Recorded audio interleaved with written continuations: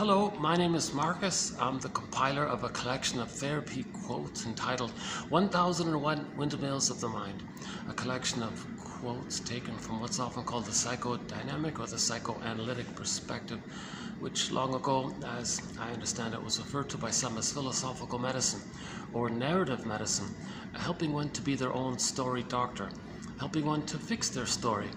The idea being that if a child has a life event that's part of his life story, part of his personal history, whereby he can't know it.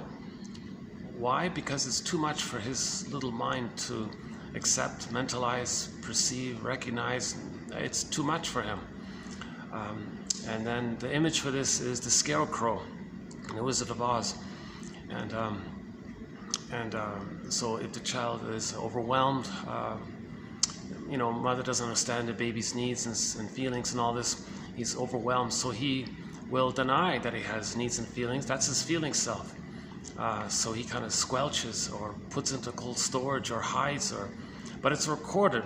So the recording that he didn't get his needs met and how he feels by it, that can be the Tin Man in The Wizard of Oz. And then the two being like that, that means the child feels a little bit disembodied from himself or disconnected from himself, feeling unreal, etc. That's the cowardly lion in another corner in that story. So that's just an approximation.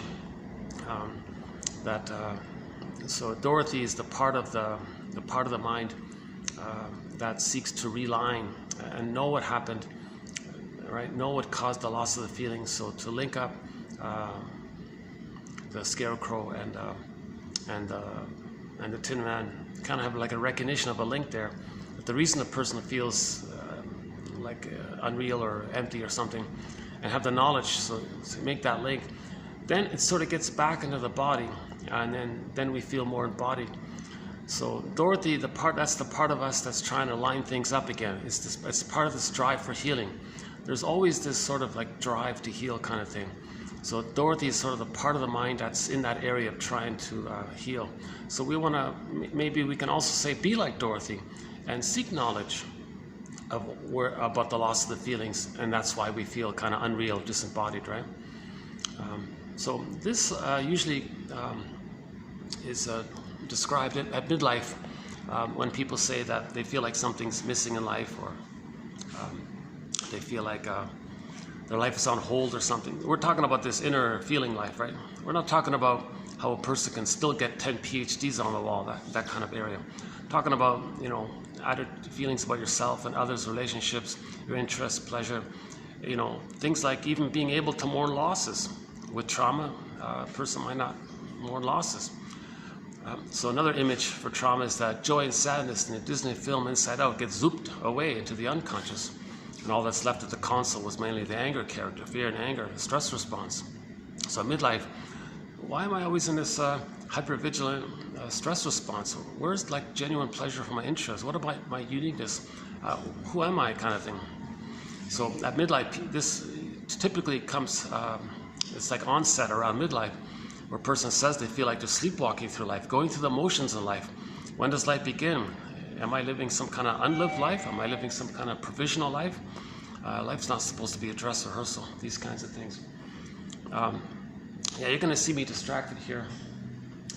This is my second take. I've had a few interruptions so far already. Yeah, luckily there's no, today's good, actually today's not bad, because there's no function, but there's no AC. You don't see this, but I'm baking. It's a sauna here. Oh, nobody's there. So I won't last too long here. When it gets too hot, I'll go down to the second floor. I've got AC there, so I'll cool off there.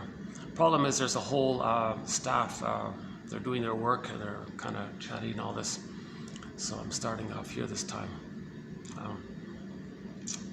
Yeah, that's okay. That happens sometimes. I redo videos again and again.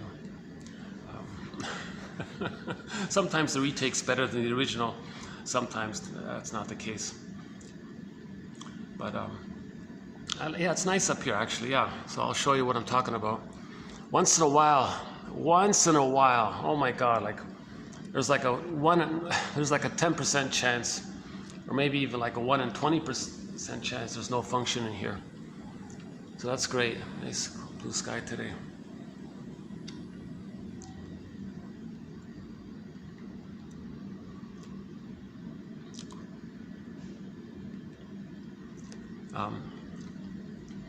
So myths and fairy tales, are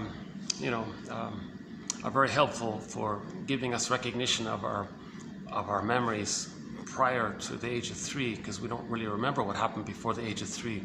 So we have myths and fairy tales to that end. Okay, the baby has what's called primary processed mentation or primary processed thinking. It's pictorial or pre-verbal, and it's timeless. Baby doesn't understand time. And like the cat says in Alice in Wonderland, it's kind of mad in there, meaning things can displace. One thing can represent another thing. One thing's there and poof, it's not there. Like there's no conscious logic in the primary process mentation. It's a different world in there.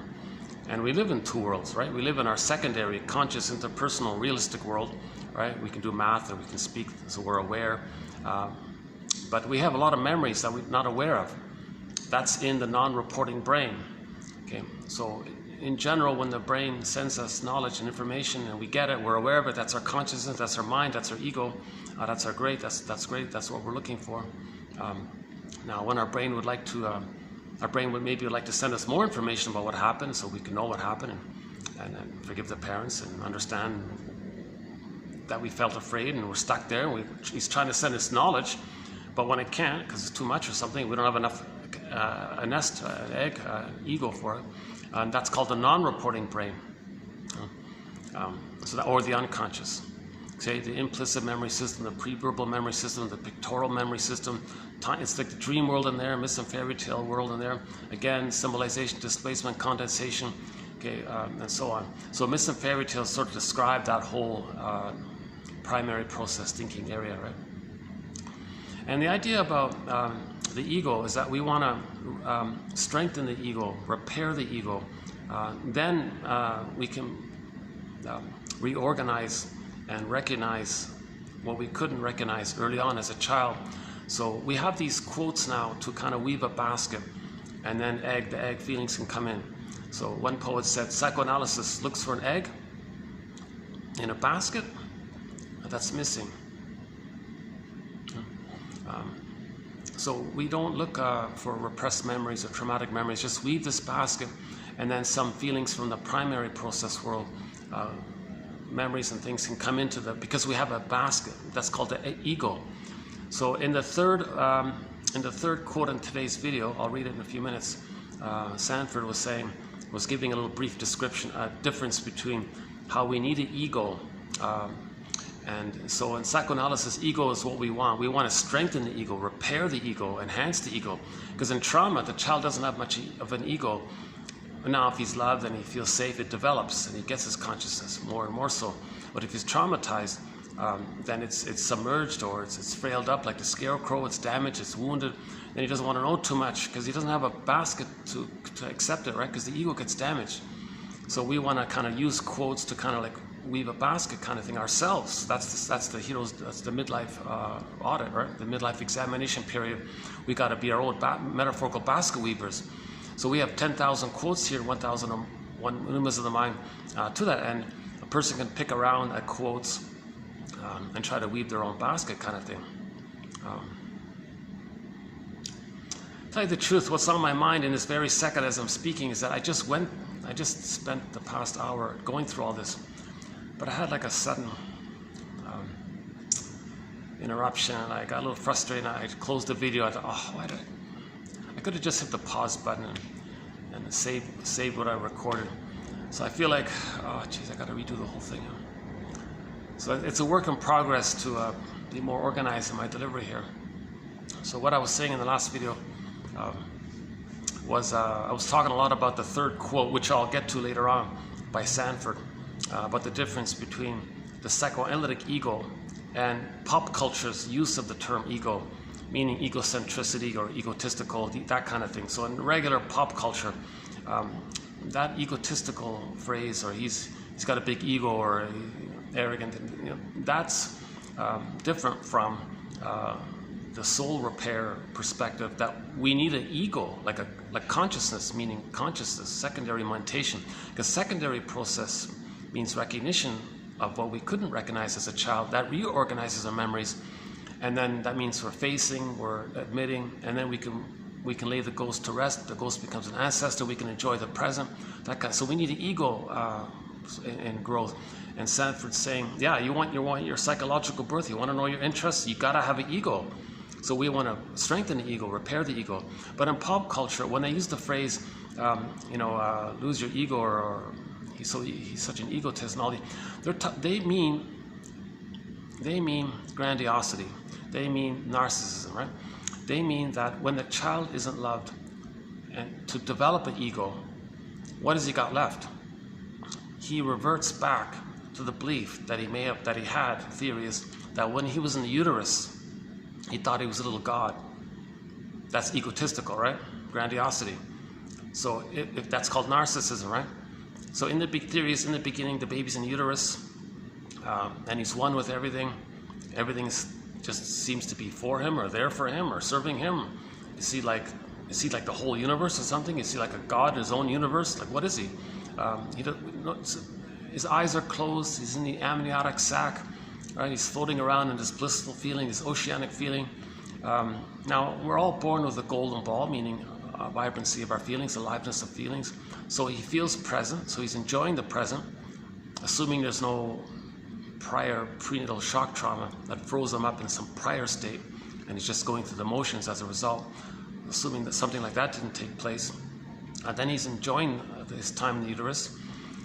Nobody's presented the theory that the baby thinks he's a little person inside his mother, who's another separate person. There's two separate people there.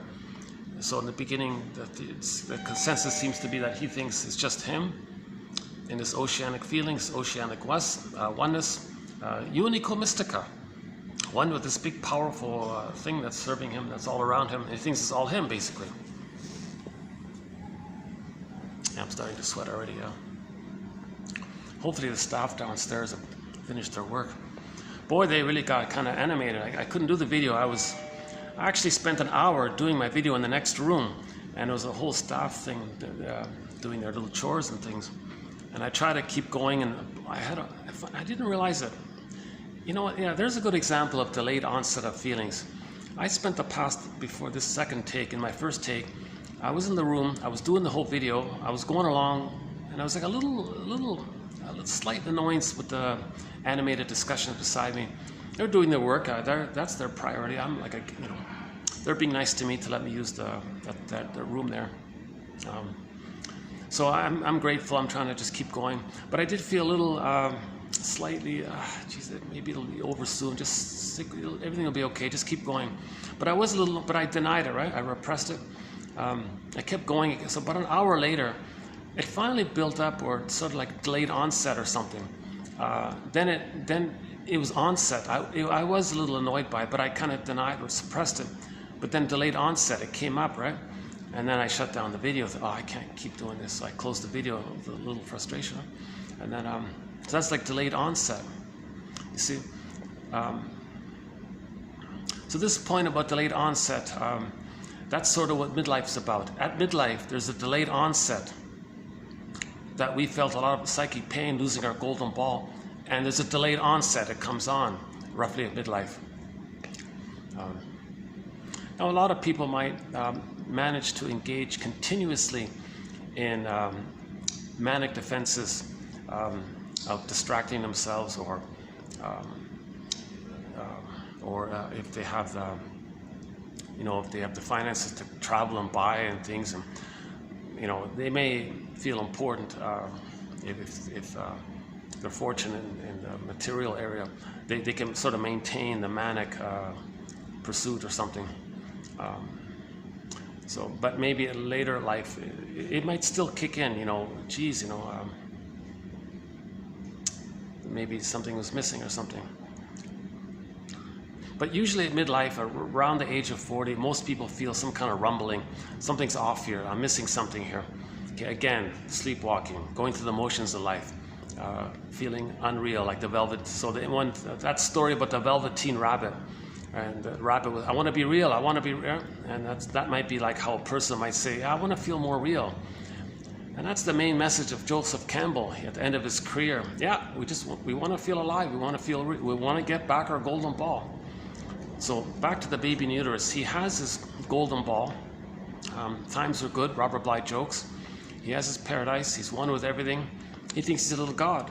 His needs get automatically met. Doesn't have to, no stress about it. Food gets sent down. He had a need, it got met. Waste elimination, but placenta takes care of it. And he's floating around, enjoying the present. Eyes are closed. He's floating around this oceanic bliss, oceanic feeling, oceanic oneness, unico mystica, one with the mystery. Imagine a baby cloud blurred in with the bigger cloud, and the baby cloud thinks the bigger cloud is him. So that's called infantile megalomania, grandiosity, the glorified self, the idealized self. Okay, invincible, powerful. He thinks the power of the mother is him and all this. So this grandiosity is there continuously in the uterus, and it continues from birth. Most in particular for the first 4 to 5 months, that's still going on. Actually, the child needs an extended paradise, so that goes on for the first 4 to 5 months. And then from 4 to 5 months to 18 months, there's a gradual dissipating. There's a gradual dissipating of that grandiosity. It naturally dissolves it starts to dissolve between 4 to 5 months and 18 months. Okay, so at 18 months, that's a sort of developmental milestone where the grandiosity kind of dissipates, and the child says, oh my God, the world's not my oyster. The world doesn't belong to me. Not everything is mine. I'm not invincible. I'm not a Superman. Oh my God, here. But that's okay for him to think that up until 18 months, right? So the 4 to 5 months to 18 months, that's considered the world is my oyster phase of development, where the child has superpowers. He can crawl, walk, run, jump. He thinks the whole world's his oyster. Everything's for him, serves him, there for him. He can do what he wants. Invincible, thinks he's a little God. He doesn't care about concept. Like he thinks he can do anything. Right? The baby in the uterus. I'm reminded of that song, the Helen Reddy song. I am woman. I am invincible. Maybe it kind of like taps into that idea of the power that the baby had. So he thought he was very powerful. He could do anything. And the world is his oyster. Love affair with the world. The world belongs to him. He thinks the whole world belongs to him. He thinks the whole thing's all his, kind of thing. So that's the grandiosity. Now that dissipates gradually as a process between 4 to 5 months and 18 months. But if he's frozen somewhere before 18 months, and he's kind of stuck at that place, okay, that mindset that he has there, that's what pop culture means by he's an egotist or egocentricity, or he's got such a big ego and all that, right? So they're referring to this grandiosity thing, or infantile megalomania, etc. Right? So that specifically refers to that.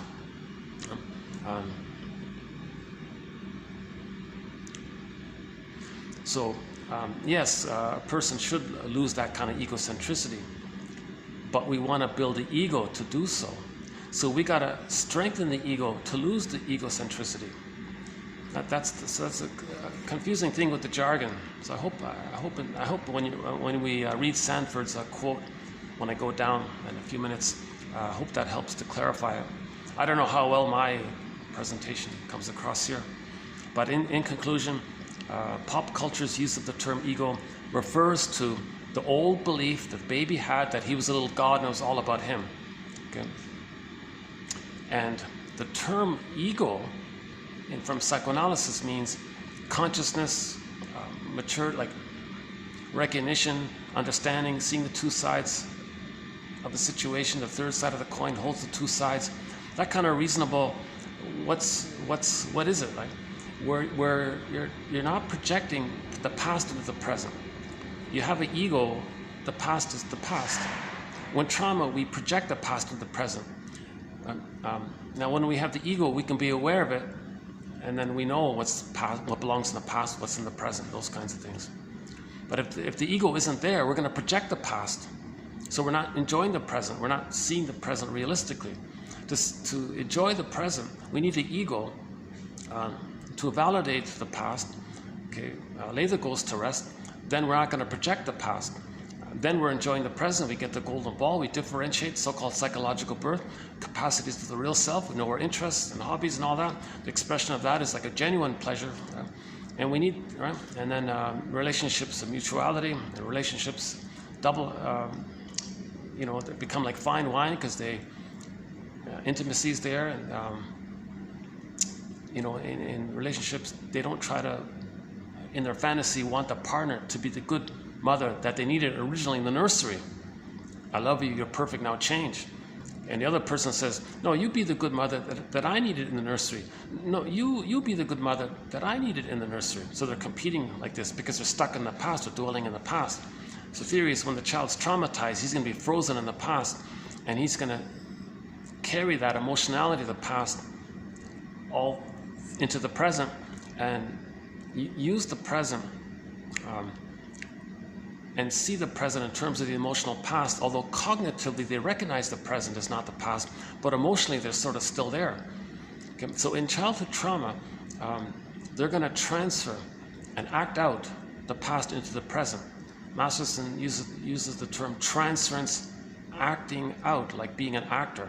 So in the present, it's going to be like actors. It's going to be like a theater thing, a psychodrama thing, it's an as-if thing. So the present becomes like a replay of the past from an emotional perspective.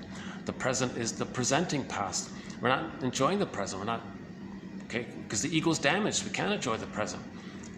We got to heal the trauma, and we need the ego to heal the trauma, then to enjoy the present. So we want an ego for healing. We want an ego for healing. But when we use that word ego in this sentence here, we're not talking about the way pop culture uses the term ego. The way pop culture is using the ego, yes, we got to lose that ego and get a healthy, like a normal ego, like a conscious mind ego. Okay, so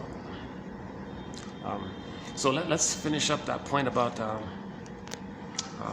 repetition compulsion. So the trauma we're talking about is the child loses his golden ball, right? The child loses his golden ball. How are we doing here? Okay, I'm starting to.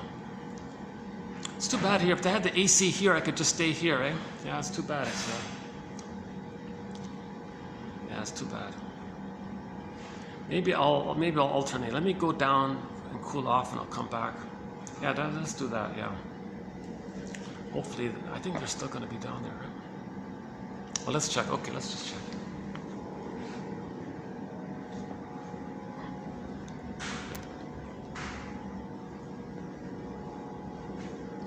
Second, yeah. Let's see. Yeah, I like this blue flower motif. Yeah. Oh, that's great. No meeting today. Yeah. I'll show you down here. Eh?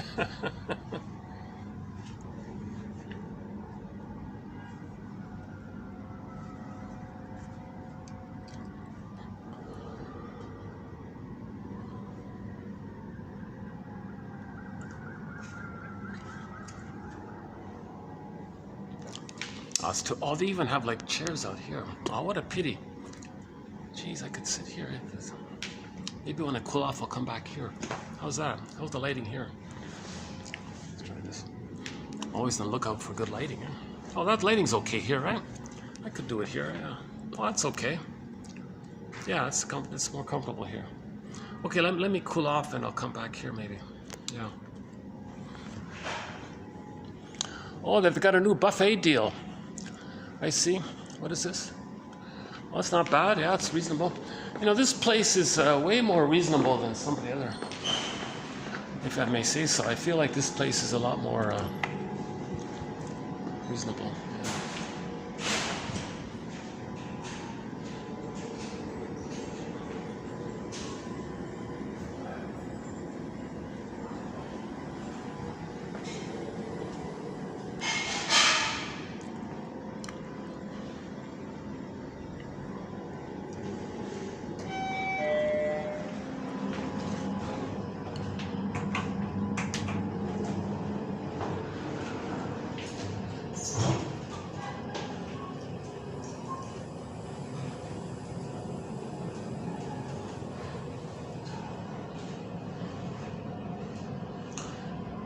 Try not to get anybody in the camera. Once in a while, it happens.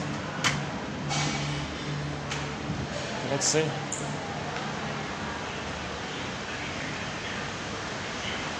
still there? Oh, they're still there. Oh, yeah, they're still there.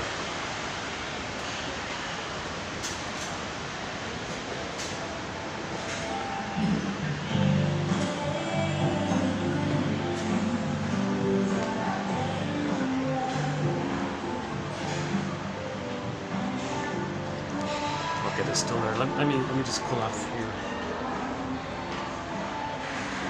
Oh, that's too bad. Yeah, they're still there. Let me get a chair. Hold on a second.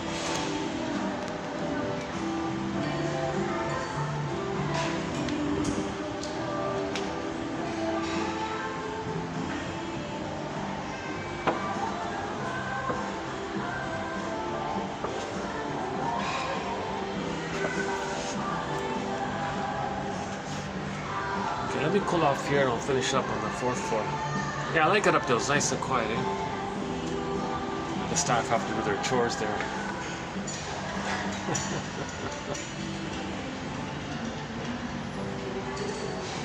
Actually, they kind of look, you know, it kind of looks like they're doing it sort of rhythmically. I notice they're kind of like in a flow. They're kind of talking to each other, you know.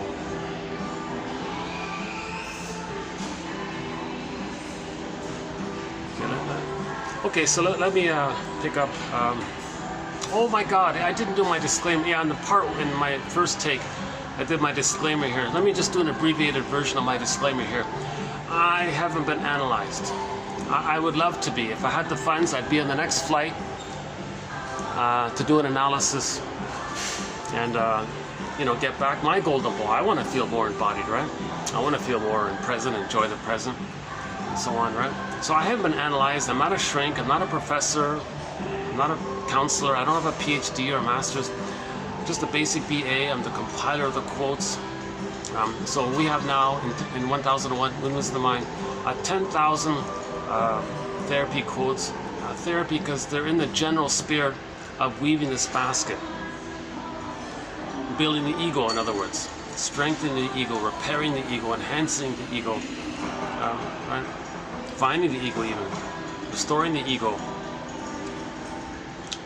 Right? Saving the ego because it got lost in trauma. Right? So a famous poet said, psychoanalysis looks for an egg in a basket, ego that's missing. Again, psychoanalysis. Healing our soul. We've got to be our own soul doctors. Narrative medicine. Okay. Looks for an egg. That's our goal, our potential, our new life, our true self, our aliveness. Okay. So psychoanalysis looks for an egg in a basket that's missing. So you got to find the basket. Don't look for traumatic memories. Don't look for repressed memories, lost memories. Don't look for that kind of thing. You got to first make it safe first. First weave the basket. Just like a little bird flying around picks up twigs and leaves and things to build this basket, then an egg can be. But likewise, we got to pick around at these 10,000 quotes and you know, use these quotes and pick and choose kind of thing. You know, reflect on one, put it aside, let it incubate, come back to it later. Use it as a stepping stone for a better idea. And just kind of weave this kind of set of knowledge is, you know, encouraging our consciousness.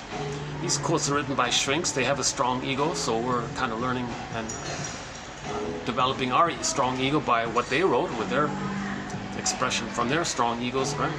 So these shrinks have been analyzed themselves, and they have recognition, empathy. So what they're writing is kind of, you know, poetic kind of thing sometimes.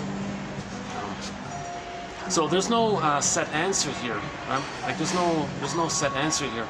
Each person has to be their own psychological detective. Each person has to be their own existential detector, right? There's no set answer here. So, so let's borrow. Yeah, I mentioned part one, first take. So Robert Bly sometimes, when he speaks to his audience, he says to the audience members in the auditorium, "Hello, everybody. Thanks for coming out here tonight. Nice to see you all. Welcome, welcome, welcome. 30% of what you're going to hear tonight is wrong. It's up to you to figure out which 30%." I think I did a better job in the first take. So he's emphasizing that each person has to weave their own basket. And we're just sharing these clues. These are just like little clues that are passed along for thousands of years. From the know thyself injunction from ancient Egypt, went over to Greece apparently. Somebody said that know thyself was started in ancient Egypt and then later on. Whatever, this whole attitude of trying to heal ourselves, it's been around since we became a traumatized version of ourselves roughly 10,000 years ago. Different theories about it. So in other words, we're basically traumatized versions of ourselves I'm calling homo traumicus. So that's a whole sort of separate thread there. We were homo naturalis, global village, tolerant personality, I'm okay, you're okay. We evolved to that. And we're all from that one massive family from what is now the northeast of Congo, when we evolved from an earlier version of us called Homo bodoensis, again a theory. Oh yeah, back to Robert Bly, yeah, 30%, oh yeah, we said that already. So again, likewise, I want to transfer what Robert Bly said here, 30% of what you're going to hear in this video here now, and in every video, is wrong. Each person has to kind of figure it out for themselves. We're just brainstorming here. We're just like sharing and brainstorming, discussing. It's a process to support our healing journey, right? We're trying to help Dorothy. We got to be like Dorothy and help Dorothy. We got to be on Dorothy's side here, right?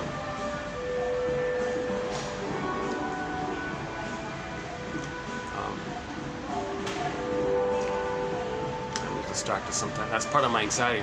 Oh yeah, in my first take, I was talking about my anxiety. Oh yeah, so that's why, since I have been analyzed, you're going to see my anxiety, my stops and starts, and my ums and ahs and self-corrections and going off topic and taking a while to get back on topic, being a little easily distracted a little bit. And again, another thing I was saying before, we don't deal with shock trauma memories.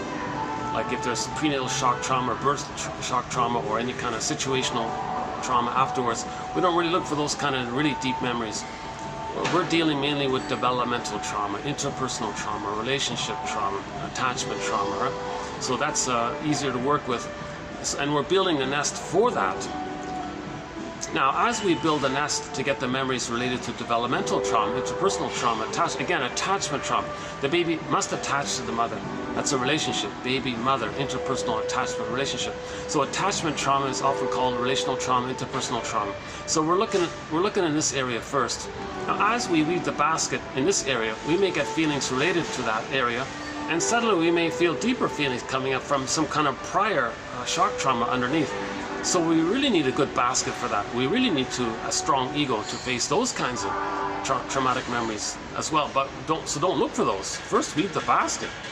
First things first, weave the basket toward facing the memories of the developmental issue. And then as it gets stronger and stronger, maybe then it'll come up some of the deeper materials. But don't bypass these kinds of things, right? First, weave the basket.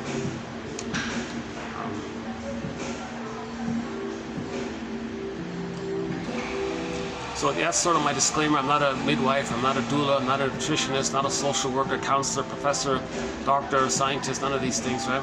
BA, compile the quotes. I'm trying to learn it myself. It's a second language, that kind of thing. And Robert Bly's advice.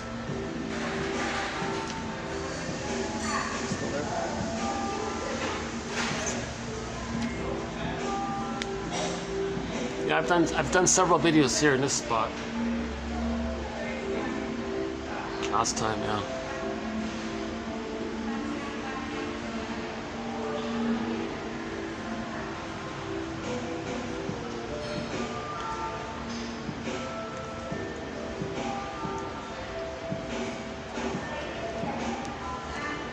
Okay, so just to clarify once again, we're trying to heal from attachment trauma. The issue is attachment trauma. Baby must attach to the mother. If the baby doesn't get a secure attachment, that's an attachment trauma. He ends up with some kind of insecure, convoluted, painful dynamic with the mother. And that's what we're trying to heal, because if it's a painful attachment, that causes too much pain, and he's stuck with it, and then he carries it into the present, hoping to undo the past, change the past, because he's still living in the past. So let's jump into our topic on repetition compulsion. So first of all, if the child is feeling too much pain, he's going to be afraid to have to enjoy his feelings, know his true self, to develop and all this, right? Because the pain associated with such. So he's going to see the present in terms of the past. Simple, basic, classical conditioning. The baby had his feelings, connection to himself. I feel, therefore I am. His ontological self, his psychological self. He can enjoy the present. Okay, he has his ego. That means joy and sadness are available to the person. Okay, in the Disney film, joy and sadness are at the console. But in trauma, joy and sadness got zooped away. Okay, and what was left was mainly the fear and the anger area, the survival kind of reactivity, impulsive either or, my greedy, your greed, all or nothing, these kind of traumatized areas. So in normal development, joy runs the console. Joy runs the console, and then the person has a connection to the true self, real self, part of the self, knowing their interests, and when they express their interests, their hobbies, there's a natural pleasure or joy, so they enjoy that because joy is at the console. So the word joy is in the word enjoy, so they can enjoy because joy is there. So we need joy at the console. Okay? So joy is also the serene, inexhaustible fullness of being. Okay? Serene, so it's calm kind of thing. Inexhaustible. So that's the nature of the soul. It's its own source of unfolding kind of thing.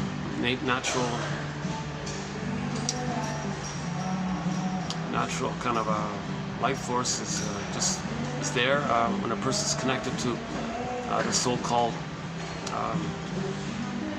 quote-unquote self, like who you're meant to be, like your individuation, like your health, like your healthiness. When you're healthy, there's an energy that keeps you healthy or something. The serene, inexhaustible fullness of being. So beingness, I feel, therefore I am. So in normal development, joy runs the console. Now, yes, there are losses. Okay? So when there's a loss, joy and sadness can swap seats, and sadness can run the console. Then the person can admit the loss, acknowledge the loss. Okay?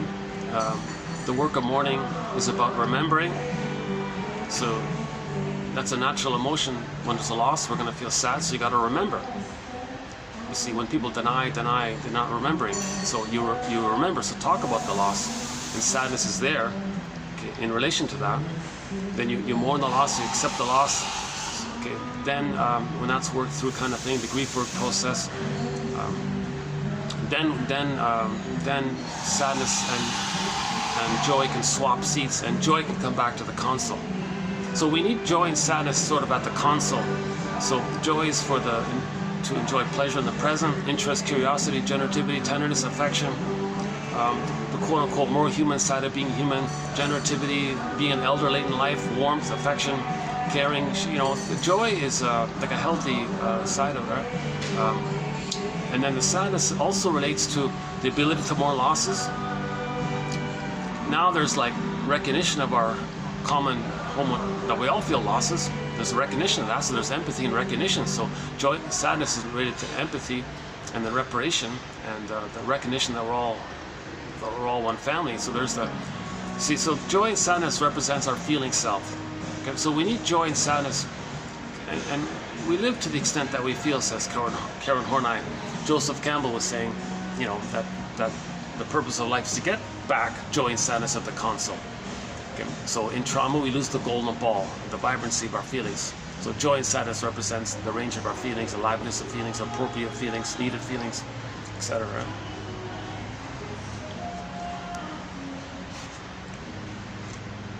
That's the one disadvantage of doing a second take, because I'm trying to trace back,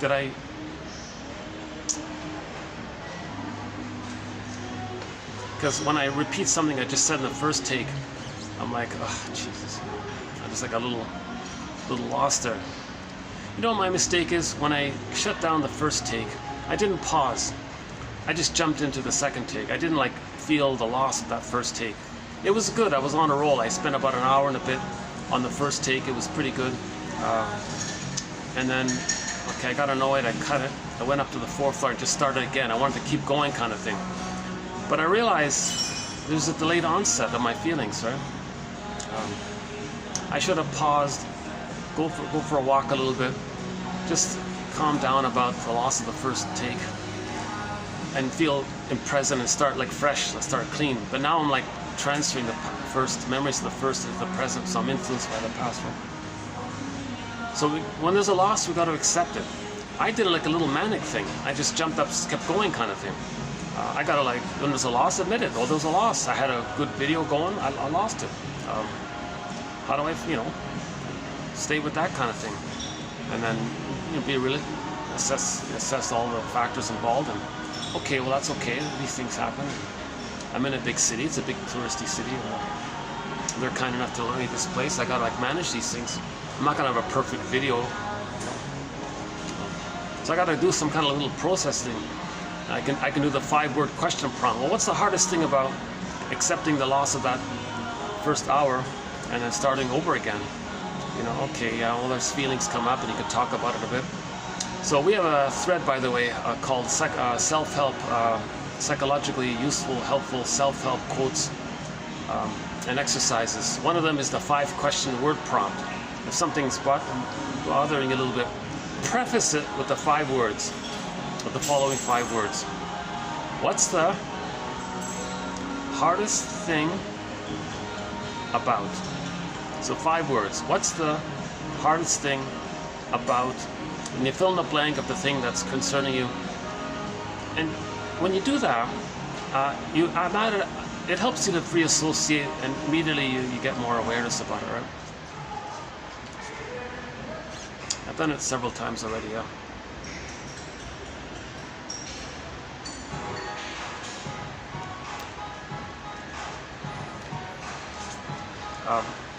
Okay, let's go back to the basics. So, okay, so we covered one thing so far: the difference between ego being what we're trying to, from the psychoanalytic, from the soul repair perspective.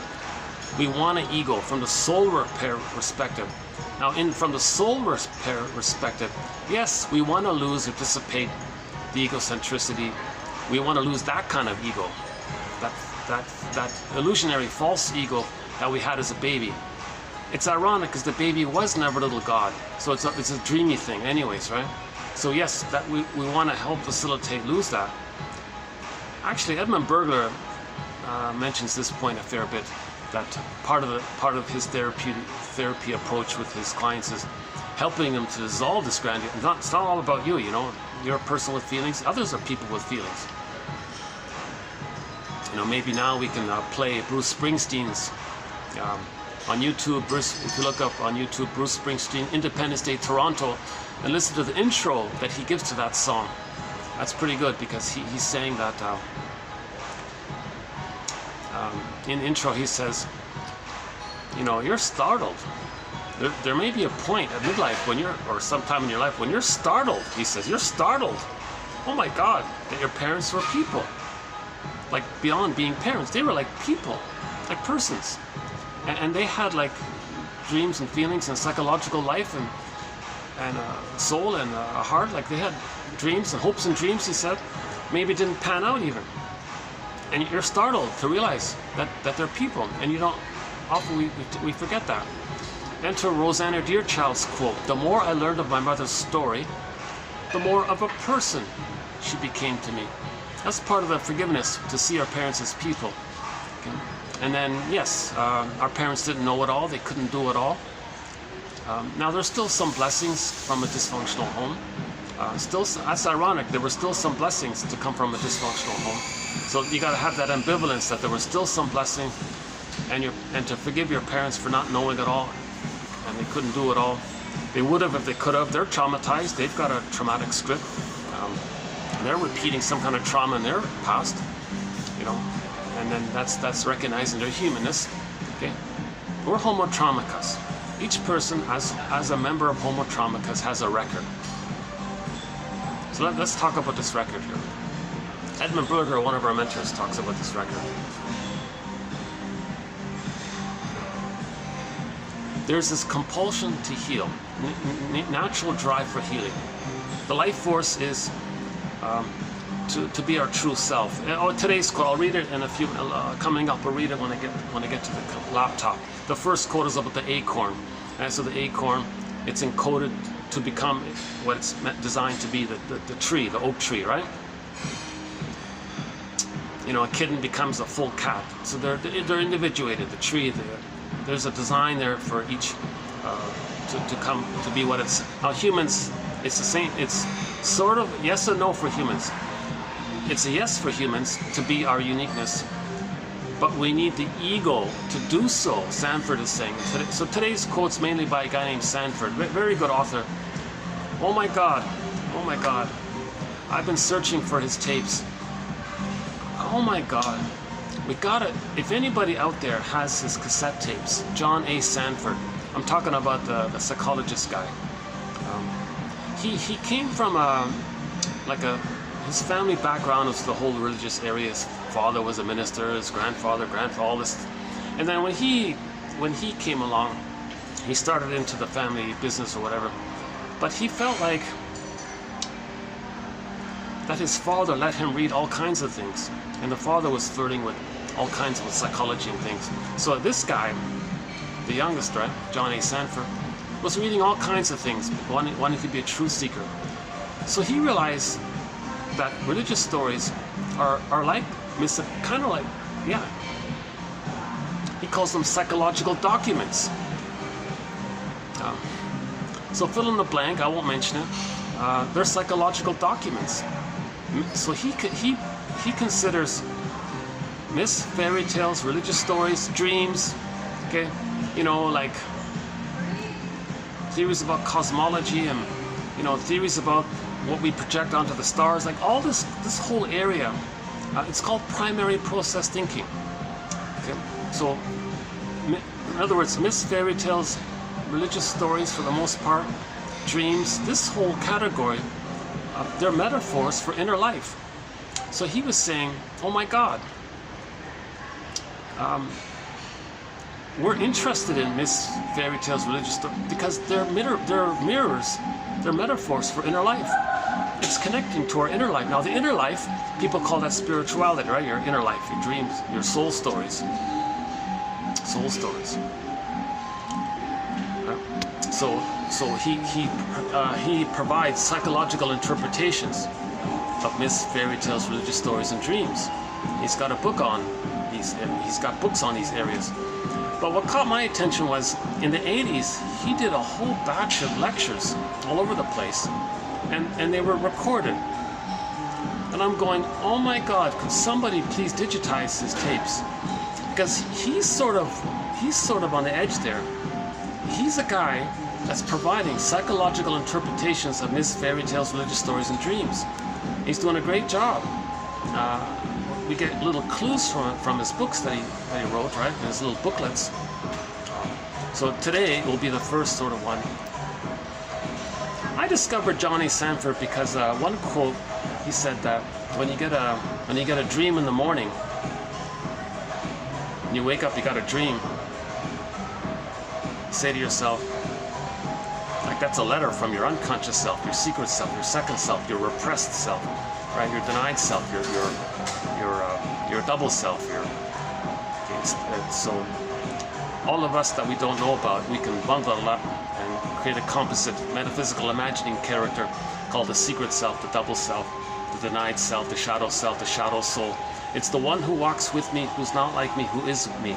Someone's living my life and I know nothing about him, okay, etc. And all these other kind of, so literature's the double self, right?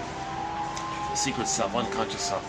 So that's our non-reporting brain. So you wake up, you got a letter from your double self. You got a letter from your second self, your secret self. You got a letter from yourself. Your unconscious self is sending you a letter. That's the dream. So you get this letter. Don't you want to read it? He says you get this letter, your dreams. That's like a letter from your soul, right? And then he says, the letter says, it's like this in your soul today. I thought that was really interesting. It's always on my mind. It's like, so you get a dream, it's like this in your soul today. Robert Bly jokes when he tells the story Iron John, when a major event happens, he says, this must be the place, you know. So this is like a recognition of our inner life. Our unconscious self is communicating to us. The idea is to be aware of that The unconscious mind is sometimes called the inferring mind. It's communicating to us by acting like a puppet, again with Bergler. Sometimes he calls the unconscious self like a puppet master, or the puppet. The puppet master is going to get us in the present to do a staging thing of what happened in the nursery, for us to know what happened in the nursery. So we're going to repeat and replay and recreate and relive and reorchestrate in some kind of metaphorical representation of the past and do the staging thing. And that's our unconscious self trying to tell us, hey, conscious you, it's me, your unconscious self. Notice what you're doing in the present. I got you to do this, so that's my way of telling you what happened in the nursery. Can you observe this? Similar to how a person goes to the movie theater, looks on the screen and sees what happens on the screen. Well, our life is like a theater thing in a way, how we're behaving. Observe ourselves, and that's the projection from, or the messaging from the unconscious self trying to communicate to us. So this sort of dialogue from our unconscious self to the second self, to the primary mentation to secondary mentation, is because we need secondary mentation to accept the primary process, traumatic memories. To accept the egg, we need the basket, the secondary, the ego, the secondary mentation. So there's this constant kind of dialogue or messaging.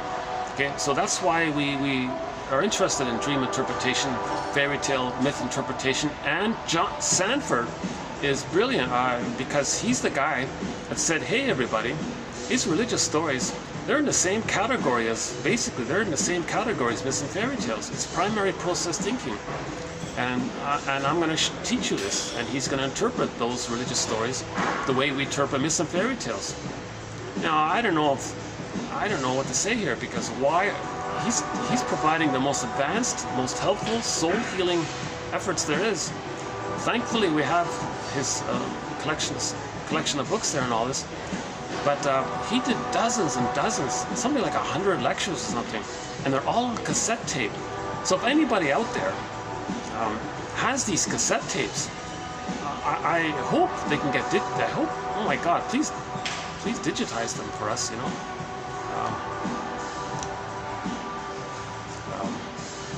Based on how he writes, there's one short interview of him on YouTube. It gives you a sort of a sample of how intelligent he is. So intelligent guy, yeah. He at the age of 22, he did his first analysis at 22. So he got a very early start, and then he had shrinks afterwards. Yeah, he tells a story about his first shrink passed away while he was just starting into it. So he's very sad about that, right? But then he collected that shrink's articles. So Johnny Sanford compiled some essays written by that Fritz Kunkel guy. I'll go back and read his. I once tried to read his articles. It kind of lost me a bit.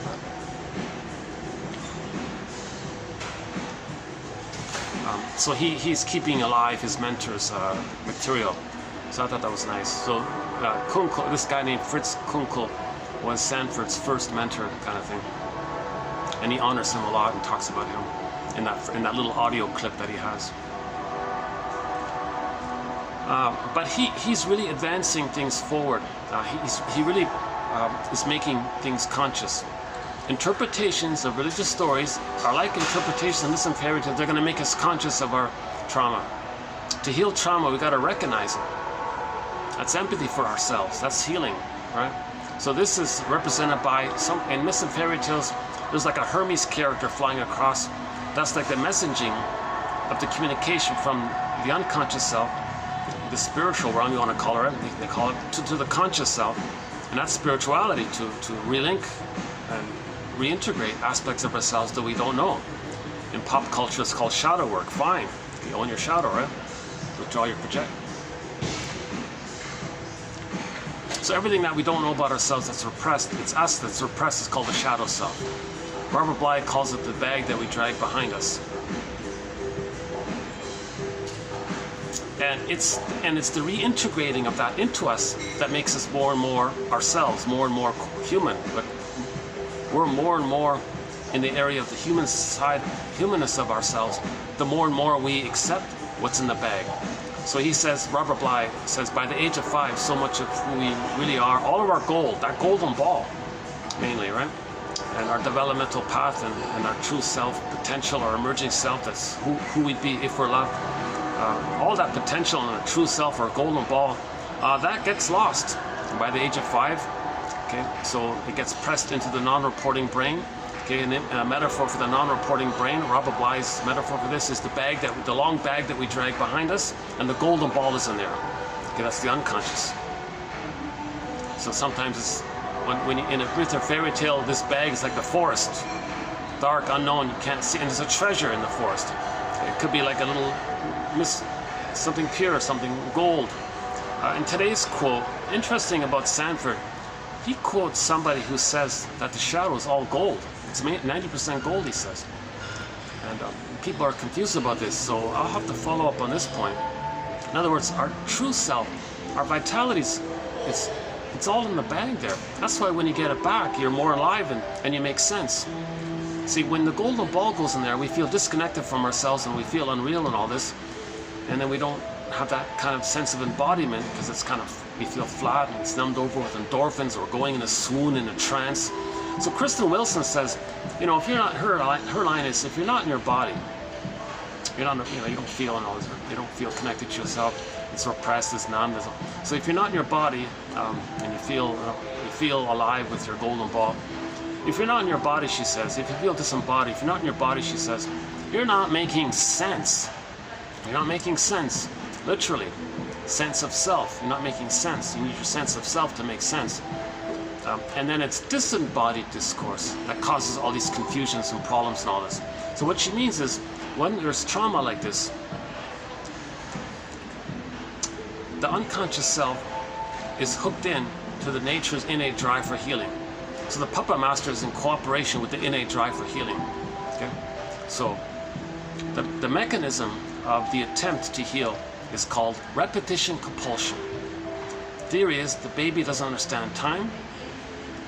He had a cry for love from his mother. For whatever reason, misattuned, malattuned, not around, misunderstood. Some mothers use the baby to comfort them, that'll do it. Some mothers actually want to think the baby doesn't like them because they're reminded that, like, they're frustrated because they were upset with their mother. The baby's crying with them, or maybe doesn't like. Some babies parentify the baby, want the baby to soothe them, or sometimes the mother shames the baby because she had been shamed herself when she was a baby, and she's repeating what had happened to her in a process, and on her record, her repetition compulsion, and so on. Okay, separation. Babies, if the baby doesn't see the mother, poof, there's no mother from the baby's emotionality.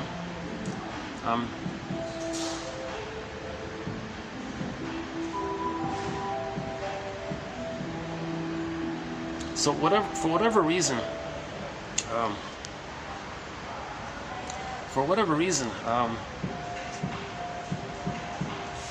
the baby's not getting his needs met.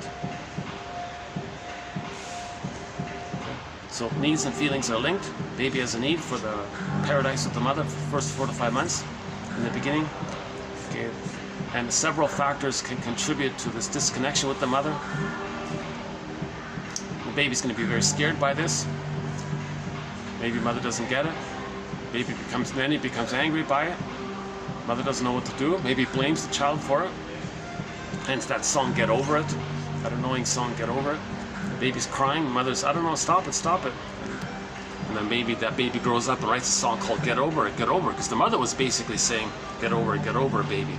So the baby's just saying, look, I have a need with you and you're not meeting my needs. I'm scared, now I'm crying, now I'm angry and I'm raging and all this. And then you're telling me this. So how does a person face this? Well, they grow up, become an artist, a musician, write the lyrics to a song called Get Over It, Get Over It. So my theory about this, that song Get Over It, is that the protagonist in the character in the song is saying that when they were a baby, they were crying, and the mother told them, stop it, I can't deal with your crying. What do you want, baby? Stop it, stop. So he identifies with the aggressor to try to admit it and know it. So he writes a song called Get Over It, Get Over It. Now maybe first he does it unconsciously, then he can sit back and say, why did I write this song? I see, when I was a baby I was crying, that's what my mother told me. I'm telling the world what my mother told me. I'm telling this so that I can know what my mother told me. At first I gotta like present it, then I can observe it to know what my mother did. So that's his kind of quest to try to heal things, right? Like don't take that song, Get Over It, as a direct thing. That's like when the baby's traumatized by their mother, they identify with the aggressor, become like the aggressive mother, and then treat others the way the mother treated them. So the protagonist of the song is saying, hey, anybody out there, you got feelings, get over it. You feel upset about something, get over it. Something didn't work out your way, get over it. So he kept singing, he kept chanting, get over it. So my theory is that's the person's knowing that that's what the mother did to them.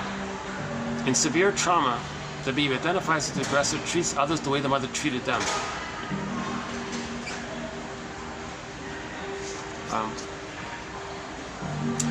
So in trauma, so the baby had a need with the mother, okay, the needs to develop.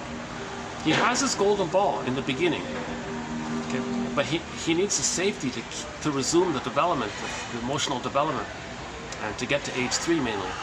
The mother's mistletoe, malatoon, all this. The golden ball gets into the bag, the shadow. In today's quote, he says the shadow is 90% gold, the golden ball. He says the why we're confused about it, and why we say the shadow is bad or something. It's not bad. It's all gold. It's mainly gold in there. The confusion is there's this drive for the acorn to become the tree, right? The human to be their true self. If it's blocked because of trauma, that energy turns around on itself. So that also goes in the bag, so to speak. That's what that means. But originally it's gold. But the trauma, the freezing, it has a reverse effect. So Marie-Louise von Franz takes the word live, okay? We live, like L-I-V-E, to be our true selves, and there's this continuous developmental process to live and be our true selves, get the psychological birth, find the true self, express the real self capacities. Okay, again, your uniqueness and your generativity and your warmth and affection, your caring, and our humanness, being an elder, and creativity, spontaneity, and pleasure. So that there's this live to live, right? But if there's a block there with the trauma, that kind of energy it's blocked, and then it's stuck there, and then it turns around on itself. So that's what von Franz means, that the life, the L-I-V-E, turns around, and you spell that word in reverse, E-V-I-L. So that word, E-V-I-L, is not a separate entity that's out there, although a lot of people, including Sanford, think there is. I'm with von Franz. Hate is the absence of love. Hate is not like the primary thing. It's just there when the love isn't there. Hate is like the panic of the survival mentality, but love is meant to be there. So love is the primary. Joy runs the constant. Joy runs the constant. Normal development, joy runs the constant. Then that's the L-I-V-E.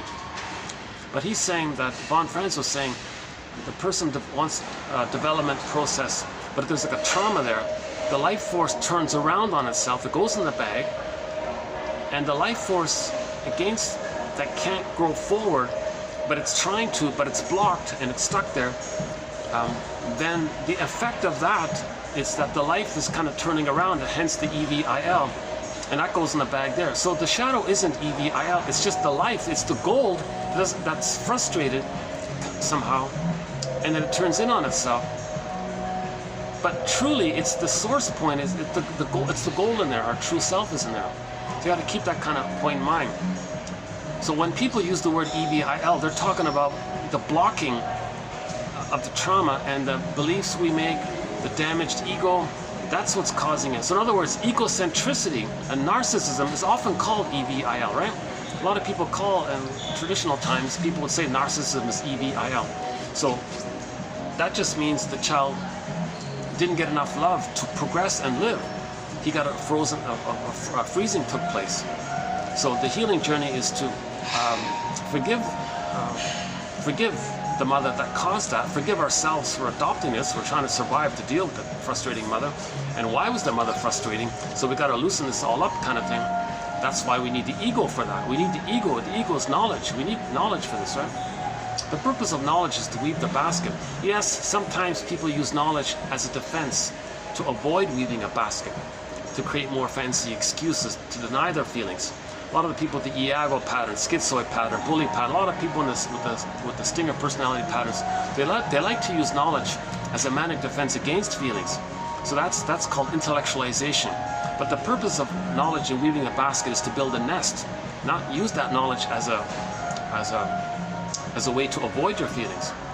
If knowledge is being used to avoid your feelings, that's called intellectualization, abstract, obscure. And a lot of people are Lacan and all these philosopher type of guys. A lot of these philosopher guys are doing that. Confusing, double, what do you mean? It's just indulging in these confusing jargon terms, right? And so that's called intellectualization. A lot of people get swept up in it because they can adopt that and it keeps them away from their feelings. And you feel kind of important with the fancy terms and all this, and you confuse people, and you want to confuse people because you don't want to be reminded of how your mother confused you, so you identify with your guests to confuse others. Okay, so intellectualization is a defense mechanism. But using intellectualization and confusing others is to know that when you were a baby, you were confused. So knowledge may briefly, for a period of time, be used for that, but the knowledge has embedded within it the knowledge of what intellectualization of this defense mechanism is. Then they can turn back and weave the basket kind of thing.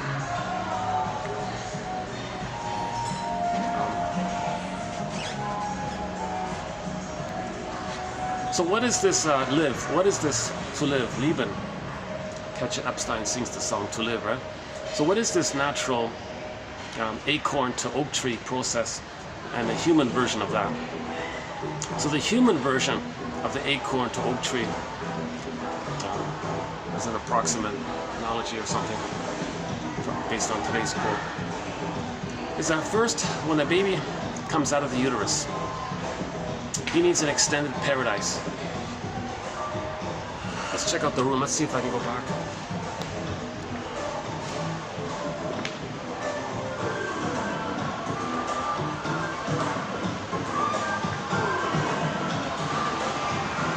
Oh, maybe they're preparing for something.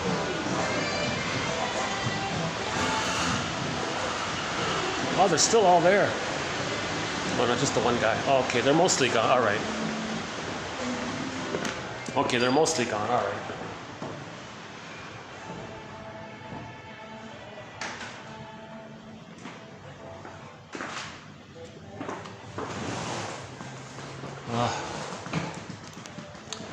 It's nice to be back in this room here. I did my first take here, but right beside me they were all, there was like a dozen of them and they're yapping away. Now there's just one guy there.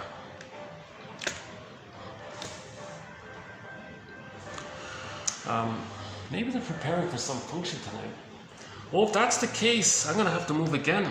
Because last time there wasn't, what is it, 4 o'clock? Yeah, I'll keep an eye on that. I'm always very mindful to not get in anybody's way. That's part of the reason I'm bouncing around a lot. Okay, good. The AC's on here. That's great. It's still on, yeah. So this. Oh, hold on. Before I forget, here about the ego. Okay, the third one here. There's a tremendous difference between a strong ego and an egocentric ego. Okay, this egocentric ego, or egotism and all this is weak. This means you don't have an ego because you're taking refuge in the grandiosity that you're little God. That's the egocentric false mindset, right? But individuation, meaning the attainment of one's real potential, the psychological birth, being your true self and all this, cannot take place without the strong ego. You see? So there's the key there. We need the strong ego.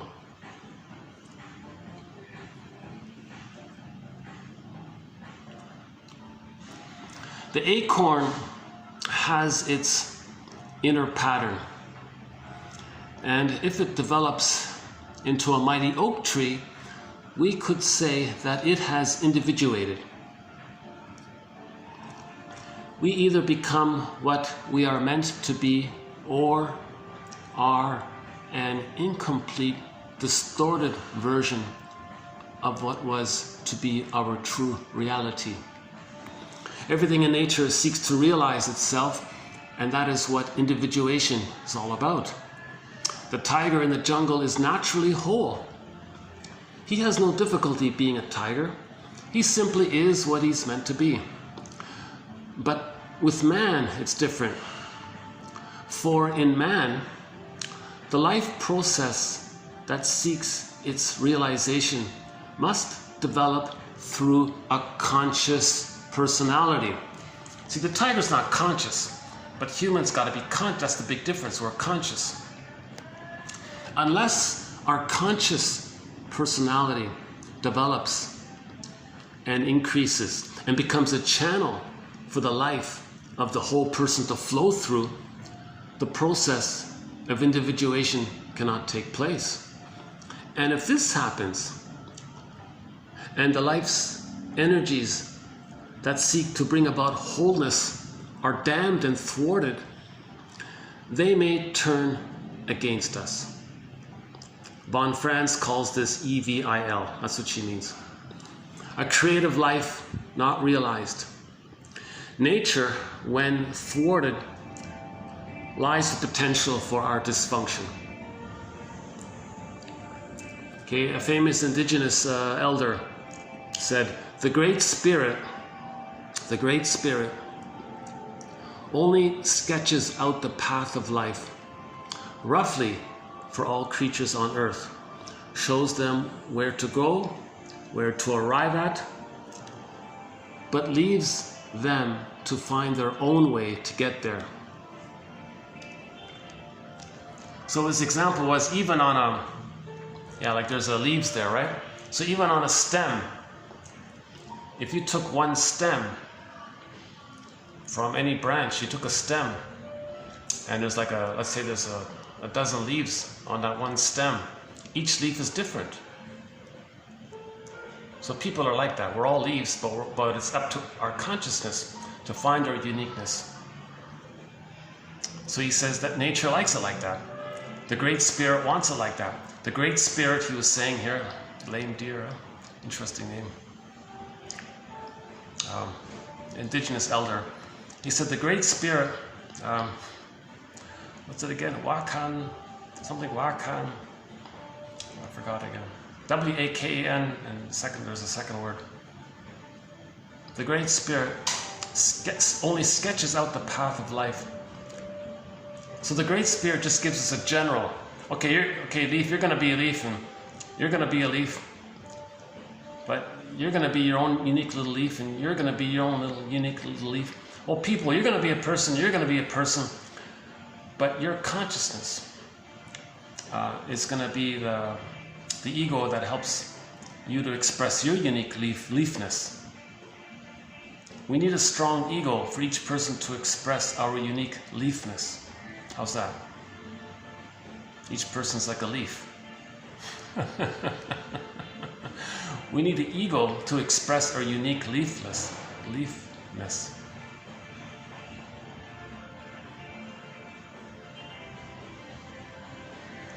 So these first three, I think, are pretty good. That's the core of it right here, the first three.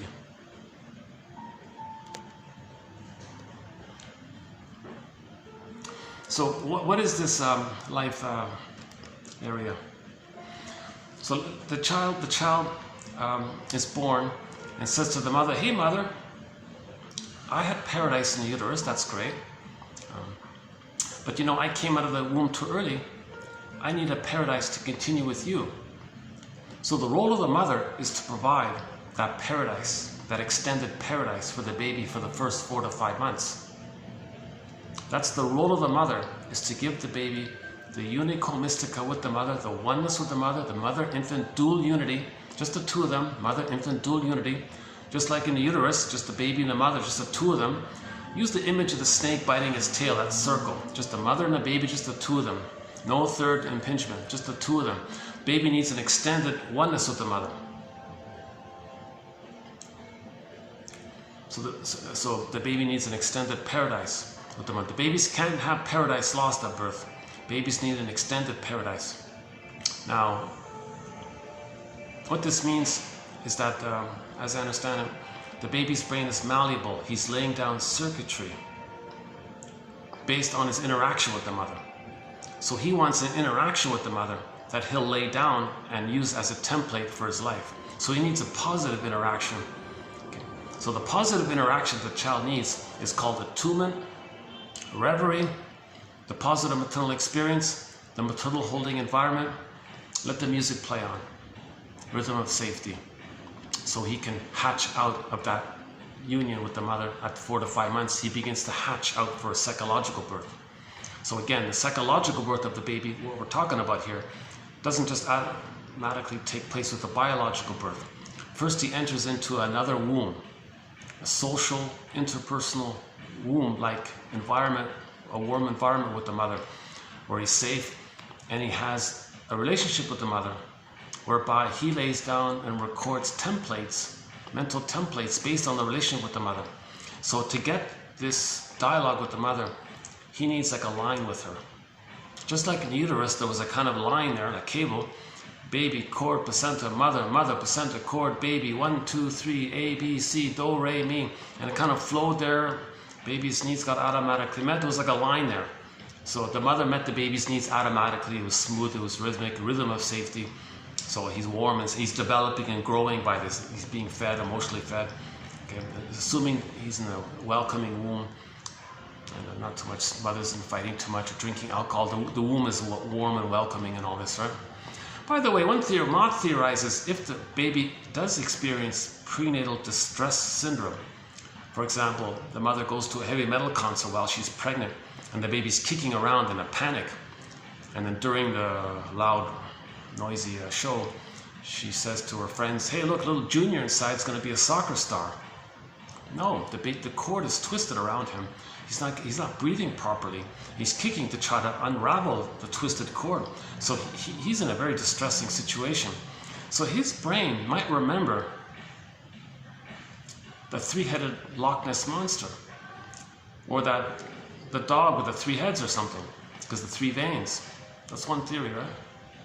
So in the Odyssey, there was the Loch Ness monster with the 3 necks that was eating the people. So the baby's enraged, projects his rage onto this image.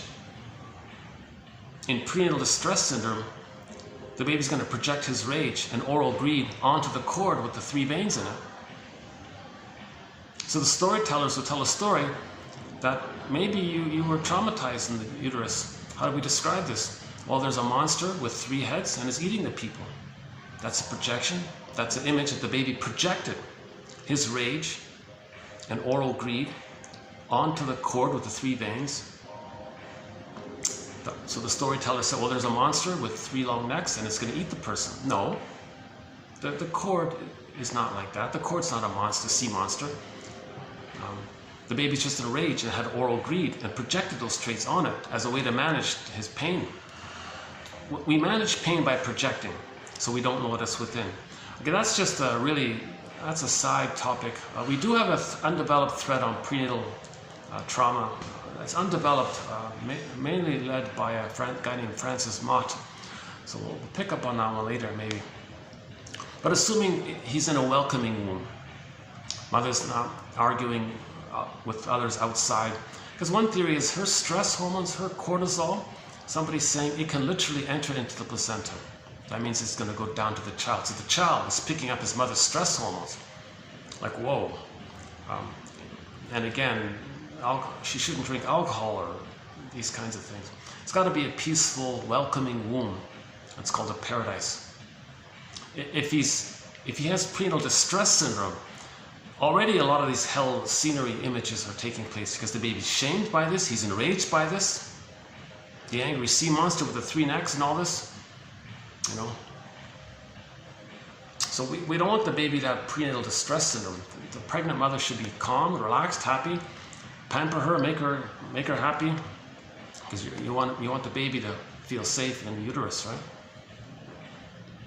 So let's say the baby is in a welcoming womb, a nurturing womb, and so he's got his paradise. He's got his paradise. He comes out, When he makes the transition from the water world to the land world, so he's going to be biologically born. The baby doesn't understand time. He's got to make the transition from the connection to the mother through the cord and the placenta that connected him and grounded him and connected him to the mother. He's got to have that there in the transition where he's going to latch on and suckle and nurse with the mother, breastfeed with the mother. Right? He's got to have that there. So to be on the safe side, somebody was saying, leave the cord, leave the placenta. The cord's still pulsating, they said. Oxygen is still going through. The placenta belongs to the child. Connects, it grounds him to the mother. So leave it there. Now, when the baby's placed, barring emergencies and special exceptions, the baby's placed on the mother's front. He's looking for the nipple. Like he has his innate knowing, his unconscious innate programmed expectation to find it. So he'll look for it and he'll latch and he'll suckle. All is good. Now the paradise continues because the nerve lines with the child, something about his mucosal nerves, line up with the nerves, nipple, breast to the mother. So there's like a line there with the nerves. Now the baby doesn't really recognize the mother as like a full separate person. The baby's sort of in the very beginning just relating mainly to the breast mother, nipple and the breast. So that's just like a part object relating. Later on he'll recognize the fullness of the mother. But in the beginning it's just called part object relating. Okay. So the baby needs to create a line with the mother, because then the music can play on. Baby, cord, placenta, mother, mother, placenta, cord, baby. And when he's born, it creates the line, and then it's going to be baby sends signal, nerves, mother gets it, responds, message received, mother sends the message back, baby soothed by it, gets it. So now there's like a reverie there. That's called reverie. The mother's recognition of the baby's state. That's called reverie and attunement. And again with the music, she's attuned, reference to the music. So there's got to be like a tune there, like a flow, rhythm of safety. Baby, nerve lines, mother, mother, nerve lines, baby. Okay, rhythm of safety, A, B, C, do, re, mi. Let the music play on. So the baby needs this kind of continuity. Okay. So when he establishes that continuity, then at some point, they said maybe on average 2 days later, the cord and the placenta will drop off on their own accord. People complain, oh, it looks messy, get rid of the cord. Look, big deal, just put a bed sheet over the cord. They said the placenta might come out a day or two later. It can be put into a bowl, they said. The bowl can sit on the bed beside the mother. One can put like a lid over the bowl, allowing the cord to flow there. The child has the rhythm of safety, nursing with the mother. Then the thing falls off. So he continued his womb-like condition. The paradise continues. He's got his golden ball. The mother's him. The mother's serving him. The attunement's there. Needs to get automatically met. Okay, that's called paradise. Garden of Eden, Shambhala, Shangri-La, Nirvana, Avalon. All these stories, in myths and fairy tales. Any story of paradise seems to be in reference to this area. So the baby needs an extended paradise. So the first role of the mother is for that. Okay.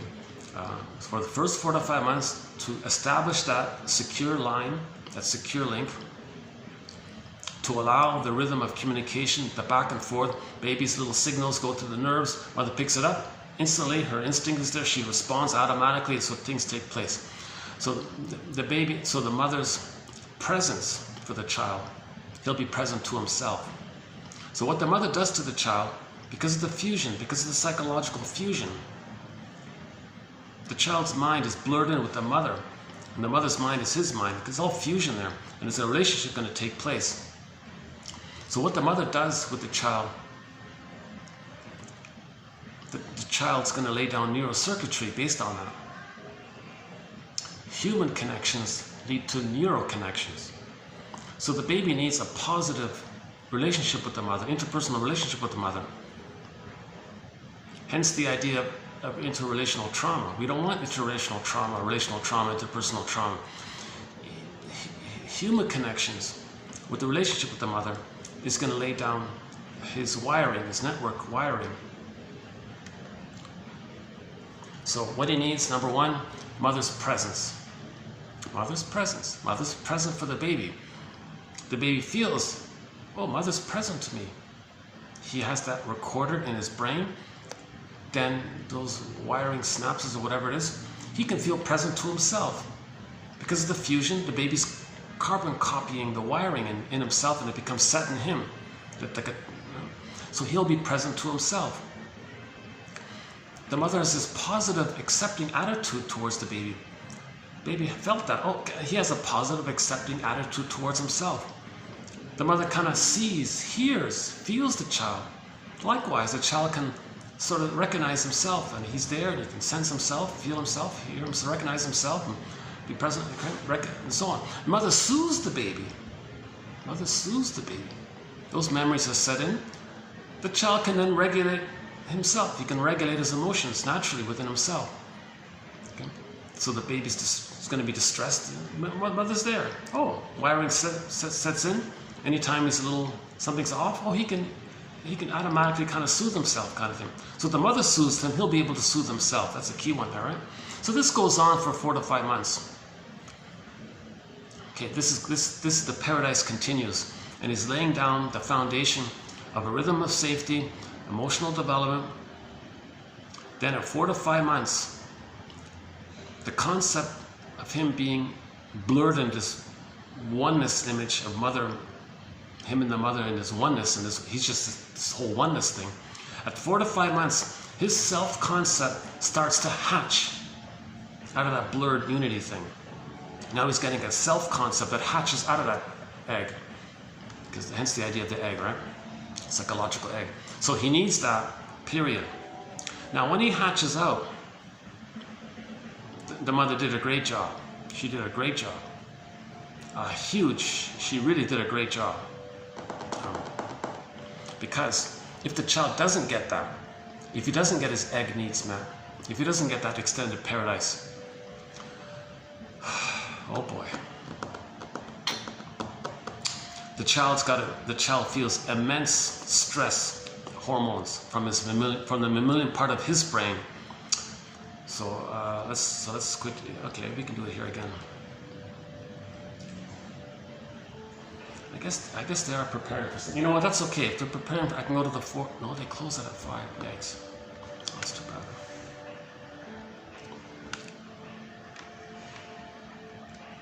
They might kick me out if there's going to be some function. Okay, let's just see how it goes. Oh, hold on. I gotta plug this back. Yikes. Oh, hold on a sec. Let me plug this back in here. I almost forgot about this. Otherwise the battery dies on me here. Hold on a sec. Yikes, I almost forgot. Anytime a video suddenly cuts out because of insufficient battery, I lose the whole video. Hey, let me get the pop-up window here. Okay, it's still recording. Yeah, I forgot about that. Okay, what might happen is when I get a pop-up window that says battery storage out, I only got like 3 seconds to hit the stop button to save the video.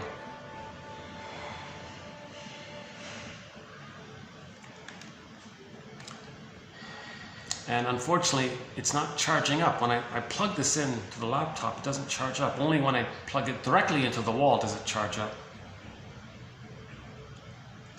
The cord's not long enough for me to get it to the plug.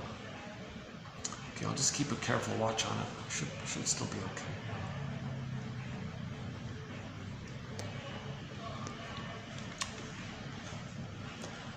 And we can just take like a short musical break here. Hold on a sec. Let's pick a song here.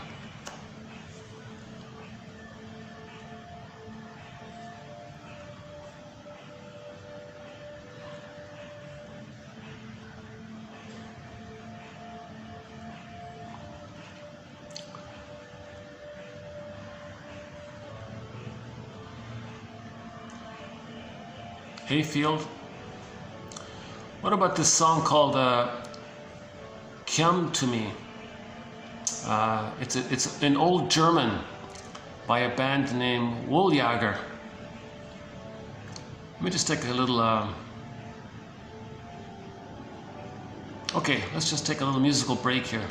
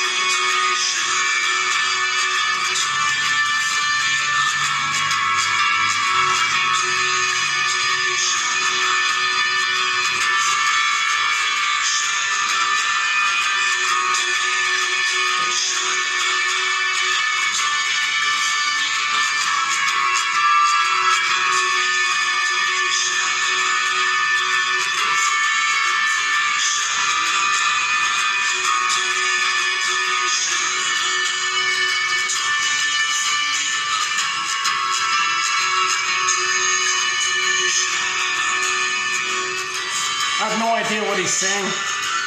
Apparently it's an old German. The band is called WOLJAGER,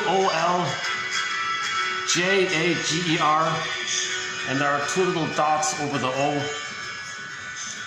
Not an omelet, it's something called an omelet, I think. They only put out one album. Yeah, that's one song from it. So the baby,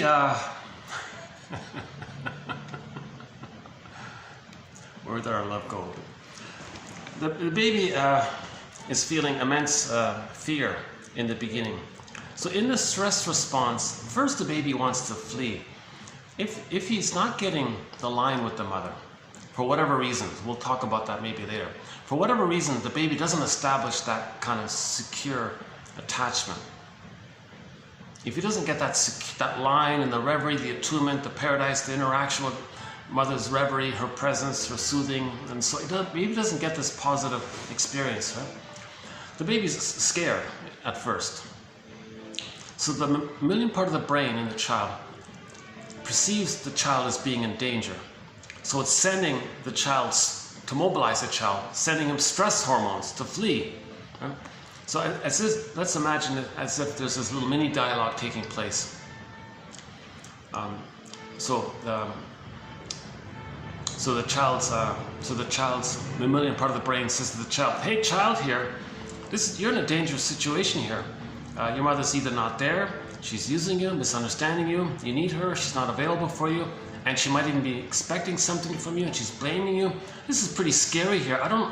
And you need her, and you're getting hurt by her. You better get out of here, baby." The baby says, "Oh, hold up, mammalian part of the brain." So the child's undeveloped ego, I might say to the mammalian part of the brain, I know you mean well. Yes, you're right. This is pretty scary. I'm not getting a safe attachment with her. I need a safe attachment. I need paradise. I'm not getting it. I better get out of here. This is pretty dangerous here. But please don't send me these stress hormones. Why? I have to send it to you. You're in danger. Get out of here. Flee. Take off. Go. Find another mother. Escape. Flee. So the first response is to flight, right? So its needs and feelings got squelched, right? Joy and sadness got zooped away. At the console was fear and anger mainly, right? So the mammalian part of the brain is pumping cortisol, adrenaline to the child's system to mobilize him to flight. The child's mind says, I know you mean well here, but I can't flee. I don't have motor skills. I don't have musculature. I can't crawl, let alone walk or run or pick up the phone, ask for help. I can't do these things. And you're mobilizing me to flee, but I can't flee. So the mammalian part of the brain says, oh, really? Geez. Well, I'm going to send you more stress hormones. Oh my God. What are you doing to me, brain? I just told you I can't flee. Yeah, I know. Well, then you got to fight with the mother. How can I do that? I can't do that. I'm this powerless, helpless, totally dependent baby here. The mother's this giantess in the nursery from the baby's perspective. She's got all the power, and I need her, and she's hurting me. How can I fight with a monster like this? How can I fight with a giant? Well, you got to try. You're backed into a corner. Try. So, well, all I can do is cry and all this, and in my anger, maybe it can click into my fantasies where I can control the mother, meaning the breast. So I'll have fantasies. I wish I could control the breast, make it stable and reliable, and then in the process, in order to control it, maybe I'm going to devour it and possess it and make it mine and own it, control it, kind of thing. That's all I can do, brain. I could just use my anger to have these fantasies, and my unmet need turned into oral greed, and with the fantasy of that oral greed, I want to devour the breast, possess the breast, to control it, to make it manageable, so I can control the mother to not hurt me, kind of thing. So, but that's all I can do, mammalian part of the brain. Please don't send me any more stress hormones. So the brain is pretty simple-minded. The mammalian part of the brain is sending him more stress hormones. Now the person is disassociating. He's like, he can't flee, he can't fight. He's getting more stress hormones. He's gonna be in so much pain. Another part of the brain sends him endorphins to numb it over. Now he's like in this dreamy-like state. He's going to feel unreal and trance, endorphins to numb the pain. So the child's ego is saying, okay, mammalian part of the brain, please stop. I can't take any more of this. I can't flee. I can't fight. And I'm even trying to escape in my mind, but it's too dangerous to do this. And you're sending me more stress hormones. I got to protect myself from you. The mammalian part of the brain says, well, what do you want me to do here? Well, first of all, think of it this way. Imagine a guy in a car on the road there. He's got one pedal. He's got the gas pedal to the metal, and with his other foot, he's got the brake pedal pressed down as hard as it can go. Imagine that car's situation. One part says go, one says stop, and he's kind of immobilized, and he's stressing out within the car. Maybe something in the car goes kaput. I'm in an analogous situation. Maybe my organs are go kaput or something. Maybe some organ failure, or some cells in me are going against other cells in me, and that's the immune issue. You're really damaging me with all this. Maybe part of the brain says, well, what do you want me to do here? Well, I'm in a desperate situation. I got to protect myself from you, meaning himself, right? Well, how are you going to do that? I don't care. I'm pretty simple-minded. Okay, well then fine. Let me trick you. How are you going to do that? So the child's mind says, well, you're sending me these stress hormones because you think I have feelings and needs, and my needs aren't getting met, and I have these feelings about it. Well, that's right. What if I were to trick you that I don't have needs and feelings? How are you going to do that? Well, I'm going to do a thing called projection. Okay.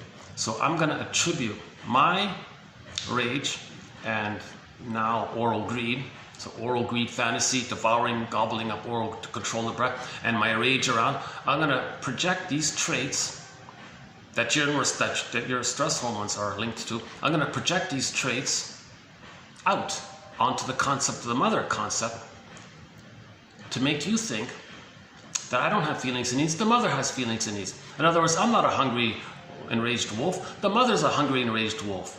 I'm going to project my psychological imagery onto the mother and says the mother's a hungry wolf that wants to eat me, or a monster that wants to eat me, like a witch wants to eat me, like the Cyclops wants to eat the people, kind of thing. The mammalian part of the brain says, well, I'm still confused. If you think your mother's a monster that wants to eat you, how are you going to take in the powder stuff or whatever you're being offered, right? How's the lighting here? Wait a second. Not a bad song, right, Kim? The Wool Jagger one? Oh, I shut it down already. Do we still have it up here? Hold on a second. Where is it? What happened to it? Oh, there it is.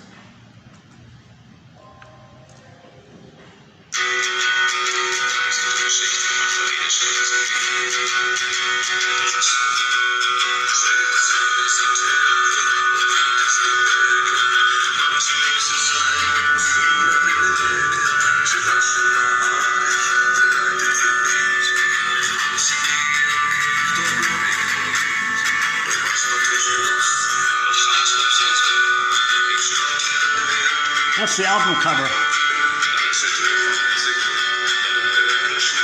The old guy with the cane.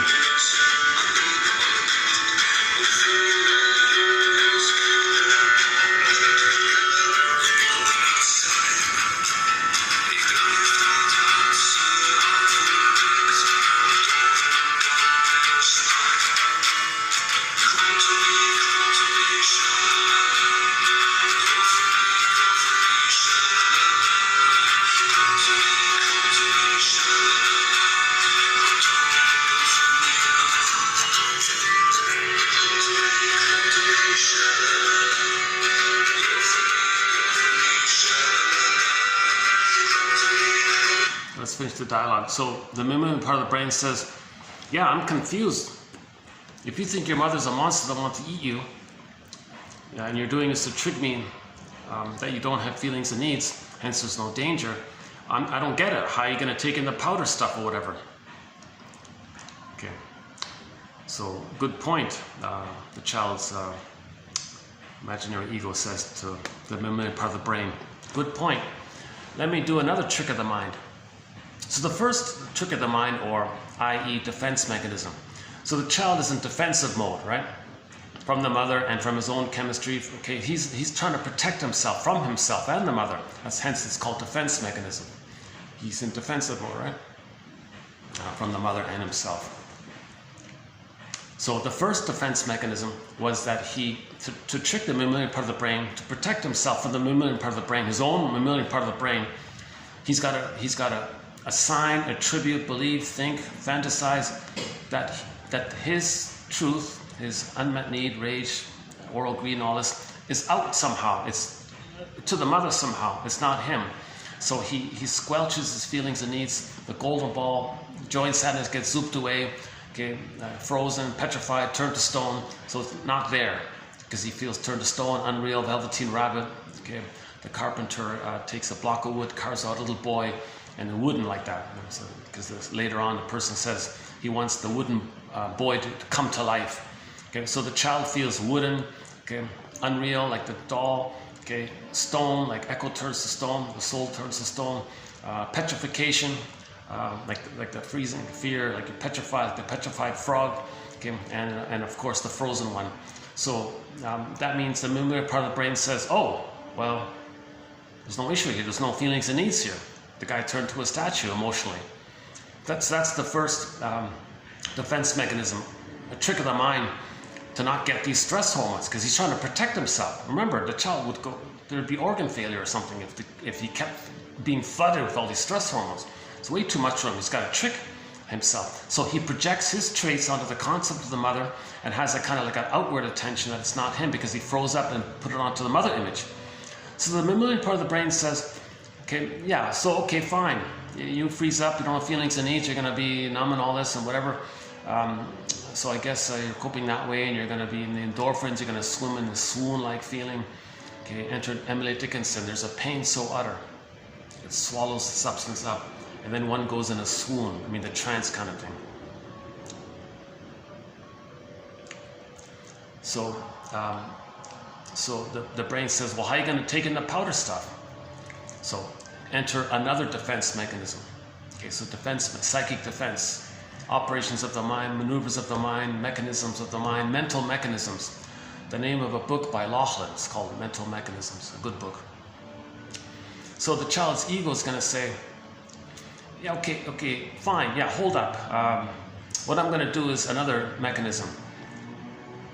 My being one with the bad breast, who I now think is a monster that wants to eat me, I'm just going to really deny it all and get you to see me in safety with the blissful imagined goddess breast. So like the thirsty guy in the desert in the scorching heat trying to survive, who then hallucinates an oasis, the baby is in a similar scorching pain thing. He's trying to survive. He hallucinates a goddess breast. This breast that's wonderful, it's reliable, it's going to be there, consistent. He's going to be one with it. That's the thing. He needs paradise to continue, right? So he's going to be one with the goddess breast. So the good breast, he'll exaggerate into a goddess breast, he'll just hallucinate a goddess breast, whatever, and think that's his mother. And him being bonded to the bad breast, he'll think that's not his mother. That's not his mother. Brain, that's not my mother. That's just some monster. That's not my mother. That's not your mother? Where's your mother? Well, I'm going to hallucinate a goddess, and I'm one with the goddess breast. Oh, I see. So you're safe then. That's right. If I'm in blissful union with the goddess breast, and I'm denying that I'm nursing with the bad breast, and I'm just hallucinating I'm with the goddess breast, this hallucination is what I'm feeling now, or what I'm conceptualizing in my brain, or in my system, my mind. So I'm doing that to trick you to think that we're safe. The movement part of the brain says, well, mission accomplished. It seems that you're safe by the hallucination, so I'll stop sending these stress hormones. So Melanie Klein's term for this, the use of these two desperate maneuvers of the mind, is called the paranoid schizoid position. Okay. So no, the mother doesn't want to hurt him. She's just misattuned, malattuned, confused, unknowingly doesn't understand that the baby has feelings and needs or something, because she was traumatized herself and a little confused or something. But she doesn't intend to hurt the baby, let alone eat it, obviously, right? So that's the paranoid part. The baby's angry qualities, puts it on outwardly, and thinks that his enraged gobbling makes the mother dangerous, like that. The paranoid. Actually, do we have it here? One second. Hang on a second. No, that's in the next video. We got a quote about this in the next video. Okay. Okay, the next video we got a good quote about that one coming up.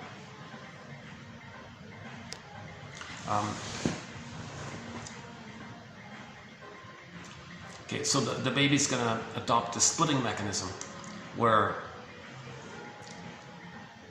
he'll deny that the mother is, that's his mother when she's bad, the bad breast, and make up a good fairy image mother, and think that's his mother. That's the splitting mechanism. So Klein's term for this is the paranoid schizoid mode of experiencing, the paranoid schizoid mode of operating, the paranoid schizoid position. Because all babies, the theory is, adopt this position. All babies adopt this paranoid schizoid position in the very beginning because of the small size and no mother's perfect, so the baby's going to temporarily engage in this. It's just for a few weeks and so on, right?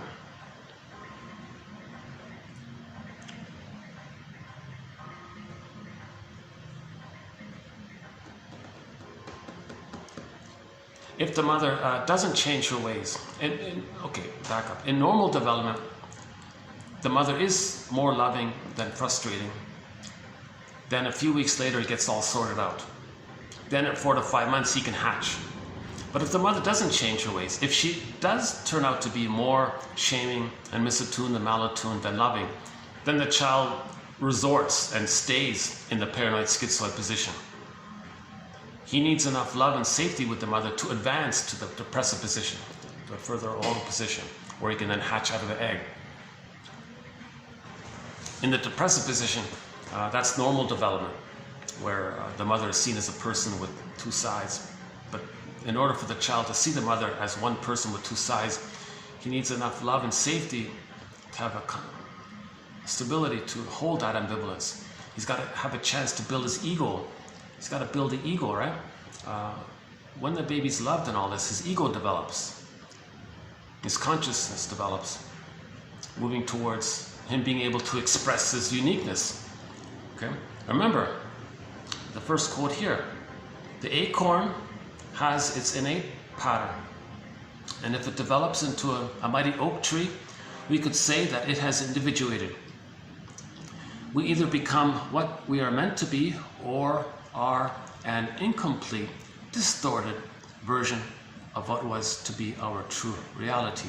Everything in nature seeks to realize itself, and that is what individuation is all about. The tiger in the jungle is naturally whole, or the cat, dog, or whatever, any animal, I guess. He has no difficulty, the tiger has no difficulty being a tiger. He simply is what he's meant to be. But only with man, it's different. For in man, the life process that seeks its realization must develop through a conscious personality. Okay, consciousness, right? We used to be, of the hominid, remember the hominid line? Only one hominin, and we ended up as Homo bodoensis. Then we got the cortex, became Homo sapiens. So we're the only mammal that had the consciousness, right? Only with man it's different, because we evolved to the conscious recognition that we're one family, because we needed to do so as part of our evolutionary survival, that we're all one big family. We needed consciousness for that, I guess. Only with man it's different. For in man, the life process that seeks its realization must develop through a conscious personality. So we develop the conscious personality as part of our evolutionary development, right?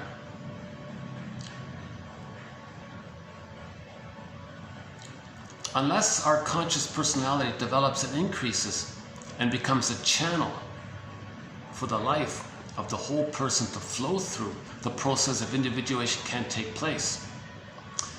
In the individuation, it's I'm okay, you're okay, one family, homo naturalis, tolerant personality. Okay, global village, that's the natural, and we're all one family because we're all from Homo bodoensis, and we all cooperate, and that's the normal evolutionary process, in harmony with nature, ecological self-feeling self. And if this happens, and the life's energies that seek to bring about wholeness, unless our conscious personality develops and increases and becomes a channel for the life of the whole person to flow through, the process of individuation cannot take place. And if this happens, and the life's energies that seek to bring about wholeness are damned and thwarted, they may turn against us, a creative life not realized. Nature, when thwarted, lies the potential for our dysfunction, not making sense. So there's a tremendous difference between a strong ego, which is what we need for our individuation, and the pop culture mislabeling of grandiosity, infantile megalomania, called egocentricity or the egocentric ego. So this phrase, the egocentric ego, it means a weak ego, obviously. The grandiosity means the ego didn't develop. But individuation, the attainment of the human version of an acorn becoming a tree, the attainment of individuation, i.e. the attainment of one's real potential, true self, real self capacities. Read Masterson's book, The Search for the Real Self, that one there, cannot take place without a strong ego.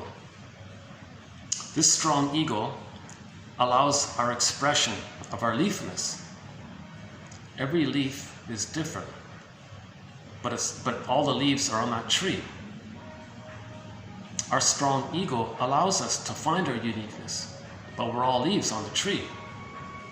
The Great Spirit only sketches out the path of life roughly for all creatures on earth, shows them where to go, where to arrive at, but leaves them to find their own way to get there. So we got to find our own unique leaf print, fingerprint. We got to find our own uniqueness. nature's greatest miracle, we're all a little unique and all that, right? So somehow the Great Spirit wants every little thing to be a little unique for some reason. Right? Just like every leaf on that tree is a little unique.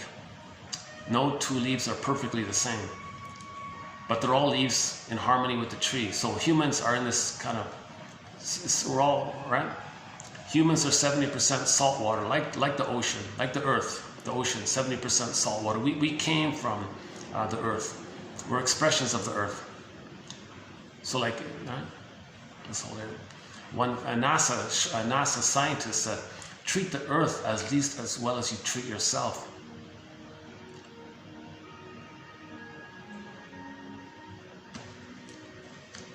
So that's the theory about the Great Spirit. Humans, in relation to the Great Spirit, we need a consciousness, which we get when we're loved, right? Then we can express our unique leafness, right?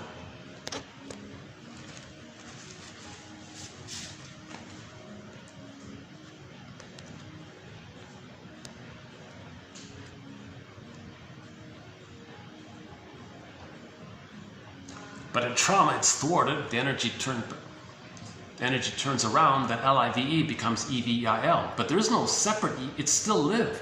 It's just thwarted and it goes around. So trauma causes the undevelopment of the ego, hence the scarecrow image. So we got to face trauma because we're homo traumicus. So built in with our individuation is this innate drive for healing. So we're trying to heal. Okay? So our consciousness in these quotes, and these Ibsen, Goethe, Confucius, Lao Tzu, all of the philosophers from back then, and the novelists, and Freud, and all these shrinks, and John A. Sanford here today, Masterson, Karen Horney, the list goes on and on. This is all part of this drive for healing, to make us conscious of our trauma. If we're conscious of our trauma, there's a real healing already taking place to be conscious of our trauma. Because the consciousness is going to like hold it all, right? And then there's like a moving towards the wholeness. So by the way, that term wholeness means health, right? So the quest for wholeness, the quest for health, right? Healing, wholeness, health, it's all the same, it said. Oh yeah, Sanford said the word hello even traces to health. Like, I wish you good health. When you say hello, you're saying, I wish you good health. I didn't know that, right? Did you know that? We're all wishing each other good health. We don't even realize that. Hello? Well, there's a song called Hello. Yeah, we should play that song. Hello, yeah. That's me again. Is that the one? So let's round up the acorn to tree for the human.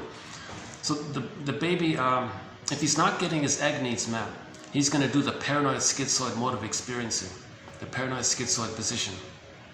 The splitting will be there, and that's a trauma if he's stuck there. If the mother's continuously misattuned, malattuned, doesn't change her ways, bottle, schedule, uses the baby, rough handles the baby's not around, all these little micro things, that's a separate topic. The child's going to be set in the paranoid schizoid mode of experiencing. That means he didn't feel safe enough to hatch out. No psychological birth. He ends up with a distorted version of what was to be his true reality. An incomplete, distorted version, okay, that we're calling the stinger personality patterns. So what does a child do? So let's talk about this distorted version. So let's now talk about the trauma, the distorted version. So we're going to, broadly speaking, talk about two categories of the distorted version of ourselves, or traumatized version of ourselves. The stinger category, personality types, and the clinger personality types. Stingers and the clingers, just keep it simple. So if the child doesn't enter into the egg, of course he's enraged. He's still using splitting. All babies begin with the need for this paradise. if he's not getting that paradise, maybe the child thinks he's defective, he's flawed, he's no good, something's wrong with him. So all babies begin with some kind of feeling of defectiveness, linked to identity. He's ashamed, he feels shame. It's a confusion. No, the baby did nothing wrong, he's not defective, he's not at fault. He just has the basic need to bond with his mother, have a secure touch with the mother. But that was missing because the mother's traumatized, so that's why we got to forgive her later on. But in the meantime, the child has this false belief that he's defective. So he comes out of the uterus, mother, I need paradise, I can't have paradise lost. Mother, where's the paradise? Where are you? What happened? Where's the paradise? It's not there. His baby thinks he's everything. He's the universe, center of the universe. He thinks his thoughts create everything. He lost his paradise. Did his thoughts? Is he and his thoughts? What happened? He thinks he's defective. He's a flawed God. It's a false belief because he has magical thinking. He thinks reality is based on his thoughts or something like that. Unconditional hallucinatory omnipotence, magical thinking. His thoughts create everything. If there's no paradise, his thoughts created it. So he's something like that. I don't know the full wording of it, but the theory is he has some kind of belief that he's no good. He's defective. If paradise is not there and he's in pain, maybe he thinks he's defective. That's part A. Part B, baby can't parse out where he begins and ends and where the mother begins and ends. If the mother's quote-unquote defective and he thinks the defective mother's him, he thinks he's defective. Part C, if the baby thinks he's a little God and everything is him, I'll just fix it. So theory is a huge emphasis and contribution by Morton Kiessen, K-I-S-S-E-N. Search it in our engine here, or read his book. Chapters 8 and 9 of his book called Affect, Object, and Character Structure. Chapters 8 and 9, so I've plucked out the best quotes, I believe, from those two chapters in our collection here.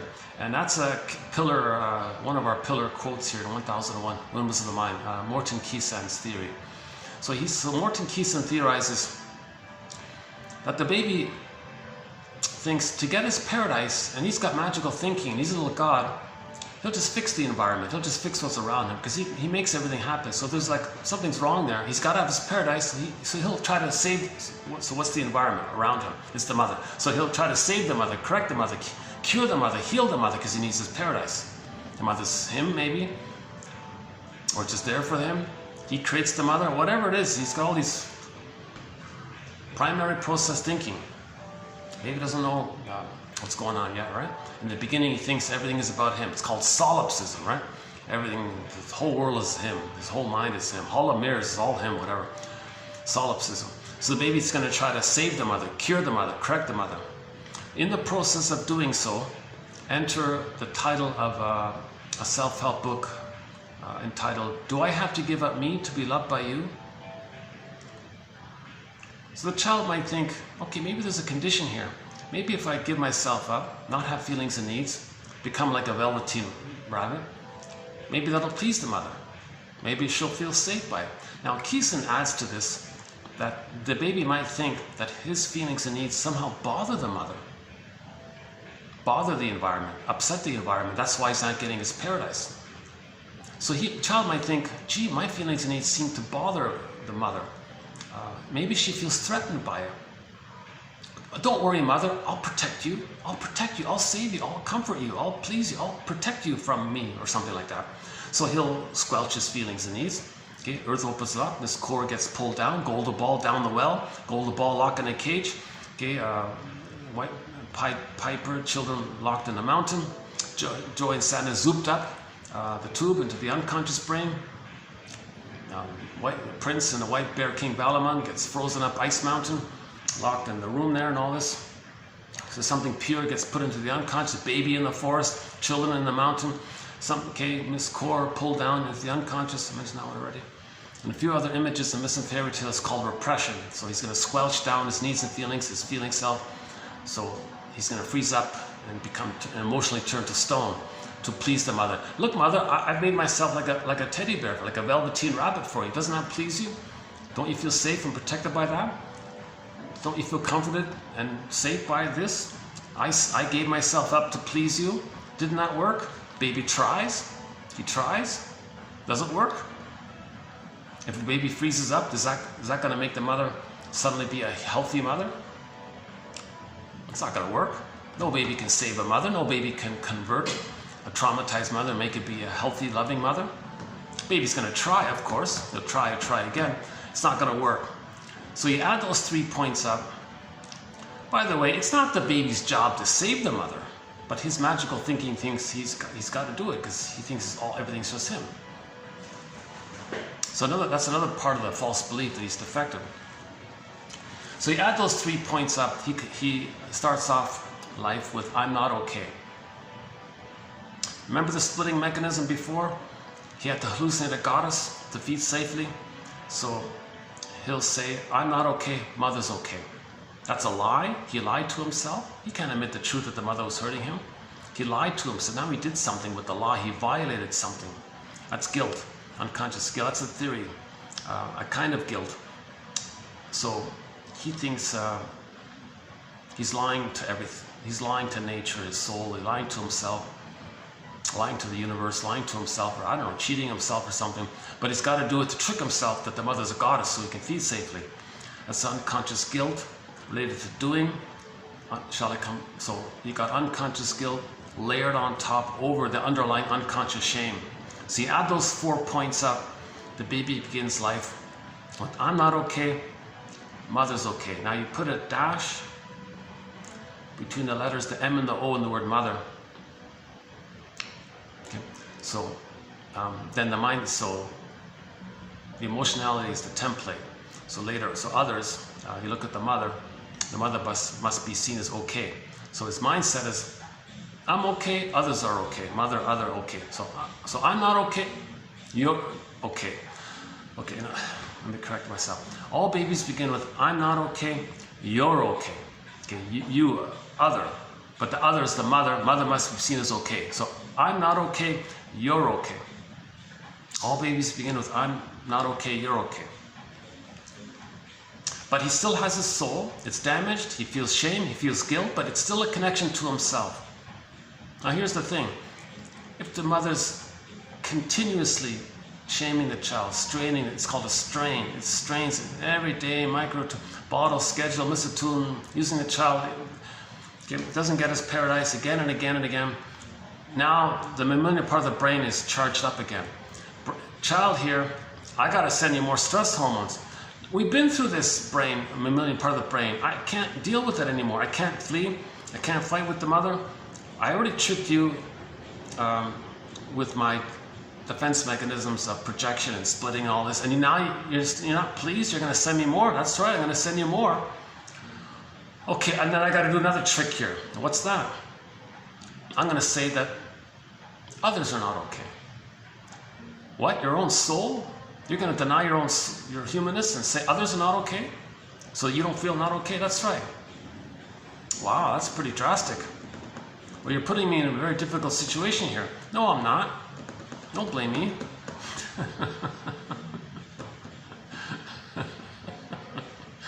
So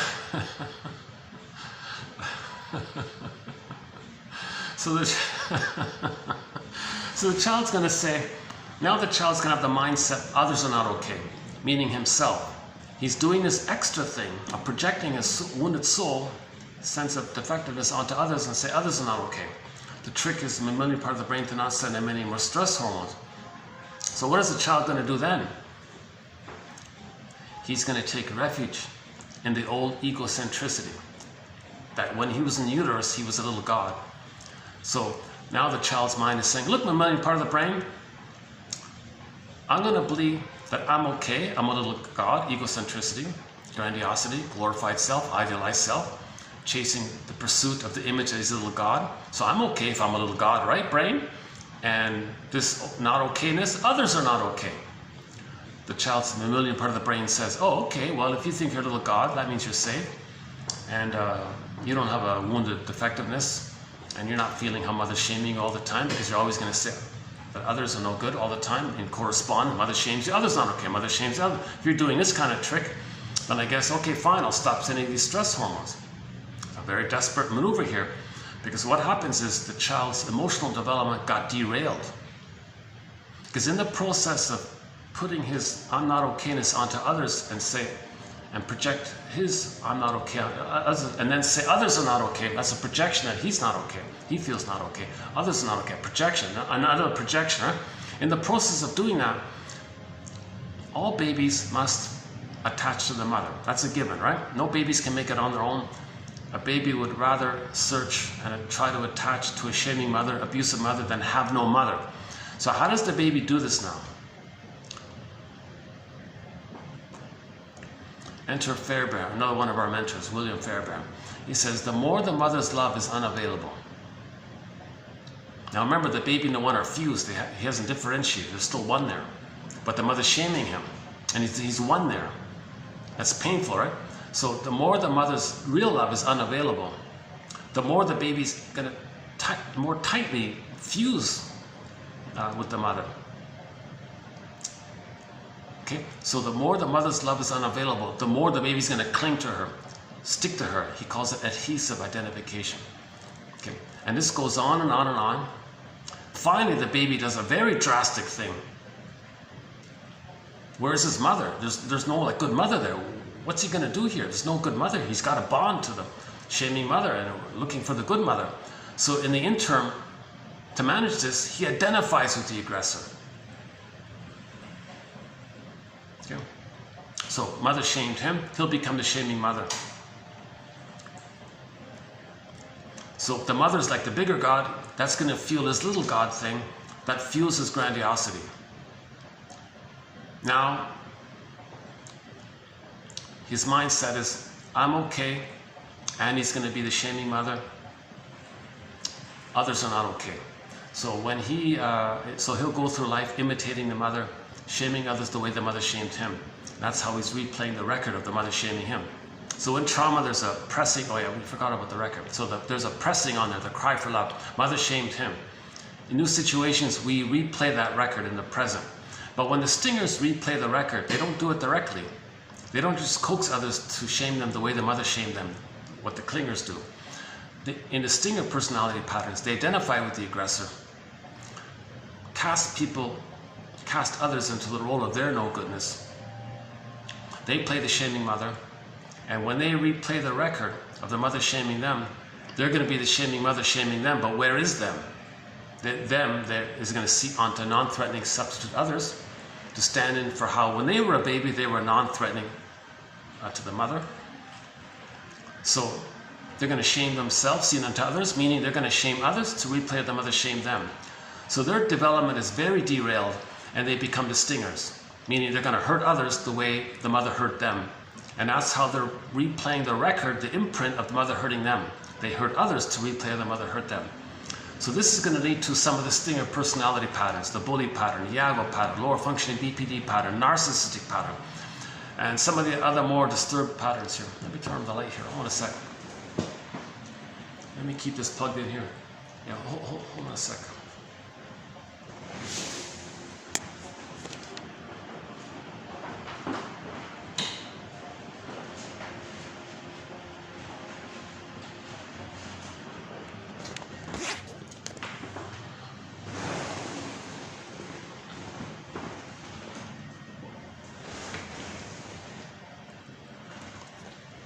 I don't see the group entering in. It's 5 o'clock. Oh, still early. Okay.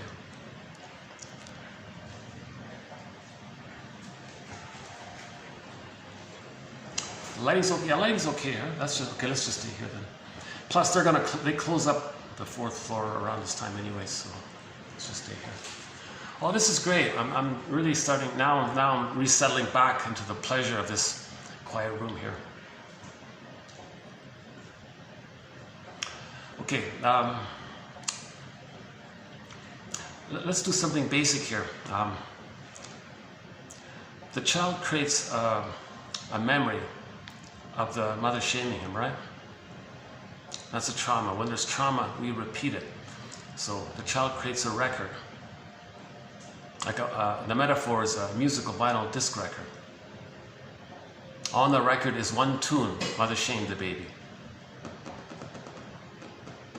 This is a inner conflict. The cry for love, but he's shamed by it. Love, not shame, love, not shame. So that's like a conflict. He needs love, he's getting shamed. The baby's in a state of timelessness, infinite, no time, timeless, infinite, no time. It's just the constant, so it's like a loop thing or something. It's like always in the now. So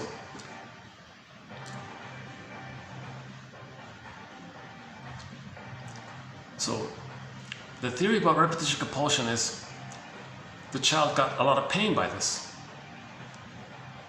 So because the baby doesn't understand time, he thinks, well, yes, I'm shamed by it. The compulsion is to replay it because there's no time. So in the now, there's like a layered thing going on. Yes, he's shamed by the mother, but he doesn't understand time. But the shaming clicks in the drive to replay it and doesn't understand time. So it's as if the baby's saying to the mother, Mother, I need love. He got shamed. The compulsion, no time, mother, love, not shame.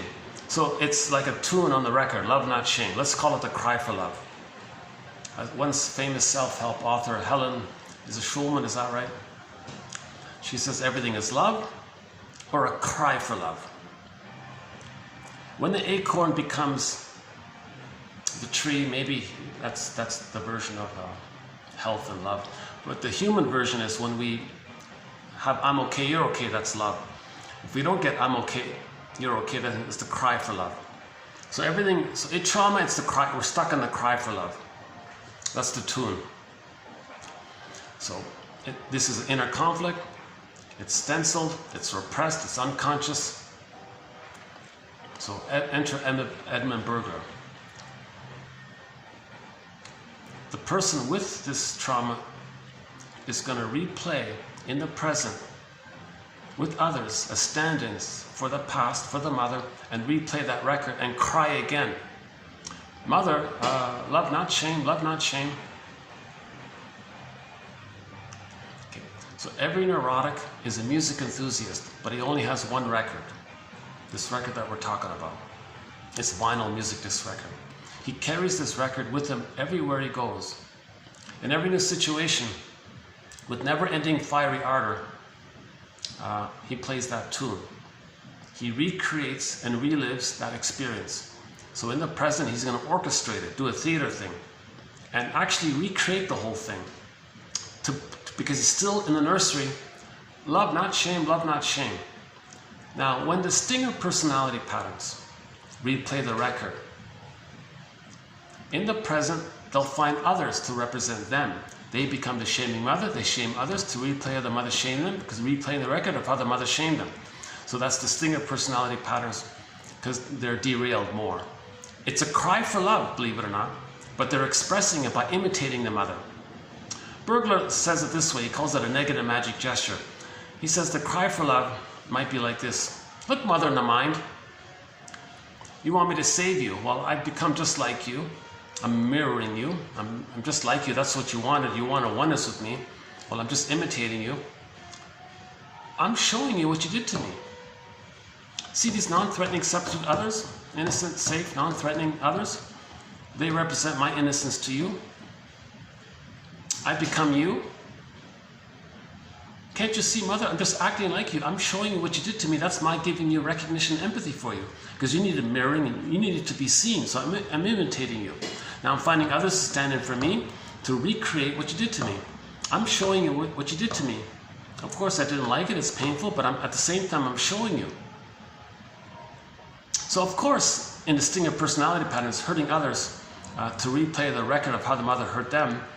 And the person doing this has the fantasy that they're pleasing the mother and trying to provide mirroring and love for the mother by imitating her, that somehow the mother in the past, they're going to zoom back in a time machine, be in the nursery, the mother's going to get the message and change her ways and provide the love. It's not going to work, right? So things are very derailed, but that's actually the source point of him being negative towards others is his cry for love from the mother. His cry for love for the mother, he can't repeat it directly. See, if now, post 18 months, If the child can hold on to the original developmental track, okay, and stay on development of I'm not okay, you're okay. That's the original setup. I'm not okay, you're okay. If the child can hold on to that, not project his wounded soul onto others and say others are not okay, and still say and still maintain the original setup of I'm not okay, you're okay, post 18 months. Post 18 months, that's it. If he gets it past that kind of hurdle there, 18 months, but he's frozen between 18 months and 36 months, okay, then he maintains that I'm not okay, you're okay. So when he replays the record with others in the present, he's going to orchestrate in the present the original scene where the mother shamed them. So in the present, they'll goad others, coax others, be difficult towards others, give people impossible tests, coax them, maneuver them somehow, inducing them, be frustrating towards them, passive aggressive towards them, get them finally to reject you. That's them reorchestrating and replaying how the mother rejected them. So when there's trauma, we recreate and relive symbolically in the present what happened in the nursery, thinking emotionally we're still in the nursery, crying for love. Mother, love, I need the love. Now when the clingers do it, they do it direct. It's more benign, they don't hurt others. They just assume others are going to reject them, interact with them with that belief. That puts a pull on people, so-called role, Joseph, what's his name, Sandler, the whole thing about role responsiveness or role suction. Try to induce or coax others to play the role of rejecting mother. So they'll make themselves difficult to get others to reject them. Okay? Because on the record, mother rejected them. So others will stand in for rejecting mother. They want them to reject them the way the mother rejected them. So when they replay the record, it's sort of direct, but they're still on that kind of developmental path of I'm not okay, you're okay. Now it's painful. A lot of people call it emotional masochism or self-defeating. Why are you coaxing others to reject you? Well, when they were a baby, the mother rejected them and they want to know it. The way to know that the mother rejected them is to coax others to reject them. They're recreating this thing like a theater thing so they can observe this, because it's a communication from the puppet master telling you what happened in the nursery. So when the clingers replay how the mother rejected them using others, that's the puppet master telling the person, hey you,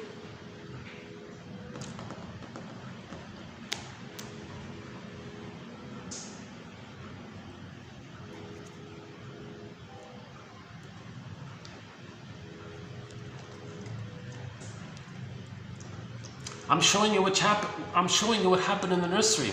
I'm getting you, I'm coaxing you, I'm making you perceive and believe things in the present in order to have the end result of people in the present rejecting you, because I want to show you and let you know what's going on in the timelessness of the nursery emotionality. Mother rejected you again and again and again. So I'm getting you to get others to reject you. And you're in this compulsion to keep, and I get you to keep on doing this until you observe it, notice it. Okay.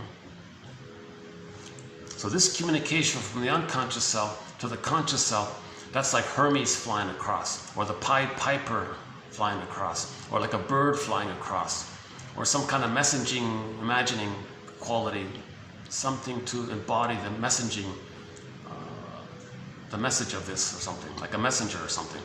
So we gotta like listen to the message. Like a letter from the soul, you know, when you get a dream, that's a message from your unconscious. Don't you want to read the message from your unconscious? So that's called honoring. That's called paying the piper. You're honoring the unconscious process of healing. That phrase, pay the piper, from a soul healing perspective means pay respect to the unconscious processes that's going on, that's trying to heal you. So listen to the piper. In the story, the 1957 film, The Pied Piper, which we covered about 2 weeks ago, that was the message. People didn't do it, and things got worse until finally they did do it, and things got better when they paid the piper. In the beginning, they didn't want to pay the piper. They tried to cheat the piper, then things got worse. So we got to listen to the Pied Piper. He's the The Pied Piper character is the emissary of unconscious processes, and we're meant to in the film, somebody asked the Pied Piper, "What are you?" He said, "Well, you figure it out as best you can yourself." "I juggle night and day." I'm a juggler. I juggle night and day. Yin and yang, inner, outer.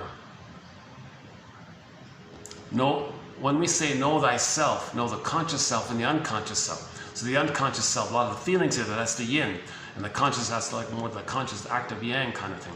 We have like a flow, the yin yang symbol is a flow, the dialogue, harmony, a continuous recognition of the totality of ourselves. And that sense of the totality of ourselves, that's the so-called self everyone talks about. And that's moving towards wholeness, which is healing. Healing means moving towards wholeness. That's health and all this. And when we reject the soul, then the splitting gets more pronounced. And the over-the-top exaggeration of this is that story, the Jekyll and the Hyde guy, right? The more you deny your feelings, the more you're moving towards that Jekyll and Hyde thing. That was like a teaching story. So Sanford calls that Stevenson guy who wrote that story a bit of a shrink, because he was teaching about this. He was teaching about how people are denying their feelings. So the Pied Piper says, no, you got to respect your feelings. What did he say? Children have needs. Children are people. Children need love. Children need play. And they were treating the children very badly during that time, medieval times, right? And he said, no, children are people. If you have a loss, you got to cry. You got to mourn. That's respecting the inner light. That's respecting the soul, right? The yin. The yin is the feeling self, the soul, right? Joy and sadness. When joy and sadness get zooped away, it's just mainly anger at the console, hyperreactivity, hyper-impulsive, eat or be eaten. Okay, so one clue that the person has the clinger personality pattern, clinger, pleaser, caretaker, preoccupied, and emotional, self-defeating, childlike, emotional, histrionic maybe, but they're still on track. They're childlike emotionally, but they're accepting the human development. So they may be emotional children in all this, but they're accepting the human development, moving towards I'm okay, you're okay. Now the stinger personality patterns reject that. They hate that. They don't want to. They're just clinging. They're just clinging to the old grandiosity, that they're little God, right? The egocentricity, the narcissism, right? So they reject the quote-unquote more human side of being human. Okay. So the main emotions of the stingers, by the way, hate, greed, envy, grandy, spite, vindictiveness, schadenfreude, injustice collecting, or grievance collecting, one guy said. The grandiosities, there's the constant search for glory. But when Karen Horney uses that phrase, to search for glory, she means it in the way of a Peer Gynt and a Don Juan and a Playboy searches for glory, like this. They're in pursuit of them being a little god, that kind of glory. In the Pied Piper, the guy sang this song. How wonderful prestige is. He wants prestige. He sang this song. He wants status and prestige. He was just searching for that kind of godlike, superior status, because the baby thought he was a little god. And the stinger personality patterns, they want that. They reject the human side of being human. They hate feelings, right? Their soundtrack song is "Get Over It" all the time, right? That mentioned before, get over it. So they hate. And they have a dictionary of insult terms, put down terms. So don't be such a this, or you're a that, or get over it. So they're very shaming towards anything with feelings, anything about empathy, tenderness, affection, caring, trust. You're a fool, you're an idiot, you're a sucker. They have all these insult terms. They memorize that whole dictionary of insult terms, because insult terms fuels and gratifies the grandiosity and the search for glory, because they've identified with the shaming mother who shamed them. So they shame others through those terms to replay how the mother shamed them. It's as if when the baby's shamed by the mother, he thought the mother said, "Baby, you're a this, you're a that, you're no good, don't be so sensitive, don't be a wimp, don't be weak, don't be sensitive, don't have feelings, don't cry, don't feel, don't know." So it's as if the baby thinks the mother said those things to them. When they identify with the aggressor, they look and get the dictionary, or give me the dictionary of insult term, put down terms, then they shame others. So when people have all these negative terms towards others, you're no good this, you're that, they're just replaying what they believe the mother said to them. By the way, them doing this is for them to know how the mother treated them. The negativity they have towards others is for them to know the negativity they believe the mother had towards them. It's a misperception because the baby's rage put onto the mother image. The mother was just a little confused, but from the helpless baby's point of view, the mother being a little confused is too scary for him.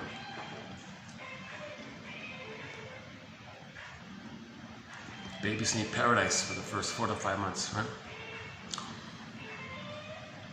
Okay, so the Klinger personality patterns say, I'm not okay, you're okay. So they'll idealize others and think overly highly of others and think poorly about themselves.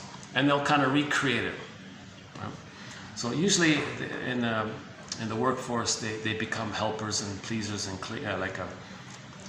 nurses and doctors and things. Some shrinks enter into this because some shrinks say now by the way, they still want to save the mother.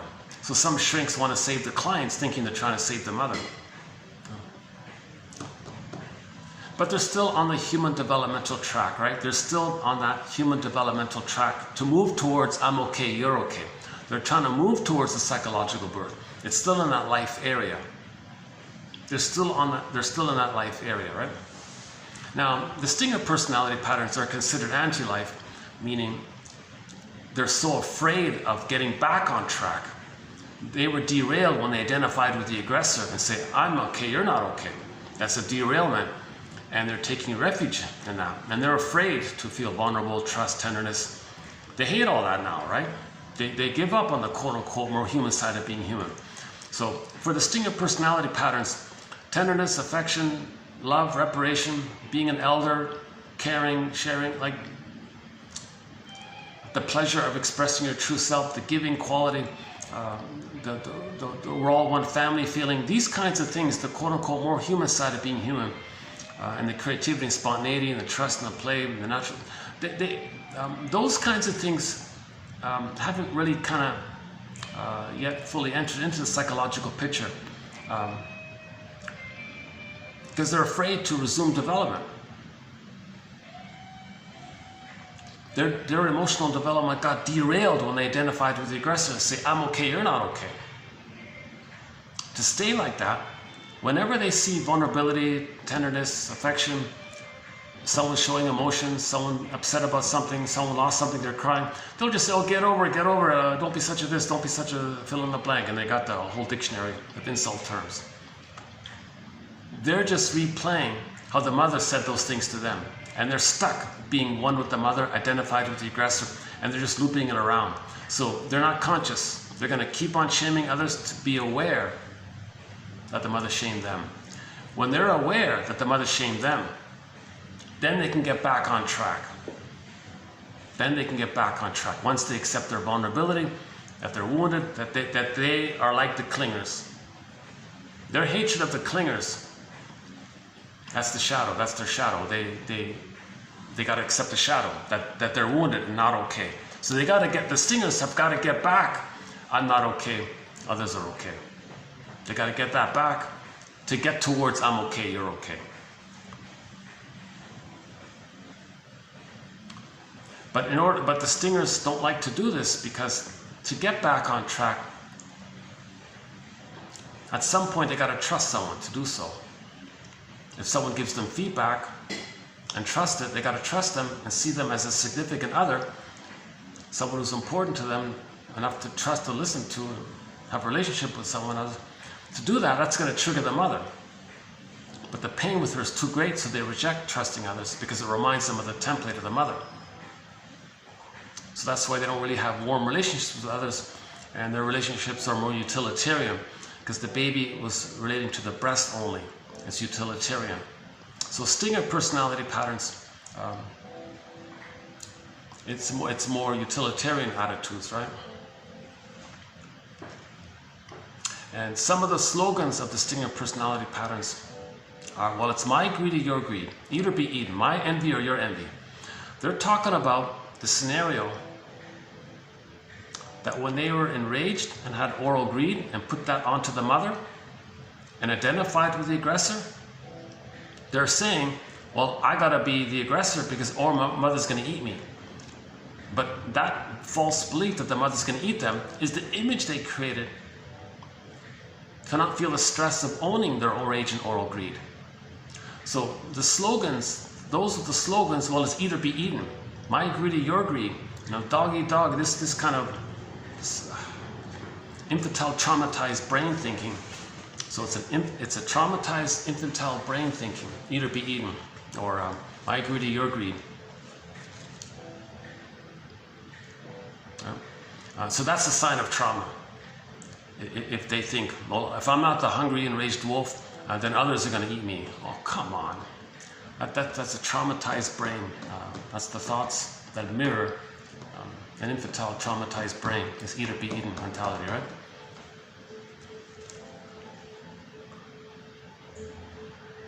So that's why babies can't have paradise lost. Babies need paradise. If babies get their paradise, at least, if they get their egg needs met and they can hatch out at 4 to 5 months, at least we won't have Iagos. Okay, they're the most negative. They're the envy-based personalities. The constant hatred of the good. They're the most cynical, sarcastic ones, right? The bully patterns, that'll be gone. Iago patterns will be gone.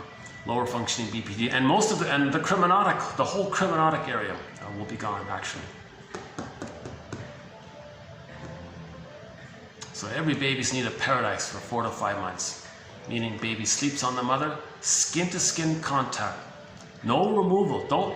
Theory is don't remove the baby from the mother. Keep that snake image, the circle, the Ouroboros, snake in a circle biting his tail. That means there's no third. It's just a mother and a baby in a cycle kind of thing. Okay. So baby sleeps on the mother, warm. The room is warm and all this, right? If the mother uses the washroom, she carries the baby gently. Mother stays in bed for 4 to 5 months. Big deal. She can catch up on her reading or whatever. But no scary films. Just read some pleasant material. The role of the father and others are to make the mother comfortable. Then the baby's comfortable.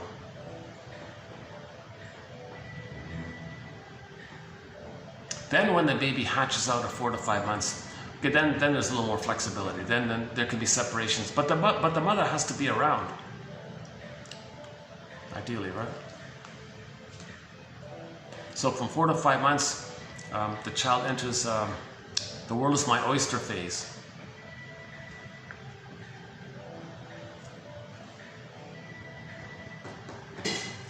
So, okay, I'm not gonna like in this video. I won't redo the whole line of Margaret Muller's theory here. I think I did it in the last video or the one before. The whole you know what? The last video we did the world is my oyster one. Yeah, I remember there was a kid when I was doing this video. No, 2 videos ago. Yeah, 2 videos ago I was doing this video. There was a kid. He was about maybe 9 months old or 10 months old, and he was running around the hotel lobby, very excited, thinking everything is his. He actually ran right up to me. He was smiling and all this, right? And you're like, whoa! It was a funny moment there, a nice little moment. And he was in that phase that the whole world, everything is his. The world is my oyster. Okay, he thinks it's all for him. Everything is his. That everything around him is his toy, kind of thing, basically. So the children have this phase from 4 to 5 months to 18 months, the grandiosity phase. As long as it's not rebuffed, then it dissipates at 18 months mainly. But if the child doesn't get that phase, he may be stuck in the narcissistic pattern of the grandiosity. Now, if he's fixated prior to 4 to 5 months, he doesn't even get that. He's got a double issue. He'll pursue the world is my oyster phase. At the same time, he's in the bully phase or the Iago phase, Or the chromonic versions of it, he's got more disturbed, more aggressive areas. So the main emotions for the stingers, yeah, we mentioned it, right? Hate, greed, envy, and so on. Now remember that it's still fused. They didn't differentiate from the mother. So joy and sadness are frozen up ice mountain. So they don't mourn losses. That's complicated grief, aggravated grief. They don't mourn losses. So if there is a loss, they'll just use the sour grape. Didn't need you anyways. Wasn't important. So they'll deny it because they can't admit loss. For a person to admit a loss, they look at the template. Other means mother. To admit the loss of the other, you're admitting the emotionality that there's a loss of a mother, but the mother's them. They're the mother. It's like losing yourself. They can't do it. So to avoid that complicated feelings, they got to keep on saying, no, it wasn't important, didn't need them. They were a fool. Put them. They'll just find someone else to replace them or something. They can't mourn losses. So stinger personality patterns, they don't mourn losses, right? They usually become curmudgeons late in life.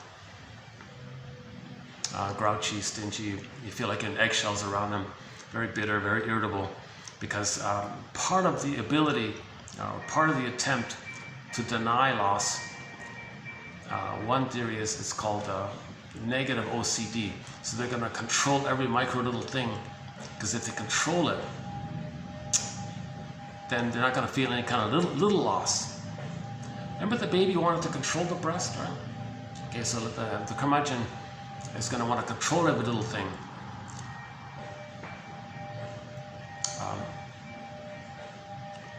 Now, if there's one little thing he can't control, he'll be reminded of the micro loss that triggers the major loss, which you can't do it. So he'll be enraged, narcissistic injury. He's got inflated grandiosity. He'll be bombastic and narcissistic rage, and he'll try to put it down. Didn't need it. So he'll be very negative towards others if he doesn't control something. So that's the curmudgeon, very grumpy and grouchy and bitter and all this. Right? They didn't mourn losses. They didn't get the golden ball back. They didn't differentiate. In order to differentiate, they got to get back on developmental track. Means they got to accept that they're wounded. For the stingers, to differentiate, they got to accept the greatest hurt of all. The truth will set you free. The greatest hurt of all. Mother failed me. Okay. The image for this is in the Iron John story, where the protagonist finds his golden ball in the forest in a cage, but the cage is locked. Where's the key? The protagonist learns it's under his mother's pillow. Symbolism, okay, one interpretation is that the mother used the baby to meet her unconscious needs. So under mother's pillow. So mother had her under the mother's mind, her unconscious. And there's a key there. The mother used the baby to meet her unconscious needs. For the person to get back, to get the key, to get back their golden ball, they got to face this. The key is there. The knowledge that the mother tried to meet her unconscious needs using the baby. So the stinger, the curmudgeon, has got to admit that the mother used them, exploited them, used the baby to meet her needs. How does that look? So Lawrence Hedges, so I'm going to abbreviate Hedges, let's abbreviate his thing here. My oversimplification of it is, there seems to be 4 case scenarios around this. When the baby's born,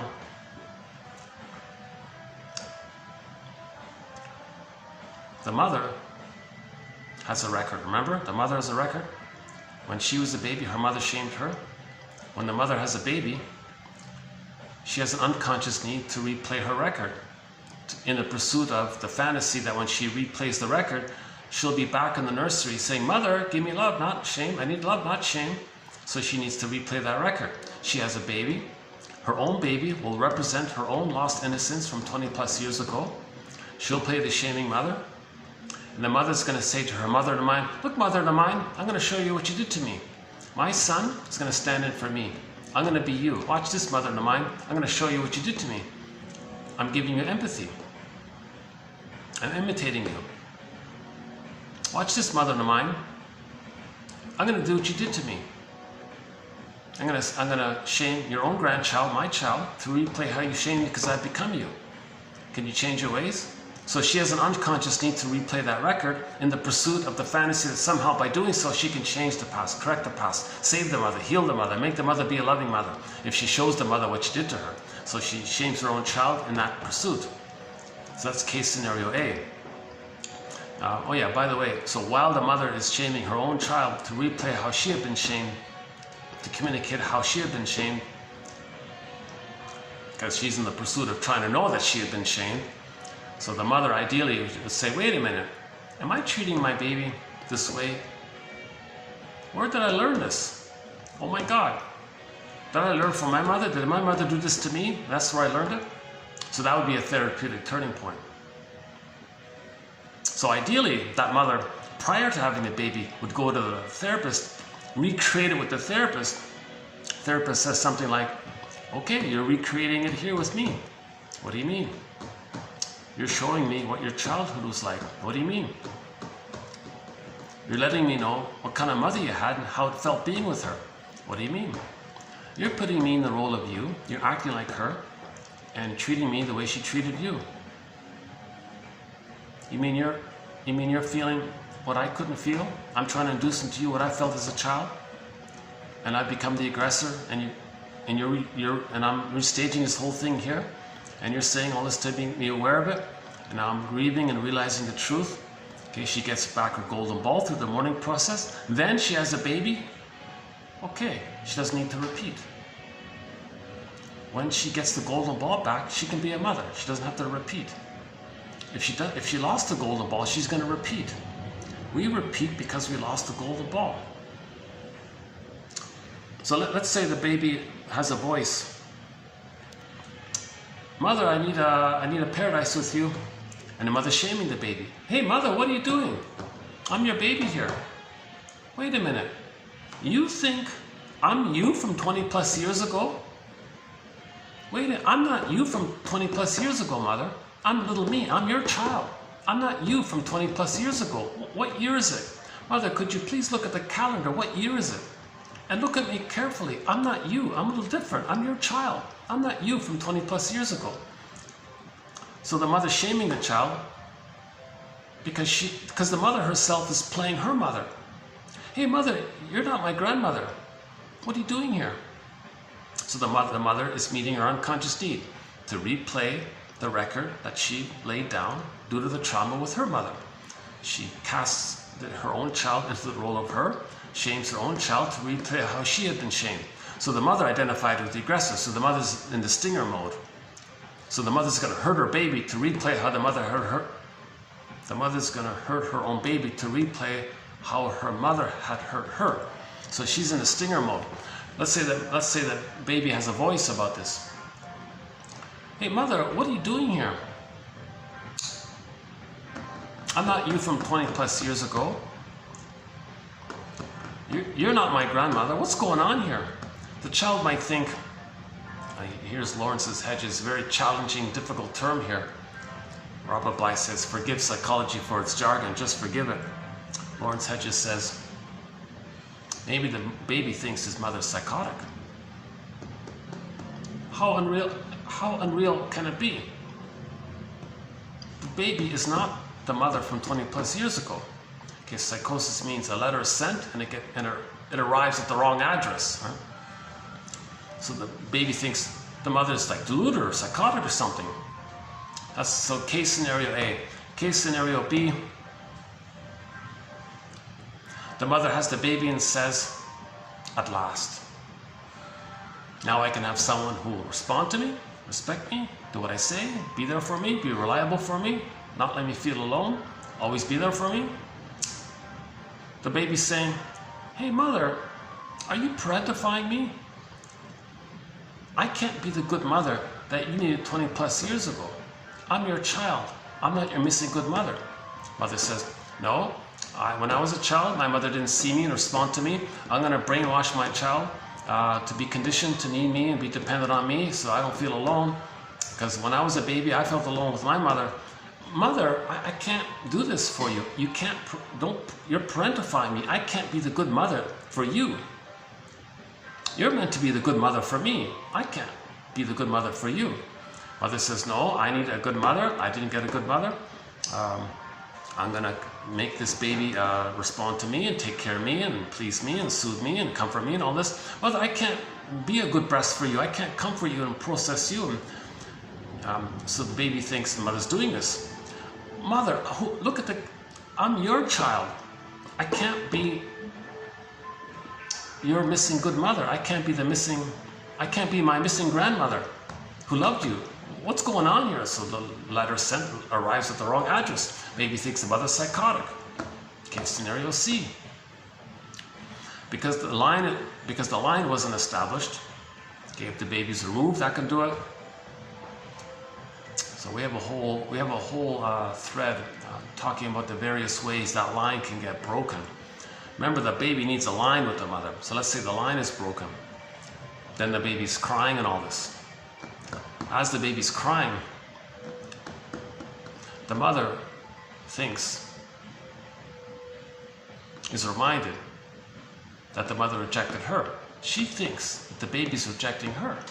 Baby's saying, oh my God, mother, I'm not rejecting you. I'm just crying because you're not meeting my needs. That's why I'm crying. I'm not rejecting you. Mother says, look, my baby doesn't like me. My baby rejects me. No, mother, it's not like that. I'm not your mother. I'm not the grandmother. I'm little me who needs your love. Mother says, look, my baby doesn't like me. My baby's rejecting me. No, mother, it's not like that. And the mother keeps the baby thinking, oh my God, is my mother psychotic? That's case scenario C. Case scenario D is sort of a continuation of case scenario D, where the mother says, oh, look, baby doesn't like me. My mother didn't like me. Now I'm going to express my anger at my mother rejecting me. Mother, don't punish me for my crying, where you think I'm rejecting you. I'm not the mother rejecting you, and you're going to act like I'm the mother rejecting you, and now you're going to express your anger at your mother. I'm not her. Okay, baby thinks my mother's psychotic. So whichever one dominates. Okay, maybe there's no. Oh, that's a good sign. When it's raining, people don't come out too much, right? You know, I got a small glimmer of hope that the rainy season is beginning now, right? That maybe there'll be more of a chance for me to use this room. Hopefully. This is great. This is great. I'm so grateful. This is my third time to be in this room, and my videos are better. I've noticed already that my videos are better every time I'm here, or any time I'm in some kind of enclosed room without too many interruptions. My videos are a little better. My last one wasn't so bad. It was my longest video. Yeah, 4 hours and 50 minutes. It was done here. That wasn't so bad. That wasn't too bad.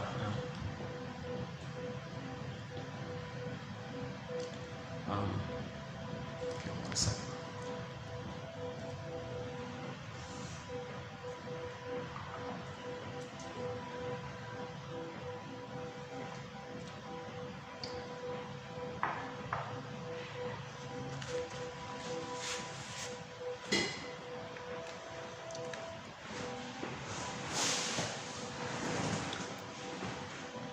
How's the lighting? The lighting's still okay? Sometimes the lighting is off. I gotta keep this plugged in because then the battery runs out. I got battery issues here, so I'm not gonna be too mobile. Does that work? So Lawrence Hedges says, if the baby thinks his mother's psychotic, it leads to a rupture in the child's psyche, a hole in the child's psyche. One guy calls it a basic fault in the child's psyche. In that fault, in that crack in the child's psyche, the baby's golden ball goes down. Hedges calls it a psychotic pocket. The golden ball goes into this psychotic pocket. And it's encapsulated, by the way. So this memory of the psychotic pocket, this hole in the child's psyche, it's very painful. Back to Emily Dickinson's poem. There's a pain so utter, it swallows substance up. Okay, so the baby's soul, his substance, his goal, it swallowed it up. It went down in this pocket. And then, back to the poem, one goes in a swoon, a trance. Because of the pain the baby feels, he gets the mercy numbing chemicals called the endorphins. It's not a pleasure chemical, it's the mercy numbing thing. So he goes in a swoon, in a trance. Now this psychotic pocket, it's encapsulated, he said. Later on, when a person tries to do something for themselves, to be their true selves, get back on the developmental track, meaning trust somebody, take an interpretation, read self-reflection, try to heal or something. That psychotic pocket encapsulated memories. We can personify a character to represent that called a self-saboteur. So something in us is going to pull down the golden ball again and again. This is called NTR, negative therapeutic reaction. A very good abbreviation for this is Masterson's, one of our mentors, James F. Masterson, his axiom. Self-activation triggers abandonment depression. So the baby felt abandonment depression, an umbrella term to describe all the painful feelings the baby feels when he lost his golden ball. Okay, helpless, powerless, shame, rage, etc. Persecutory anxiety, numbness. Okay, so baby had his true golden ball. It got squelched, numbed over. Later, real self-activation, doing something to heal yourself or get back on track or something that's good for your true self.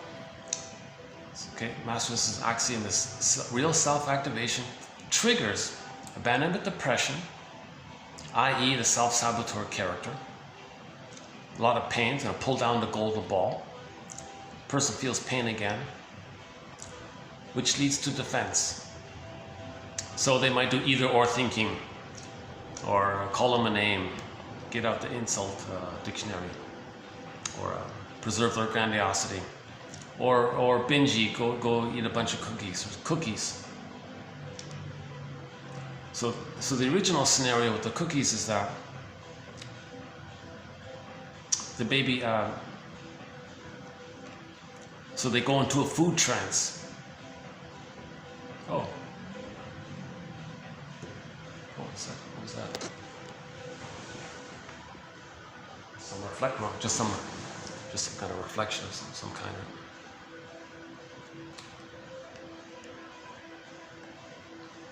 Okay, so we're doing okay here. It's good.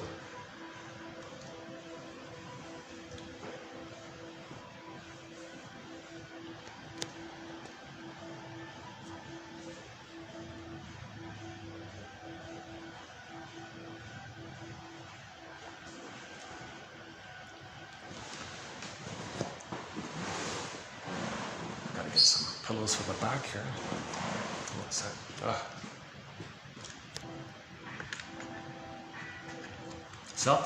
Real self-activation triggers abandonment depression, which leads to defense. So you want to do something good for yourself. It reminds you of when you were a baby, you were in the true self place. When the baby was in the true self place, had his needs, golden ball, okay, he's going to feel the abandonment depression, the original abandonment depression. And then when the baby was crying and all this, he used the paranoid schizoid mode of experiencing, goddess and demon thinking, grandiosity thinking. Maybe mother finally put some honey on the rubber nipple to trick the baby's mammalian part of the brain into making it think that the baby's safe by the concentrated sugar.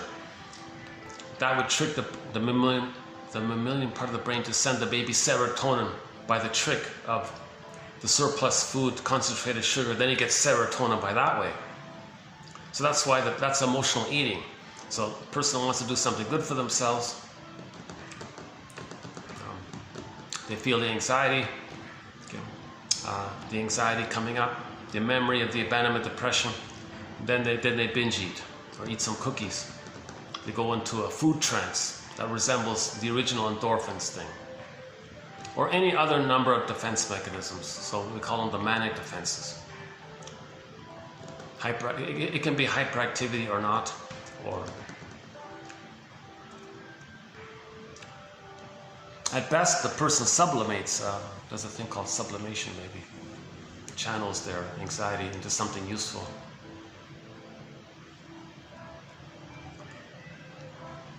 And that's something useful advances society very often. So check out in the last video, the quote from the TV show Judge for the Defense. He said in the last one, at the very end, at the end of the list, the last at the bottom, he said, you know, society progresses on the back of its neurotics. Because neurotics will sublimate their pain into something that's useful. So they'll find a socially useful cause or something to channel their anger and all this. Or it's a healing effort to help others as well.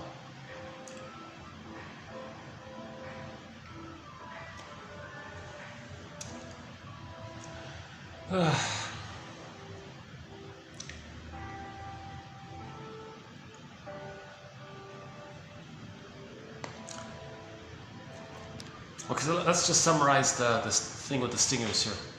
So the stingers have slogans like "Eat or be eaten." Prejudice is very strong. Okay, "Me good, you no good," or something like that.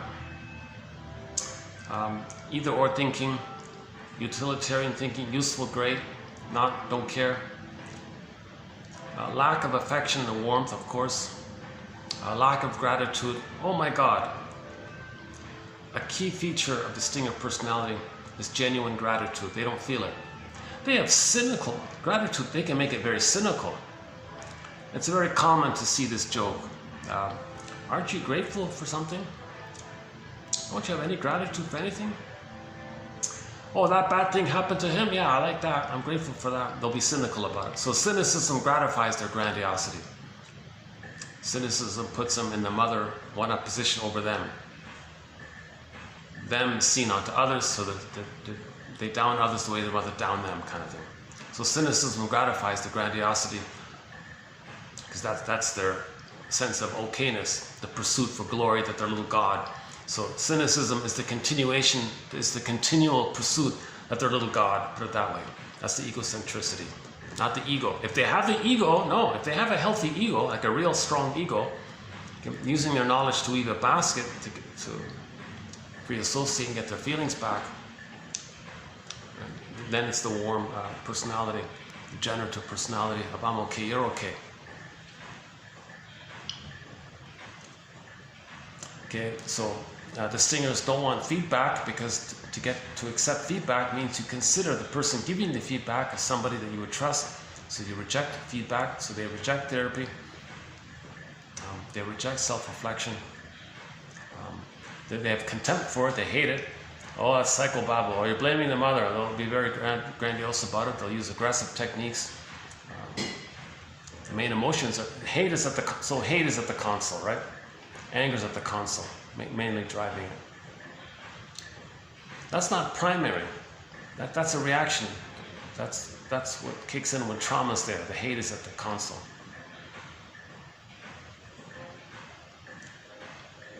Hate means the unmet need, and then joy got souped away. A hate-based or envy-based or greed-based personality, shadow-based personality, stinger-based personality, that's a sign of trauma. We're homo traumicus. I guess it's roughly 40% are in the stingers, maybe 45% are in the stinger area, another 45% are in the clinger area. It seems to be, the theory is 90%. So one approximate guesstimate is, someone implied, was that roughly 90% of the babies in North America are not getting a secure attachment style. 90% of the babies are not getting a secure attachment style in North America. Roughly half of them are in the stinger category, the other half are in the clinger category.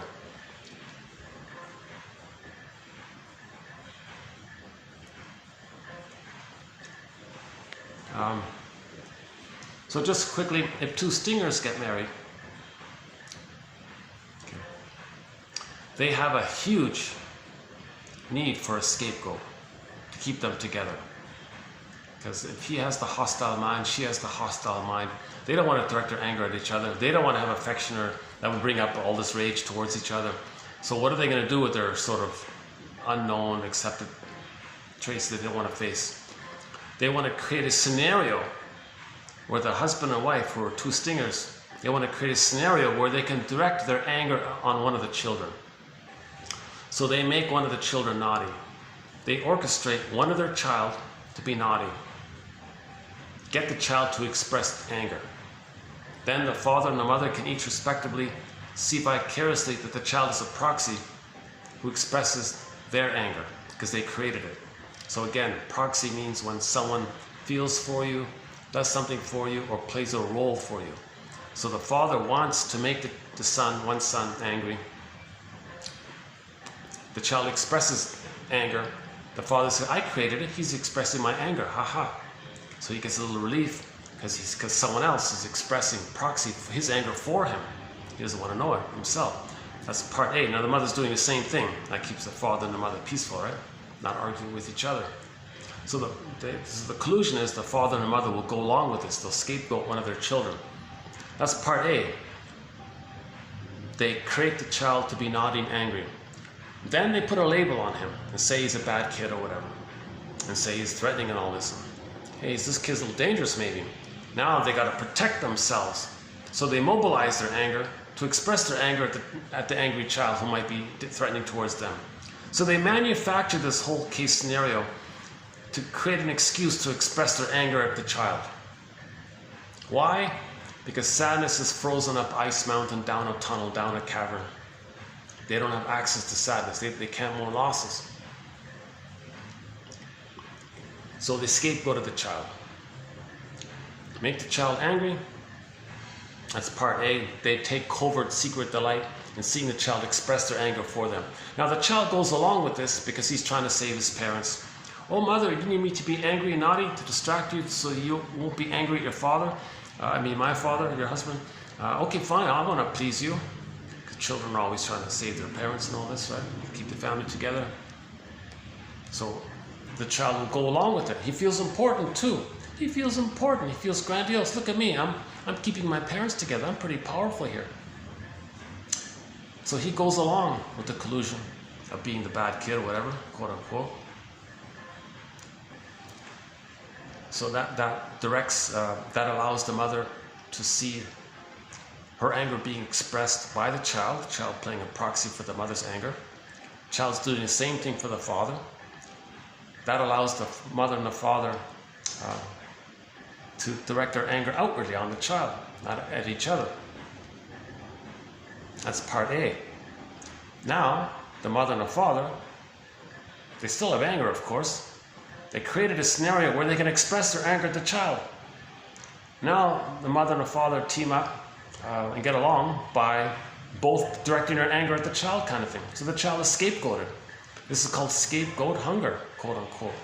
So when two stingers get together, they have a real, like a hungry wolf kind of thing. Well, we gotta find a third to manufacture, give them an identity, create an identity, to give us an excuse to create a label. So then from that label, we can say we're protecting ourselves from the dangerous, naughty child. So now we can be angry at the child. So they want to express their anger at the child.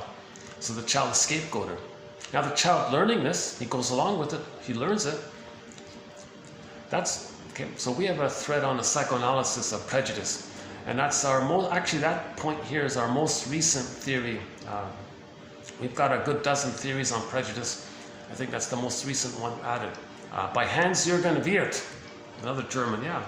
Oh my God, the Germans have made a lot of wonderful contributions to psychoanalysis. W-I-R-T, it should show up in the search engine here. Or just click through the quotes for the past month, you'll find it. I spent a fair bit of time on that one. 20, I forgot the number, 20, I forgot the number. 65, is that right? 2665, is that the one? Maybe that's the one, 2665. Hans-Jürgen Wirth, about scapegoat hunger.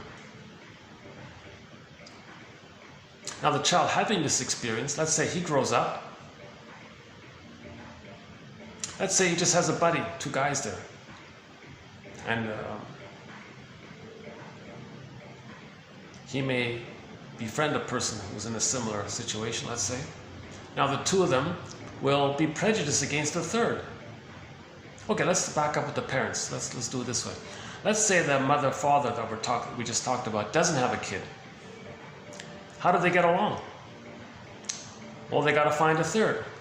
They'll manufacture it. They'll orchestrate it. They'll make it up if they have to. They'll assign identities for others for their psychological need. So we'll just say, well, yeah, the couple at the end of the block there. Oh, they're no good this, and they're no bad that. Look how angry they are, and they'll say how bad they are, and they'll direct their negative, angry sentiments towards the family at the end of the block. He's doing it, and she's doing it, and they created it, and they need it. Scapegoat hunger. People at the end of the block might be nice people. They don't care. They have to see them in some negative way for the two to get along. Burglar puts it this way. Oh yeah, by the way, a variation of this, Burglar puts it this way. Let's say 2 stingers are just buddies, let's say, they're not a couple. So very an added element to this is Burglar's thing about that the 2 stinger buddies. If 2 stingers are just friends, they have a covert, secret understanding. All right, you're a stinger, I'm a stinger, right? All right, let's do this. You get a turn playing big shot, and I'll go along with it because you're going to give me a turn playing big shot. So you're useful to me, and I'm useful to you. So we'll take turns playing big shot, and in the process of that, yeah, we can both hate a third, or we can both say the guy in that red house over there, or whatever. Let's make up some other third thing, whatever.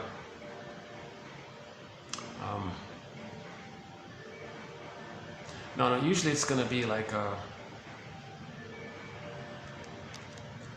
let's say they're sports types. Oh, the geeks, they'll blame the geeks. Yeah, those geeks, no. Or let's say they're 2 geeks, oh, the sports type.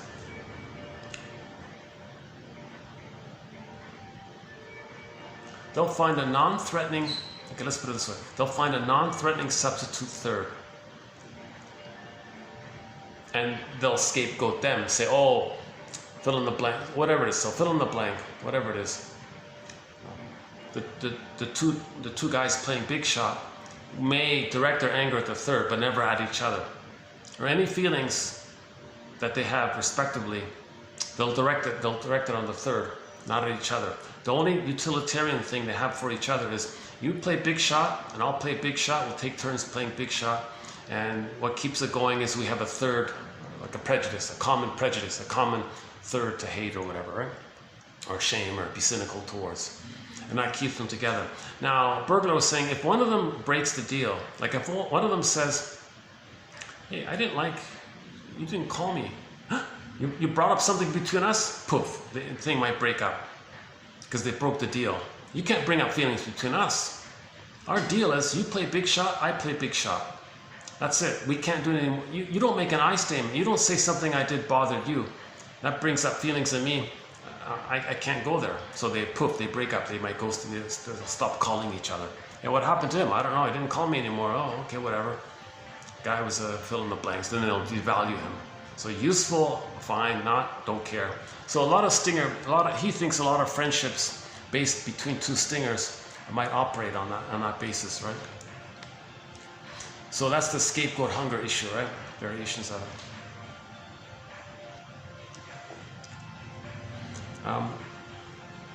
Now, the kid, by the way, is being scapegoated, right?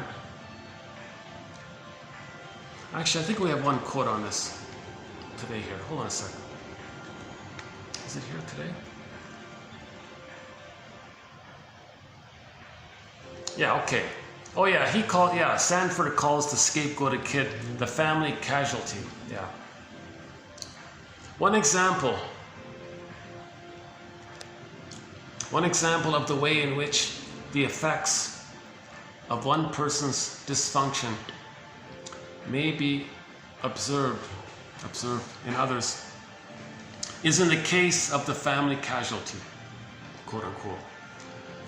As the late noted psychotherapist Francis Weeks has shown, it sometimes happens that psychological problems and conflicts in the family may appear in one of the children when they are not faced consciously by the parents. In such a case, the hidden trouble of the family becomes visible in the child. Yeah, see, there it is, right? The hidden problems in the family becomes visible in the child. So the child is the symptom. He's going to make it visible, like a person has a physical symptom. The child is going to be like the symptom for the family system, the way for an individual a person might get a physical symptom. There is a force within us that always works to bring things into light, consciousness. If parents are not conscious, the unrecognized problems may appear in one of the children who serves as a scapegoat and carries the psychological ills of the family. So there's a good example of what we're talking about right here. John A. Sanford. He calls the scapegoated child a family cause casualty, family casualty.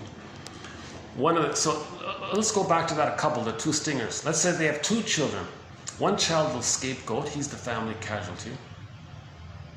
Actually, that scapegoated child is kind of like the accidental therapist for the parents, or the accidental parent. They want that scapegoated child to be a parent for the parents, but the child can't do it. So he's overwhelmed, he becomes naughty and all this.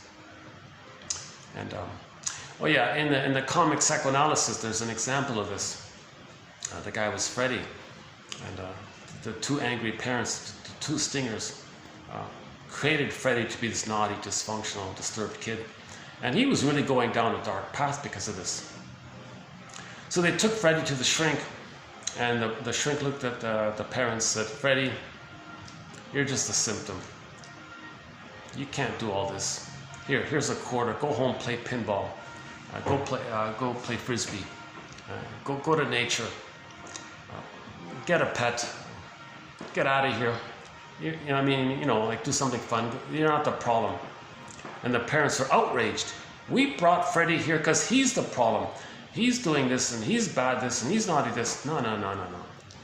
Freddy is just expressing you guys. What? If parents are not conscious, the unrecognized problems may appear in one of the children who serves as a scapegoat and carries the psychological ills of the family. Yeah, Freddy, your child, he's carrying your ills. What? How dare you? Freddy, you go home, go to the park, ride your bike, whatever, relax, go for a swim, I don't know, whatever. Get a tire, tie it to a tree, swing on the... And the shrink said, "Okay, you, Mr. So-and-so, I'm going to refer you. You need analysis. Mrs. You, I'm going to refer you to another one. You need analysis." So when the father gets self-awareness and the mother gets self-awareness, okay, then Freddy calms down. He's the symptom. Freddy's the symptom of the dysfunction between the stinger husband and the stinger wife.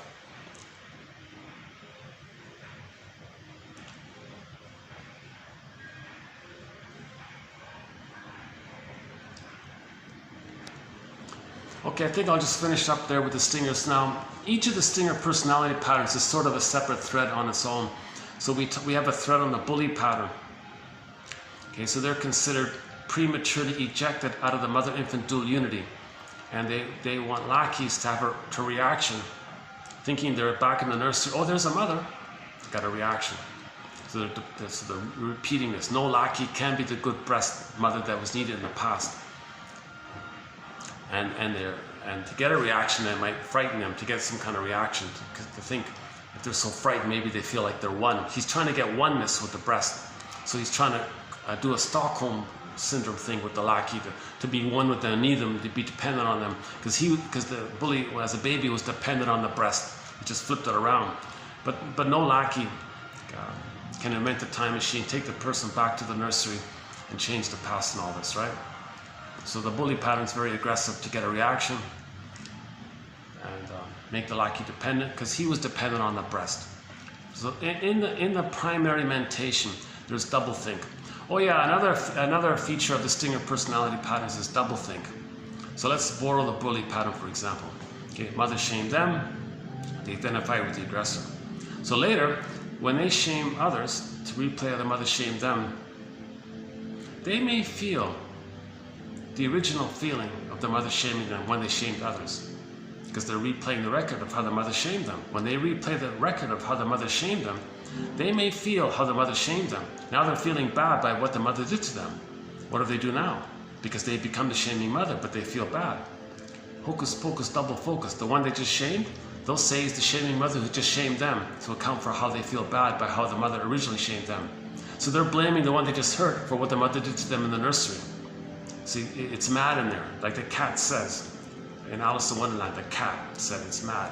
So that's another feature. That's another common feature of distinctive personality patterns. This whole doublethink area. They act like the aggressor, say they're the victim. The victim says such and such. They co-opt those words and say that's them. And the harmful things they did, they say the victim did the harmful things, the ones they just did.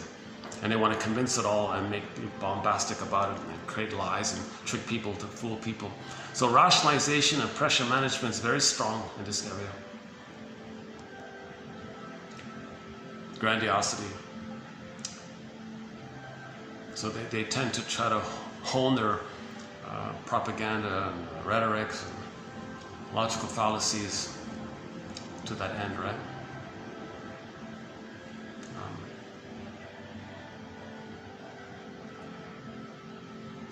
So I think we covered the main issues about the stingers.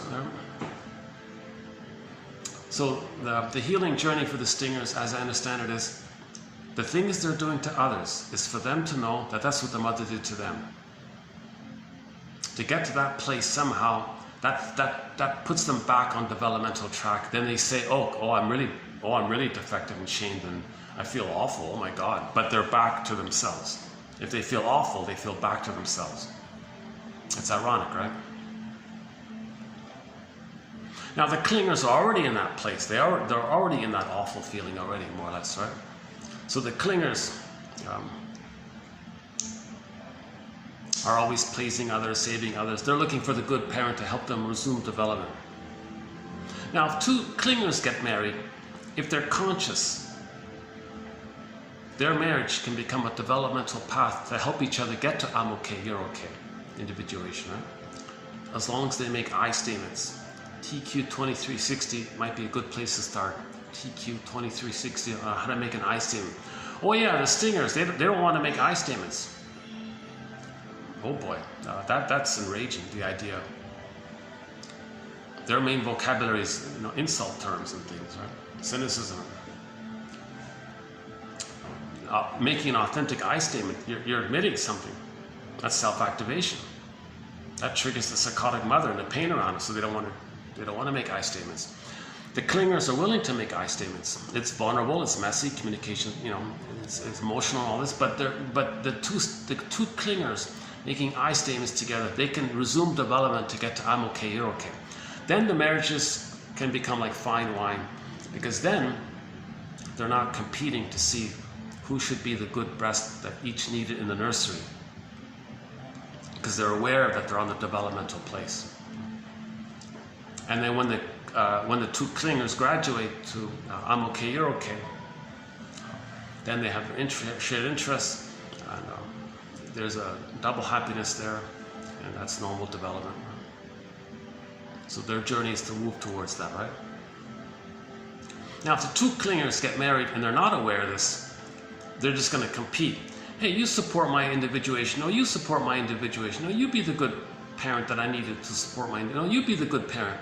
So they're gonna kind of compete like that, and they're still childlike. So usually they rust out, burn out, etc.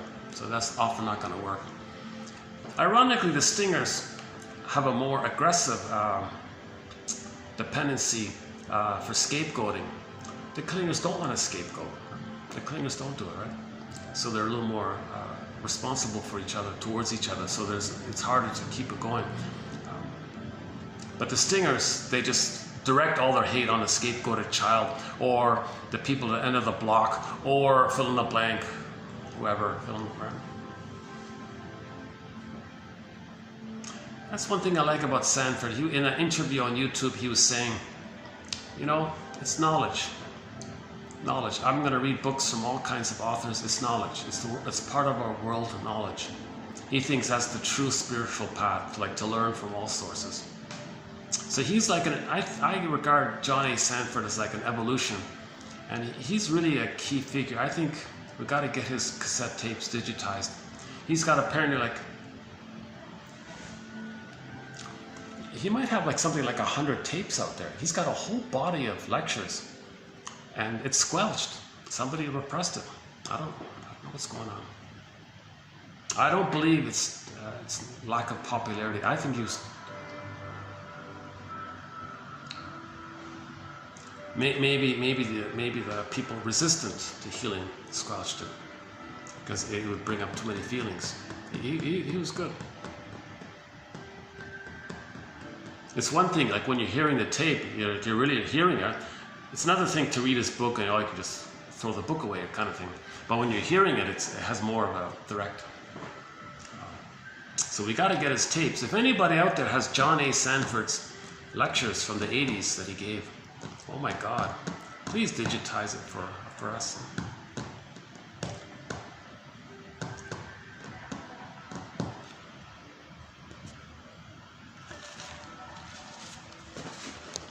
Yeah, those tapes. There used to be long ago some kind of audio company called Journey into Wholeness, which John A. Sanford helped to set up and all this. Journey into Wholeness, but they got squashed or whatever, and it's gone. And what about all those tapes that they were selling? Journey into Wholeness. I'm talking about some kind of a publishing company that published John A. Sanford's audio tapes, Journey into Wholeness. Not only John A. Sanford, they had others, like Robert A. Johnson and Marion Woodman and a bunch of others, right? But the best ones, I think, were John A. Sanford.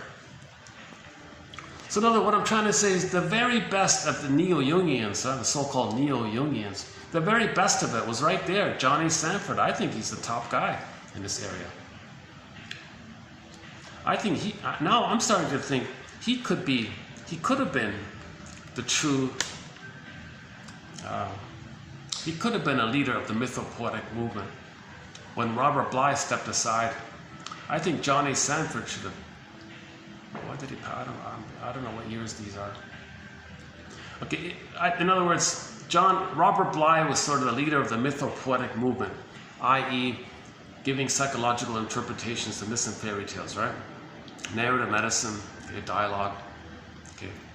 In the Phantom of the Opera story, the singer dialogues with a scary dude. The scary dude is a fantasized personification, or her double self, her secret self, her unconscious self, right? Her repressed self, okay, her unconscious self, her denied self. It's a character that's describing her lost traits, her repressed traits. It's a character. She's dialoguing with the scary dude herself, and that's the dialogue there, right? So the mythopoetic movement is in that area, right? So Robert Bly sort of started this. I think the next best guy for this is John A. Sanford. I'm just now appreciating him.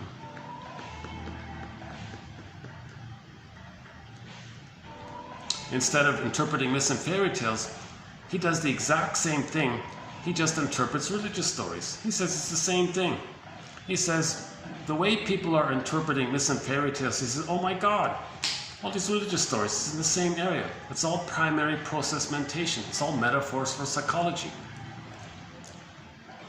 That's here's my favorite one. That psychological document we call.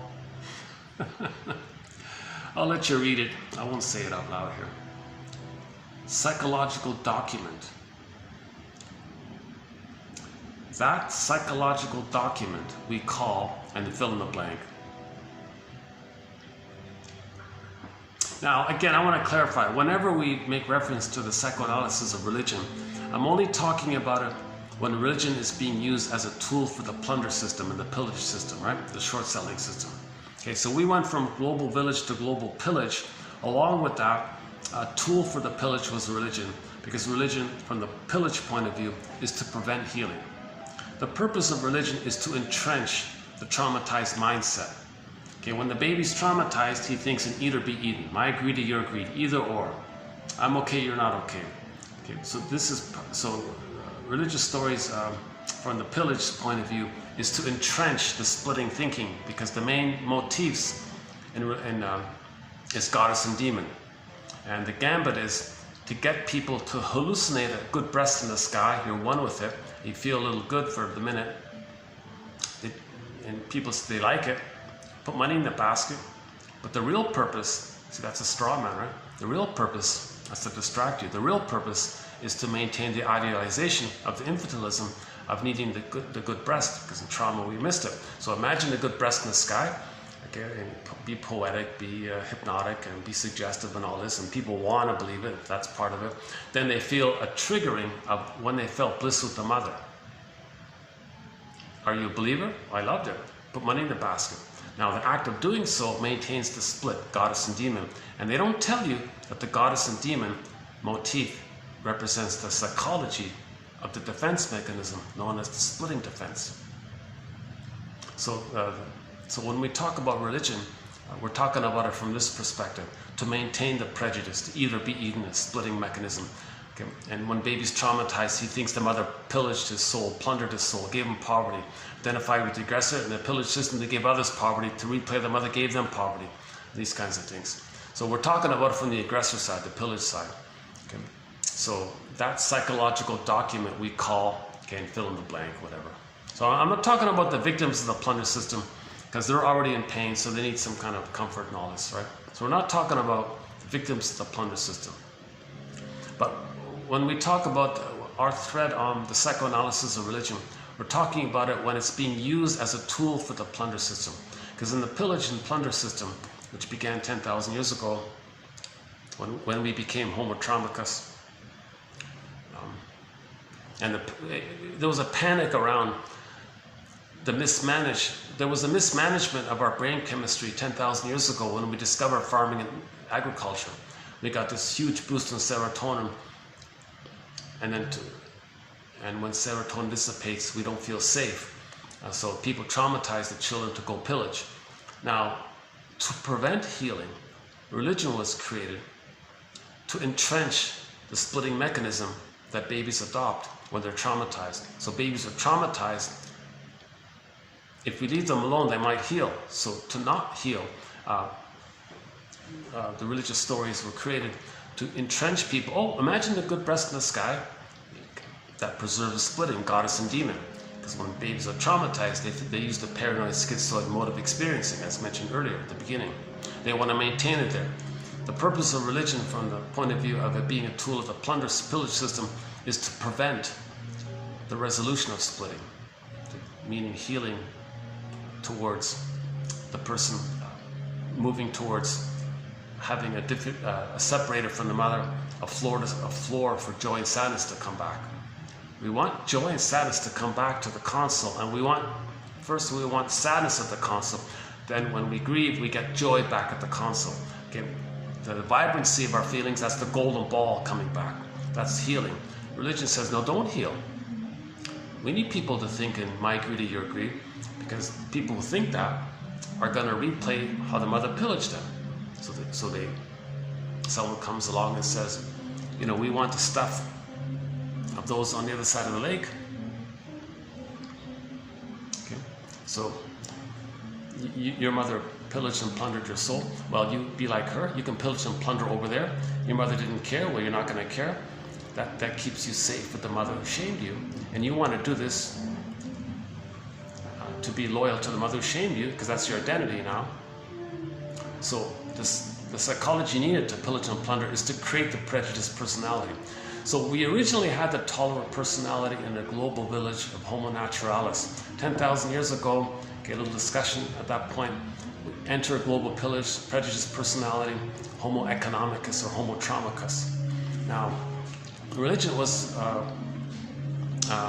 made up. They distorted, see, the storytellers would try to heal. They stole all that and distorted it, twisted it, to keep people in an infantile state and keep people in goddess and demon thinking and not heal the splits. And then, of course, all these horrible stories of the past 10,000 years.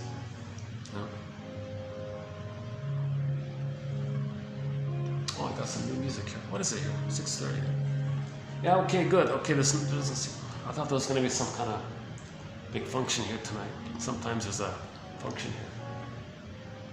Okay, good.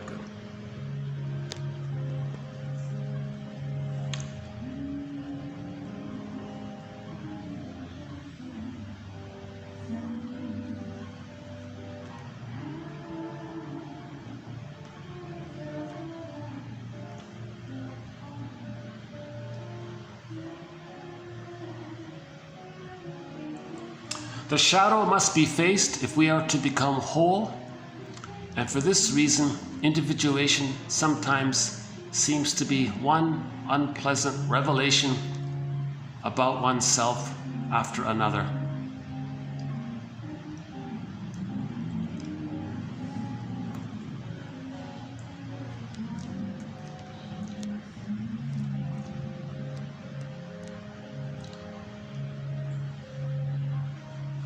To be aware of how we're reinforcing our own life force against ourselves, kind of thing, by using the defense mechanisms that cause our own life force against ourselves. So we are that Pogo cartoon, right? We are our worst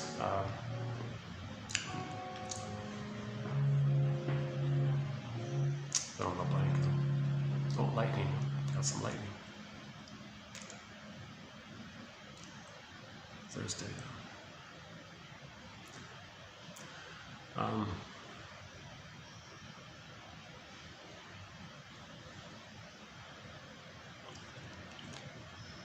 Okay, so let's finish this point up. So so we talked about the two stingers getting married, the two clingers getting married, the two. Now, if the clinger marries the stinger, there's a very painful. The clinger is going to regret it. See, the clinger's mindset is, I'm not okay, you're okay. If they marry the stinger, they say, oh, that fits perfectly by me. Of course I'm okay, you're not okay. The stingers now have somebody to be negative towards, to replay how the mother was negative towards them. The stingers are married to mom. They become her, basically, right? They need someone to stand in for their lost innocence. The nice, benign clinger will do that. The stinger will shame the clinger, hate the clinger, exploit the clinger, use the clinger, devalue the clinger, damage the clinger, because the mother did that to them. The clinger says, ouch, but you know what? It makes sense, because I'm not okay and you're okay. Stinger says, well, of course I'm okay, you're not okay. Clinger says, yeah, I'm not okay, you're okay. This goes on for a while. Okay, remember, we distort the present to fit our template. The clinger's template is, I'm not okay, you're okay. So they're going to distort the present through a thing called sweet lemons. The clinger distorts the sour, toxic, painful treatment by the stinger. It says, oh, they're not sour, they're sweet. They distort it. They lie to themselves to fit the lens. Kant calls it the temporal spatial spectacles. So the clinger has the spectacles. I'm not okay, you're okay. So when the stingers are hurting them, well, they're not hurting me. They're nice, they're sweet. What? They're lying to themselves because they got to fit the spectacles. We create spectacles and see the world through those spectacles. We distort the present to fit the spectacles. Now the stingers have the spectacles. Well, I'm okay, you're not okay. The clingers are nice. No, they're not okay. Because the spectacles, I'm okay, you're not okay. Now the clingers put up with this for 6 to 7 years on average, they say. And finally they wake up and say, oh my God, I can't believe this. The whole time I've been so nice to them, trying to save them. Now remember, the clingers are trying to save the stingers to see the stingers, the clingers actually were hoping that the stingers would help the clingers resume development. The stingers don't know what you're talking about. They're in a more primal place. They rejected human development. They rejected the human side of being human, the more quote-unquote human side of being human. They reject that. They reject feelings and the feminine side, okay, the inner life and all this. They reject all that. All they want to do is shame, damage, exploit, use, part-object relating, siphon, the way the mother did those things to them. That's all they're doing. They're just stuck in that loop. Okay? So the clingers finally say, oh my God, I can't believe this. They can never see me and respect me, because to do so would mean they're going to trust me. But that triggers in them the mother and all the pain around it. So as a defense against that, they're never going to trust me or like me or something. So the clingers finally wake up, they leave, and write a self-help book called Codependent No More. And their song for this topic is this one here, by April Wine. Maybe they'll play this song in the background. So I'm just temporarily borrowing this song for the theme of when the codependents wake up and say, oh my God, all this time I've been so nice to them, they've been hating me and shaming me. I'm not going to do that anymore. I'm not going to walk down that road no more.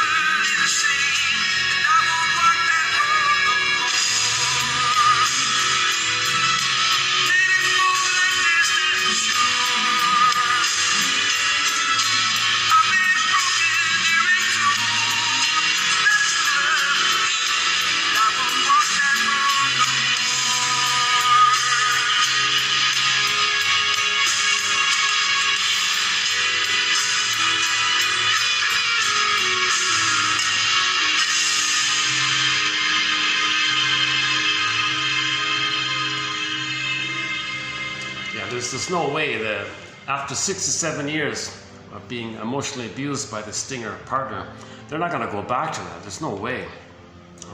Now the stingers say, well, they don't care, right? They'll just find another one. They don't have. If the stinger doesn't get on the developmental path, they'll just make some excuse and say, well, it's their fault. They're a fool. Who cares? It doesn't matter. They'll make all kinds of excuses. And that just reinforces the clinger's belief in this. Now the stingers may lie, might do a trick to pull them back in because they like having somebody to shame, because it fuels their schadenfreude and grandiosity to do so. But the clingers got to be careful about that. So a lot of songs are about this, right? Most romantic songs in this area are written by codependents. Most self-help books, they say, are written by codependents.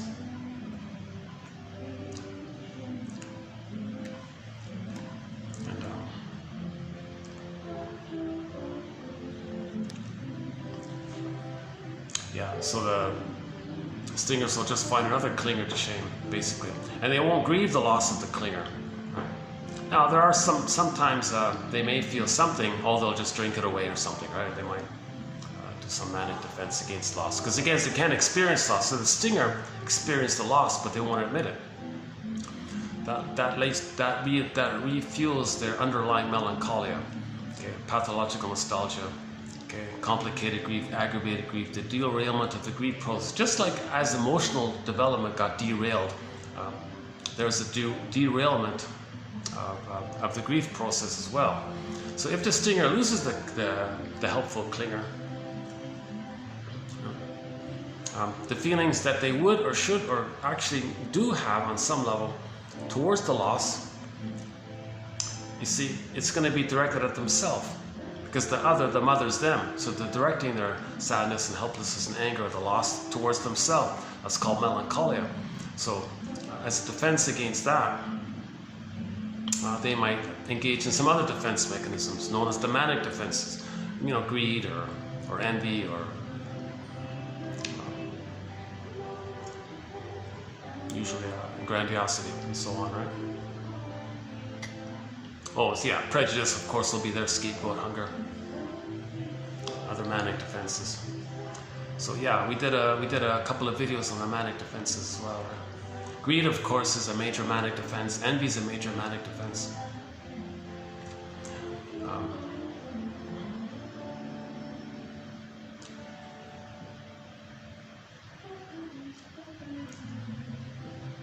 Okay, so I think we sort of covered the stingers and the clingers here a bit. There's so much material. Maybe I'll just finish Sanford's quotes here. The acorn has its inner pattern, and if it develops into a mighty oak tree, we could say that it has individuated.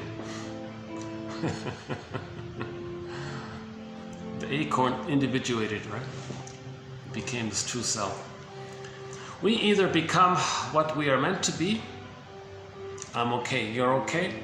A unique expression. And then the capacities of the real self, our interests, our hobbies, that are never at the expense of someone. Okay? Expressing our uniqueness, our human uniqueness, enriches everyone, right? Who we're meant to be. We either become what we're meant to be. So back to the Rise song at the beginning of this video. You got to make a choice there. Do you want to move towards being who you're meant to be, or remain an incomplete, distorted version of what was to be your true reality? So you can remain dysfunctional and live the unlived life, the provisional life, etc. Everything in nature seeks to realize itself, and that is what individuation is all about. The tiger in the jungle is naturally whole. He has no difficulty being a tiger. That's why we love animals, right? They're just truly themselves. They're just truly themselves. Even the stray cat, even the pigeon, they're just truly themselves, right? They're fully individuated. The pigeon has no difficulty being a pigeon. He simply is what he's meant to be. Only with man, it is different. For in man, the life process that seeks its realization must develop through a conscious personality.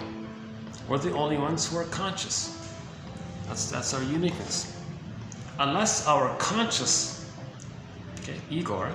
Unless our conscious personality develops and increases and becomes a channel for the life of the whole person to flow through, the process of individuation cannot take place. And if this happens, and the life's energies that seek to bring about wholeness are damned and thwarted, they may turn against us. So L-I-V-E, E-V-I-L, that's all that means.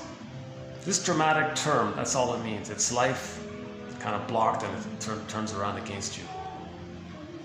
A creative life not realized. So each person is going to be creative, right? I'm okay, you're okay. There's a creative, spontaneous quality to the real self part of the person, an expression of our uniqueness, right? A creative life not realized. Nature, when thwarted,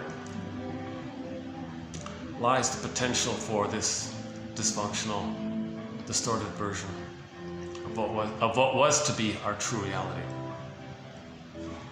The Great Spirit only sketches out the path of life roughly for all creatures on earth, shows them where to go, where to arrive at, but leaves them to find their own way to get there.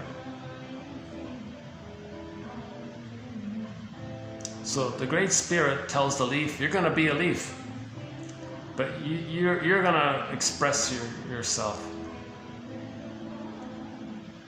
But the leaf is not conscious. But in the human version of this, we need consciousness to be a container to express our uniqueness. A lot of people like to use the picture frame and holding the picture. We need a frame, that's like the ego, and the picture is our self-expression.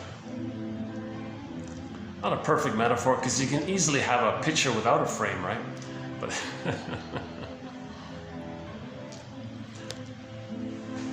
okay, let's continue. In myths, typical patterns underlying human life are depicted in a universal story form, accounting for the astonishing similarity of mythological motifs all over the world. Yeah, you take a mythology anthology, a fairy tale collection, from any place around the world, the Mi'kmaq, that Inuit, right? Any place around the world, Navajo, Iroquois, Okanagan. You take any anthology, Grimm's, yeah, Grimm's. The Italian, they have one in Italy, right? Every country, every region, every language, every culture. I'm sure the Beothuk had one. The Beothuk. We don't hear about the Beothuk. Sad story. The Beothuk were an original tribe, an original indigenous people in what is now called Newfoundland. They were the Beothuk people. It's a very sad story. There's a placard where the short sellers, I can't talk about it, not today. So the Beothuk, yeah, I'm sure they had an anthology as well. Yeah, let's not go there today. So that's the whole topic about the short selling and the pillaging and the plundering. And part of the short selling is prejudice, right? So they call it the principle of discovery. Maybe the more traumatized ones created some kind of excuse to pillage. So they said, well, if we find something, it's ours. Called principle of discovery. What a simple thing, what an annoying thing. Right? If the more traumatized persons find something that belongs to the ones who are less traumatized. If the stingers find some clingers or healthy people, well, we're the stingers, so then it's ours. Like the greed and the pillage and the plunder, because their souls are pillaged and plundered. So we don't want babies to be traumatized. We've got to stop. So Klaus and Kennel made a huge advancement for the human soul. Took place with the publication of Klaus and Kennel's book in '76. And hospitals changed their whole procedures, they said, because of that book. Now, in many hospitals, they're going to leave the cord and the placenta and hand the baby to the mother and allow the baby his paradise. Or at the very least, make sure the baby latches and suckles before the cord and the placenta are removed. At the most very basic least, oh my God. Don't have a gap there where the placenta and cord are removed and the baby didn't latch onto the mother and have that gap there. Okay, there's a psychotic pocket, there's the basic fault, the golden ball goes down the well. You might as well call that birth trauma if that takes place, right? So forget about weighing the baby, forget about this nonsense about removing the cord and the placenta from the child and then removing the baby from the mother, not even letting the baby hold the mother then, but you go, oh, we gotta weigh the baby first. Nonsense. That's part of the pillage system to traumatize the babies, because when the baby's traumatized, he's going to think in either be eaten terms, my greed or your greed terms. And I was created because this started 10,000 years ago. In myths, typical patterns. So mythological motifs represent psychological patterns. What's the lighting around here? Oh, that's better, right? If I do it this way, I guess I should move it this way, right? Hold on a second. Oh, raindrops keep falling on my head. Oh, is that a copyrighted song? Hold on a second.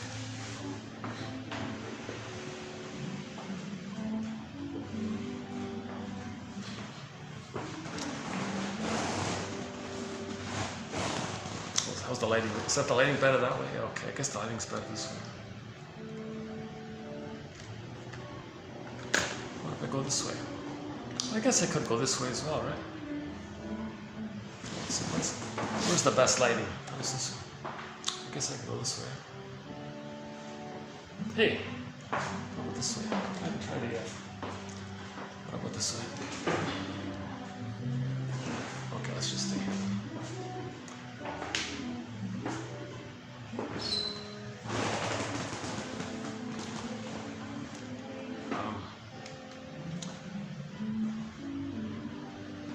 That's a little better. Yeah, okay, let's do this.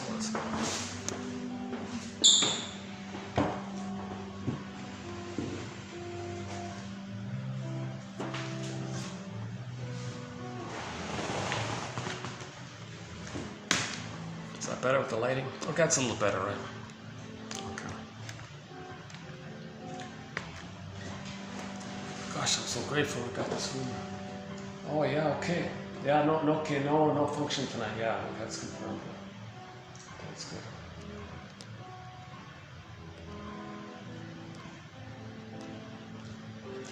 I've searched so many places to finally find this one. I'm hoping I can make this a regular. I'll happily pay the overpriced coffee. Actually, it's average. Yeah, average coffee. Average. It's okay. The coffee's okay here.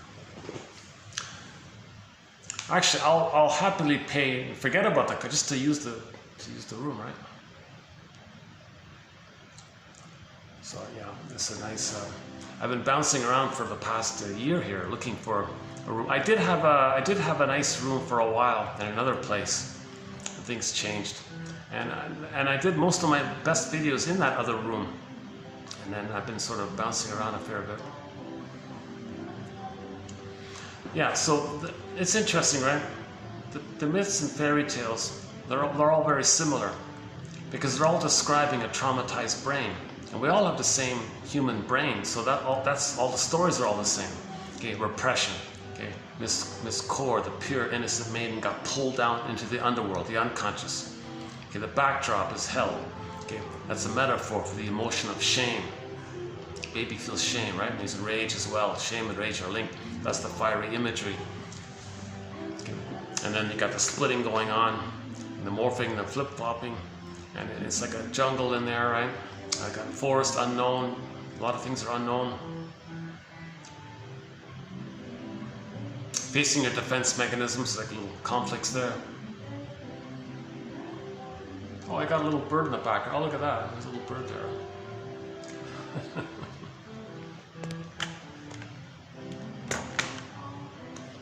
Oh, there's that song, Have You Ever Seen the Rain, right? I Want to Know. Yeah, that's it there. Yeah, there's a cover of it.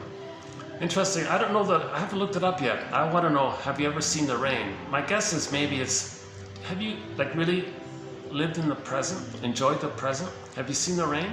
Like, do you enjoy have you seen the tree? I want to know, have you ever really seen the tree, the rain? Something in the present. That's the trauma. We're having a hard time enjoying the present. We're dwelling in the past. Enter the Greenberg film quote. You have trouble living in the present.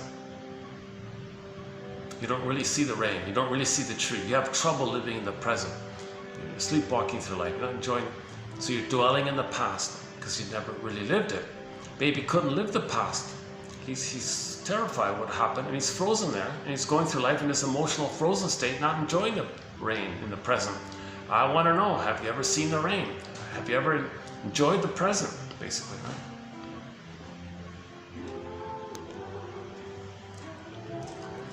In myths, typical patterns underlying human life are depicted in universal story form, accounting for the astonishing similarity of mythological motifs all over the world.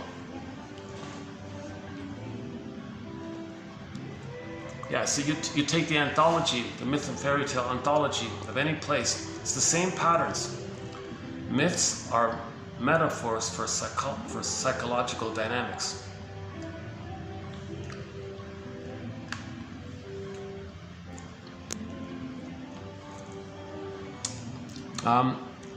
Okay, so Mr. Sanford is a follower of Mr. Jung here, so we'll include it here.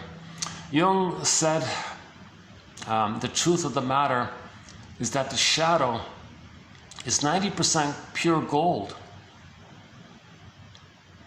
Whatever has been repressed holds a tremendous amount of energy and with a great positive potential.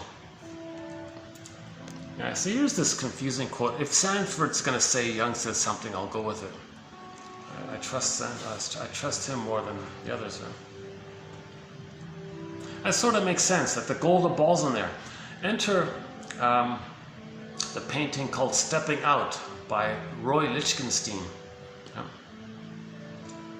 You can see on one side of the painting, meaning his unconscious, it's vibrant and alive, very vibrant. This is gold.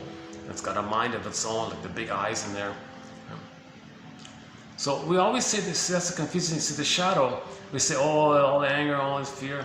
That just means we're facing, our feelings are coming up.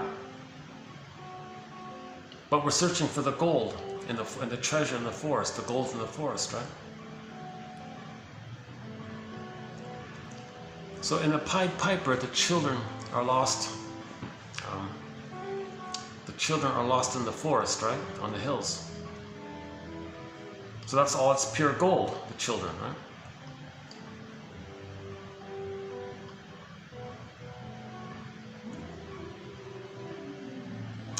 But the drama and the conflicts means we're facing the memories of not being loved and not having the resources, and we're trying to compensate and recognize things. And it's difficult to recognize things. Hence the idea of a midlife crisis and all this, right? Okay, if we could learn to listen to our bodies and realize they are giving us information we need to know via the symptoms, the situation might improve. Very often it is just that. Our body is telling us something because we have not yet been open to hearing it in any other way. In such cases, physical symptoms may represent symbolically the nature of the problem. Yeah. Physical symptoms are symbolic of our inner conflicts, of repressed feelings. So our psychosomatic symptoms reveal and conceal our inner conflicts. So they're symbols that represent our inner conflicts. In this way, something within us forces our attention inward to where a problem of development needs our attention. Oh yeah, one of his running themes in an article, so these quotes mainly come from, I think it's his first book called Healing and Wholeness. It's just like a little, sort of like a mini book, like a little booklet kind of thing. Physical symptoms occur when we don't engage in the acorn becoming the oak tree. When there's a block there, we get physical symptoms. If we're not individuating, being who we're meant to be, okay, finding our leafness, every leaf is unique, finding that, okay, and we need a conscious ego for that. The thwarting, the blocking there, and all the physical issues are because of that. Even the familiar things that we know about, like the tough cases in the hospitals, it's because they didn't individuate.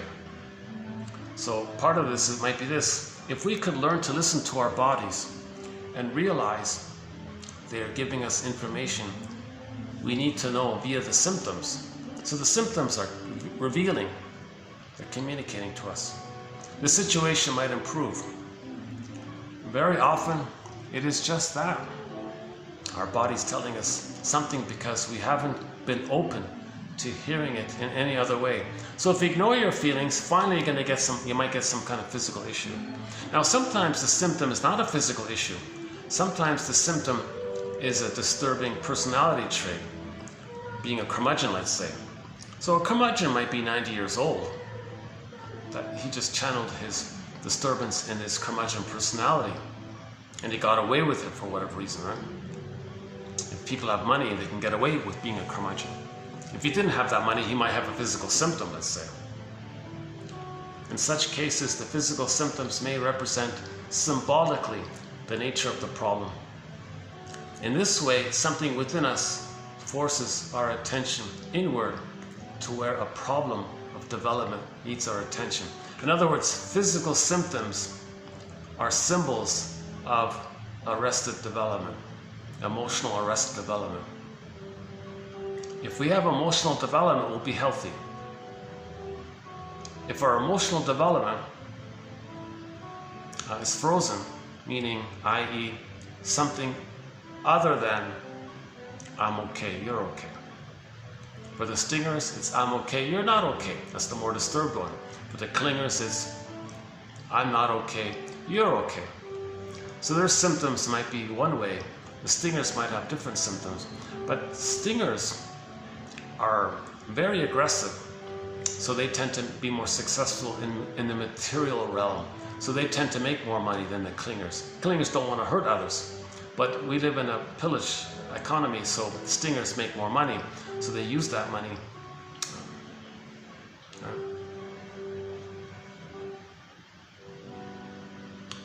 to not need to face within, because the money allows them to be a bitter and negative, and to reinforce the negative personality. So that they're using the money to maintain the stinger personality pattern.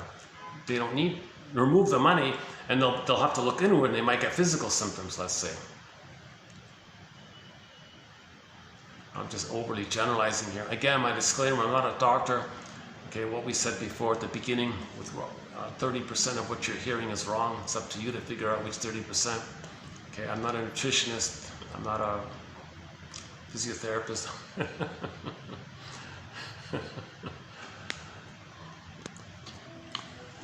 Okay, paradoxically, when participation mystique ends, okay, so here's another phrase. I'm still using the original unico mystica.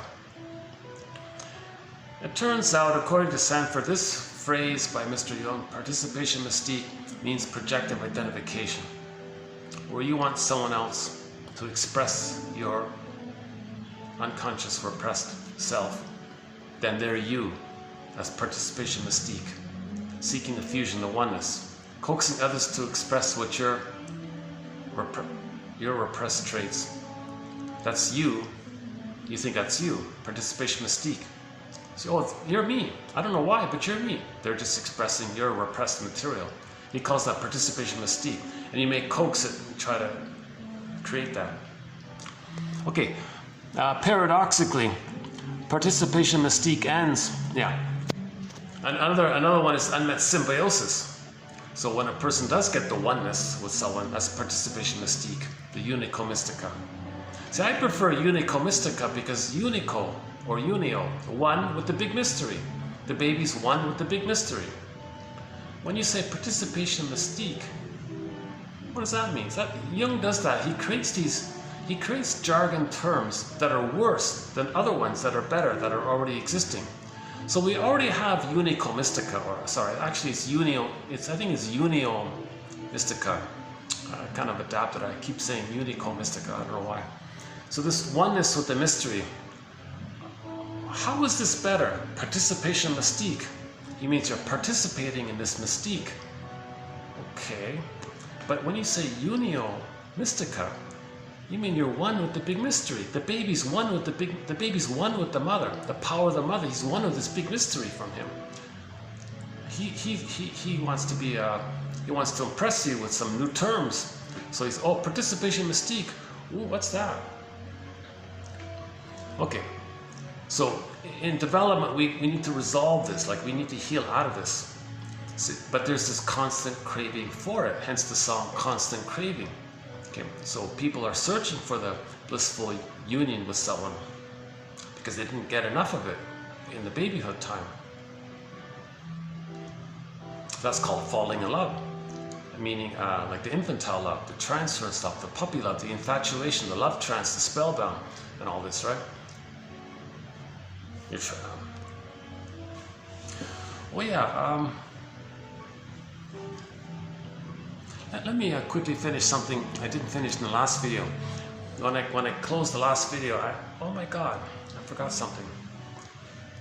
We had a quote about a month ago. One second. We had a quote from about a month ago. Does this work? Is that okay? We had a quote from about a month ago. Remember the baby and is laying down neurocircuitry based on the relationship with the mother, right? Let's say there's a problem there. Brody calls it unfinished business. The finished business would be I'm okay, you're okay, differentiation. But it's all convoluted, identification of the aggressor, still fused, split, fragmented. It's all painful in there. It's unfinished business. Baby needs enough love to finish the business, to get I'm okay, you're okay. So let's say the baby laid down the wiring based on the relationship with that dysfunctional mother, and it's problematic there, and it's frozen. Then, let's say later in life, you meet someone who has a similar psychology to the mother. Now your wiring is going to be zooped to that person in the present, and you're going to be spellbound, transfixed. That's called puppy love, infatuation.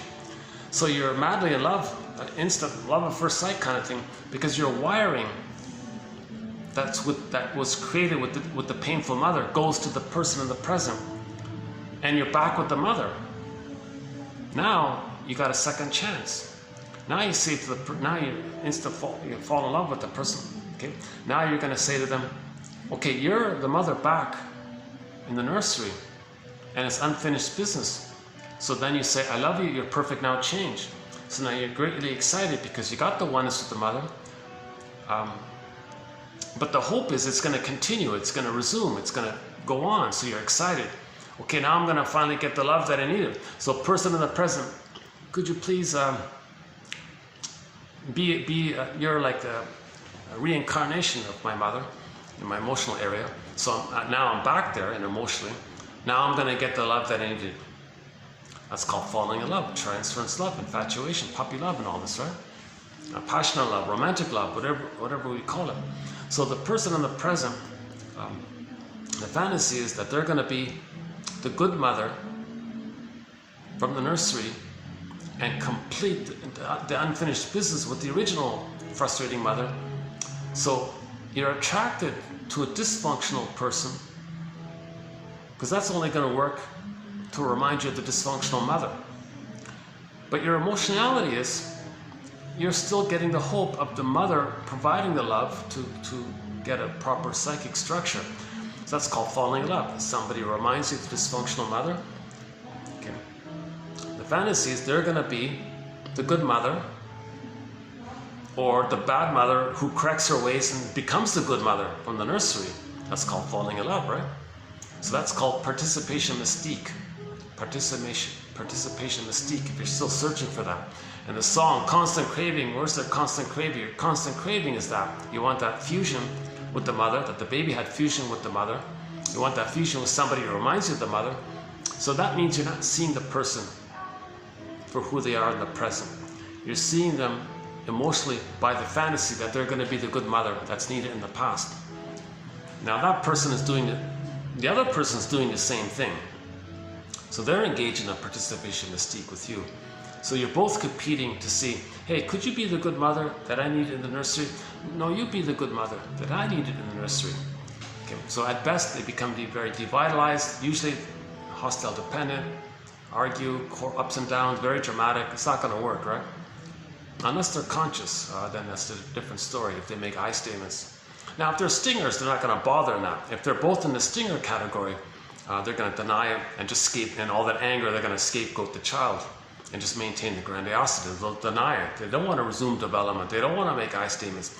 Now, two clingers doing this can resume development if they make I statements. So they may engage in the participation mystique, and they can upgrade the infatuation puppy love to genuine, mature, genuine adult love, right? But the stingers don't want to bother with that. But theoretically, they could. So one quote was that marriage is an emotional replay of the first 3 years, and you're getting a second chance to replay it. So be aware of it and know about it and be conscious about the whole process.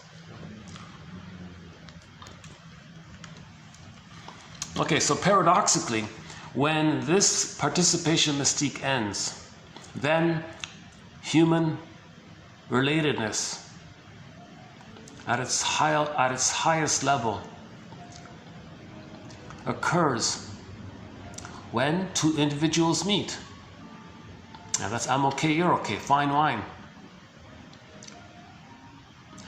The difficulty is that when one person begins to develop psychologically, he or she cannot relate to others in the old unconscious way. If this occurs in marriage, there may be great stress in the marriage. For the development of one marriage partner will change the relationship and demand the development of the other partner as well, so that the whole relationship may evolve.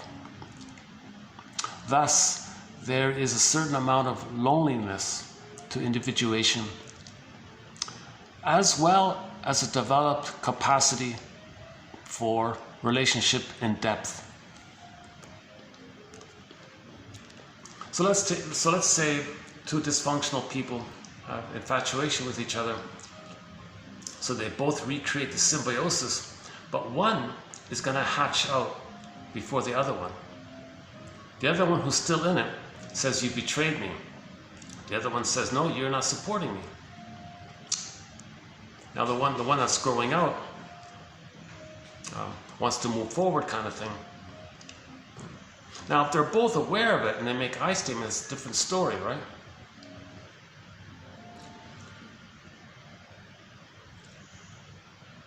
So in other words, what Sanford's saying is there's this drive to constantly graduate out of puppy love infatuation to the mature, I'm okay, you're okay relating, right? The fine wine one.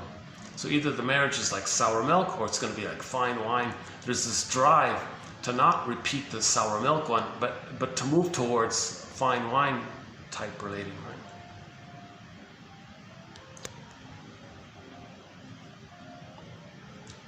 Okay, let's do them. Okay, page 2 here.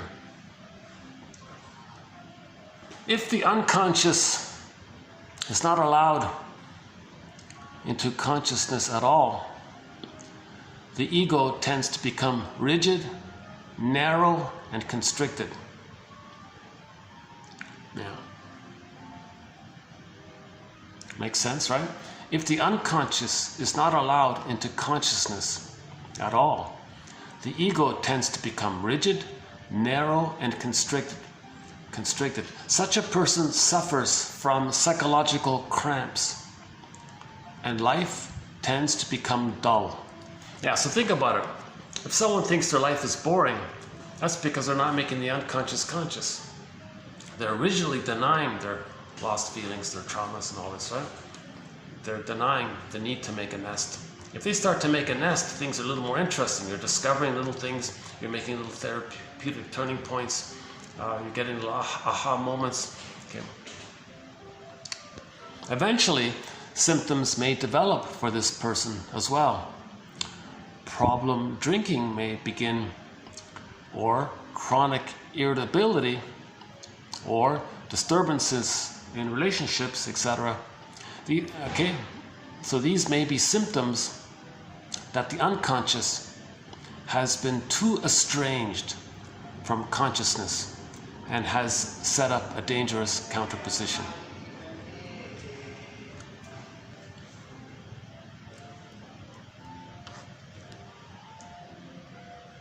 So make the unconscious conscious. Okay, so the best role model seems to be the Phantom of the Opera. Okay, she dialogues with the scary dude. The scary dude is her unconscious self. She's dialoguing with herself. She's making the unconscious conscious. Then she was back on stage. She had more of the self, herself. She reclaimed more of her repressed self, accepted it. Now she had more of the self. She was a better singer. She was herself. She was more individuated. That's why she's a better singer, symbolizing that she has more of her true voice, her true expression. Next one here. It may be precisely the person who refuses to recognize his dysfunction who is the greatest carrier of it. In psychological matters, especially, there are many typhoid Marys. So the stingers, Iagos, the bully patterns, narcissists, they're very kind of negative and cynical and pessimistic. They're spreading it. See, they're spreading it. They don't know that they have it. They don't know that they're narcissistic. They think there's something wrong with it. That's the only identity they know. They can't question that there's something wrong with it. It's too anxiety provoking as a defense against it. Well, I'm fine. I'm normal. You're the no good one. I'm good. You're no good. Okay, that's psychological typhoid Mary. So I don't know the full story. Wasn't she some nurse who unknowingly gave others some kind of fever or something, and she didn't know it? Well, stingers have a psychological issue, and it's spreading. So you don't want people who are stingers to have the microphone, because they're going to just spread their negativity, and their negativity can spread all around. So that's and they don't know, they might not know that there's more negativity being spread, because they don't know. Now the person that hired that person behind the scenes is Iago. Iago is one of the stinger personality patterns who gets others to spread this destructiveness, because Iago behind the scenes is replaying how the mother destroyed his goodness. So Iago is the envy-based personality pattern. Okay, so one of the stinger personality patterns is the Iago pattern. The shortcut for this is that the mother destroyed his goodness. He identifies with the aggressor. To be one with the aggressor, the loyalty of that, he's got to hate goodness, meaning his own goodness. Outwardly, if he sees goodness outwardly, he's got to hate it to stay safe with the mother who destroyed his goodness. That's the Iago pattern.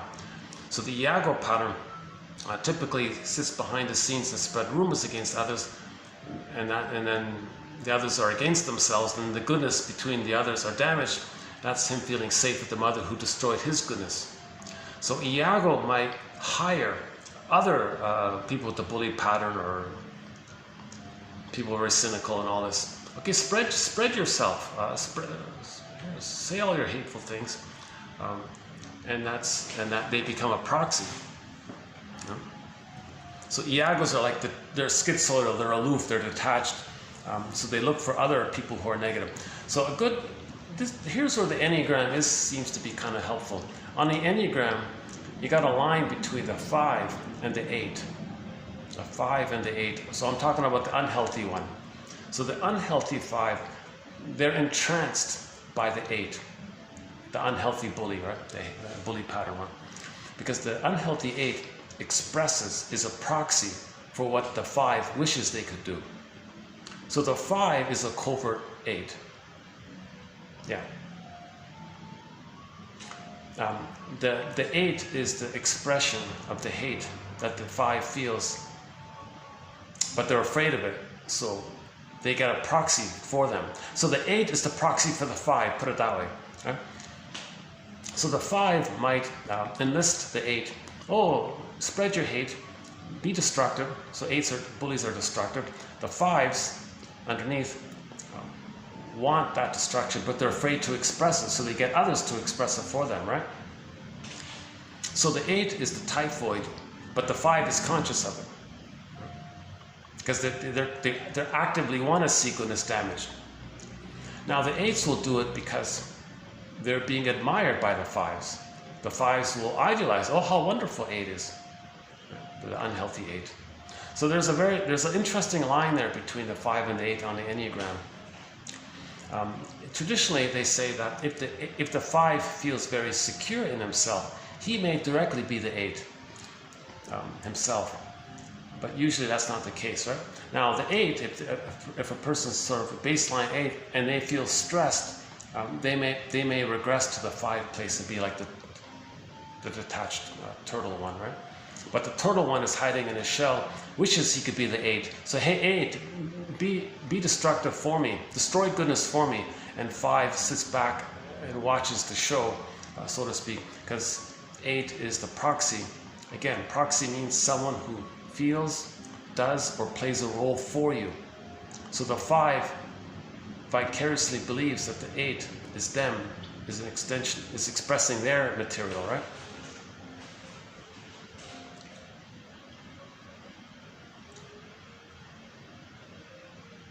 So the 5s, maybe they're doing more damage than the 8s, because the 8s can't do their thing if the 5s don't admire them for it. The main people who admire the 8s are the 5s, right? The unhealthy 5s. They're the most energized. They're like the last of them. Well, all unhealthy patterns are destructive, but the unhealthy 5 really seems to be the most destructive one, right? At least that we can recognize, right? Now maybe the unhealthy 3 is another version of this, right? Maybe the unhealthy 3, what do? No, they're exhibitionistic, right? See, the point about the Enneagram is don't think of it in fixed points. Think about it as lines. Now, the positive intention of the Enneagram is that if anybody identifies themselves on one of the 9 points, the idea is that you are in context, in relationship with the other 8 points. So the other 8 points are unknown aspects about yourself. Link it all up. Right? Now, I don't buy Mr. what's his name again? Goldberg, right? I don't buy his theory that the wings represent the wish and the fear on both ends, and in the middle it's the compromise formation to accommodate the wish and the fear on the other end. Now the only exception is that his example did seem to fit was with the 7 being a compromise between the 6 and the 8. No, sorry, so the 7 being the compromise formation between the 6 and 8. Oh yeah, the 6 and 8. So the 6 is the fear-based one, right? And the 8 is like the aggressive, the assertive, or assertive one, right? If it's healthy. If it's unhealthy, it's aggressive. So if a person has a wish to be assertive, like an 8, let's say, a healthy 8, but he's afraid, like the 6, what does he do? What's the compromise? What does he do? He's afraid, he wants to assert. One thing to do in this dilemma is to be Peter Pan. He escapes it. So maybe that's an approximate way to fit it in, but you know, to tell you the truth, I don't even buy that fully, even that one there. So what I'm trying to say is, I don't buy Mr. what's his name again? Goldberg, right? His theory that the wings are the real issue, and a person's fixation only represents a compromise formation of the conflict between the two sides of the person, being the wings. But his general idea, in broad terms, that we want to know all the points and how all aspects are a part of ourselves, that's okay. So he thinks about, look at flow, look at relationships, and his example was apparently in the mythology community, there's a line in there that says, the gods are never alone.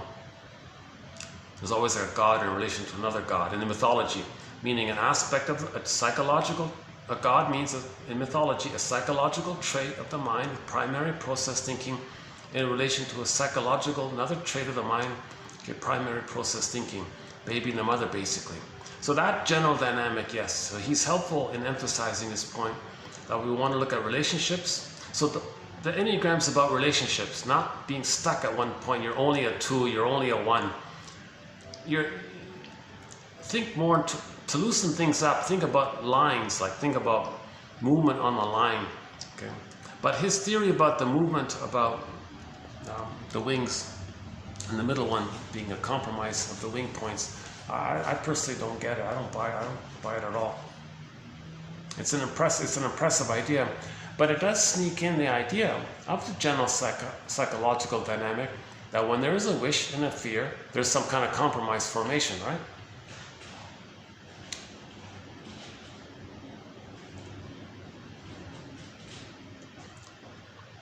So the person who doesn't believe he's negative, let's say someone always tells someone, you know, why are you so negative?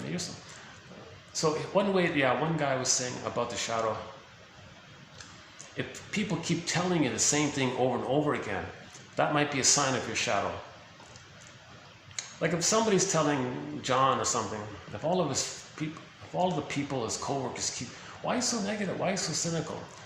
Another, you're kind of cynical. You're a glass half empty, and it just goes on and on and on. Well, that's maybe a clue to his shadow, right? But he doesn't get it. He doesn't get it. But he's spreading his negativity. So he's a typhoid John, right? Typhoid Mary.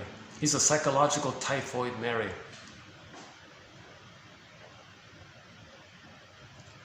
If a person doesn't recognize they're a stinger, they're a psychological typhoid Mary. They're spreading their negativity.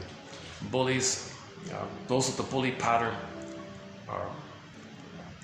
are aggressive towards others, rude towards others to get a reaction.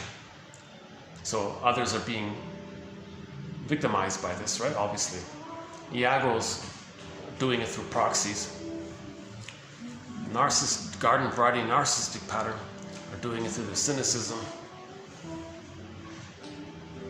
So they're not aware. Stingers are not aware. They're afraid of self-awareness. They're afraid of feedback. They're afraid of self-reflection.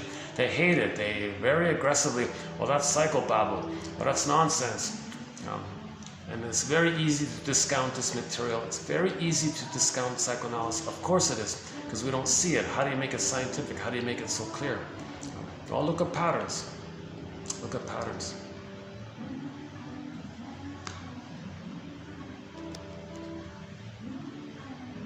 Yeah, we talked about the family casualty one, the scapegoating one. Okay, integration of the shadow. Integration of the shadow is always concurrent with the dissolution of the false persona. Makes sense? one becomes much more realistic about oneself. Seeing the truth about one's own nature always has very salutary effects. It's always a relief to find our feelings. It's always a relief to find our golden ball. Seeing the truth about ourselves, it's a relief. It's salutary effects. Owning up to the shadow is not unknown repressed material in the bag or the golden ball. Admitting that you're doing some dysfunctional thing, admitting that you're repeating the past and the present, that's shadow. If you're repeating the past and the present, replaying that record, that's shadow, and if you're not aware of it. Something that you're not aware of in general terms, that's the shadow, right? Owning up to the shadow is not nearly as damaging in the long run as denying it. So it's hard to own the shadow contents, repressed contents, but it's worse to just deny it endlessly in the long run. Last one here.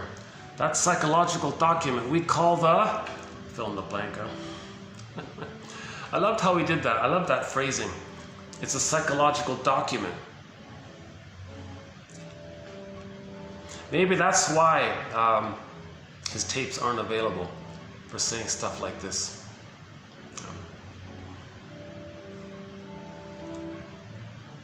But he's pushing the healing. He's pushing the healing. If you take some kind of religious pamphlet or book or whatever it is from the pillage side, it's a psychological document. Myths and fairy tales are psychological documents. The Grimm's collection is a psychological document. It's all psychology. Myths and fairy tales, religious stories, they're metaphors for psychological inner dynamics. They're talking about primary process mentation. It's psychology, it's inner dynamics. Myths and fairy tales are true on the inside, not on the outside. They're true on the inside. They're metaphors for inner. The baby has imagery and things are exaggerated and there's splitting and there's repression and flip-flopping and labyrinths and facing your defense mechanisms. And, your goal might be harder to face because there's more trauma, and then there's more images of devouring monsters. There's more memories of hurt, and there might be shock traumas along with developmental traumas. So it's a whole labyrinth and filled with minotaurs and things. But that's just metaphors for the pain and rage that we felt. We create these myths and fairy tales as a psychological mirror to know our inner self. Okay. The singer dialogues with the Phantom of the Opera guy. He's a voice. That's a character that expresses the voicing of our repressed material so we can become aware of it. It's the puppet master talking to us. It's the inferring mind talking to us, so to speak. Okay, the last one was, I tried to end on a lighter note here from the Love Boat show. I just saw one of the episodes recently. And the guy Gopher,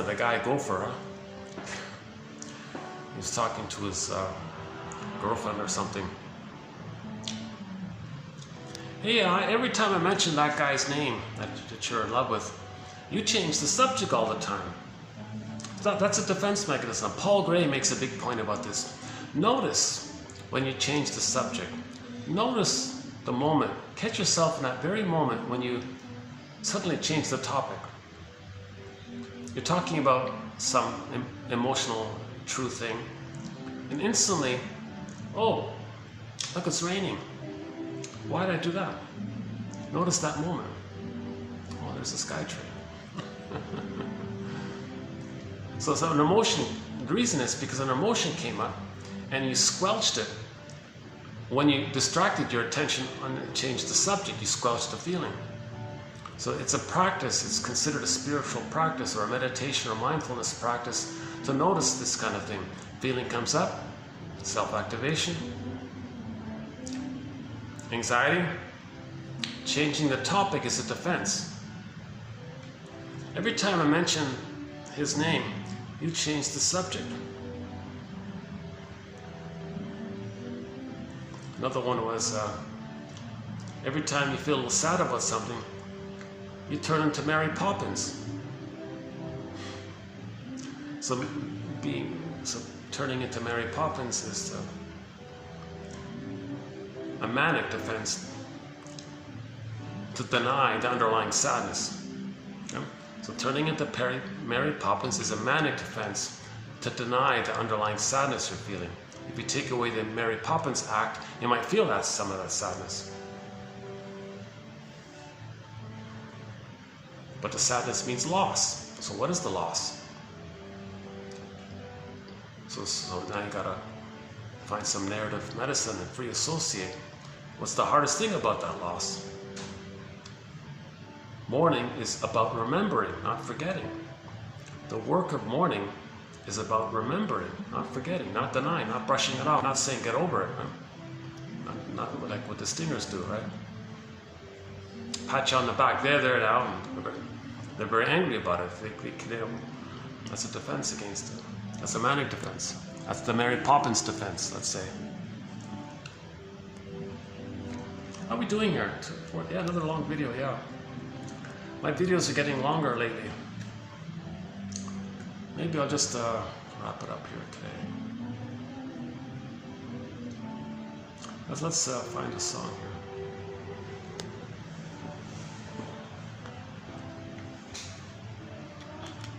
Rumor has it.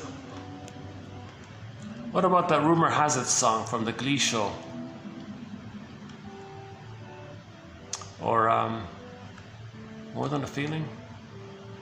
Peace of Mind, lay it on the line. Dreamboat Annie?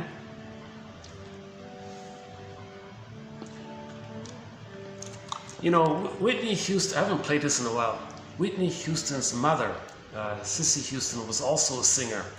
She does a very good cover of the song Be My Baby, from originally sung by what's her name, the Ronettes or something. Anyways, here's Whitney Houston's cover of the song Be My Baby.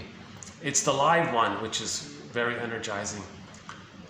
The studio one, it wasn't so great, but I liked her live one. And you can see her, if you look it up on YouTube, Cissy Houston, Be My Baby. You can see her really belting it out. It's quite a song. We haven't played that in a while. Let's play this one here. Okay, Cissy Houston, Be My Baby.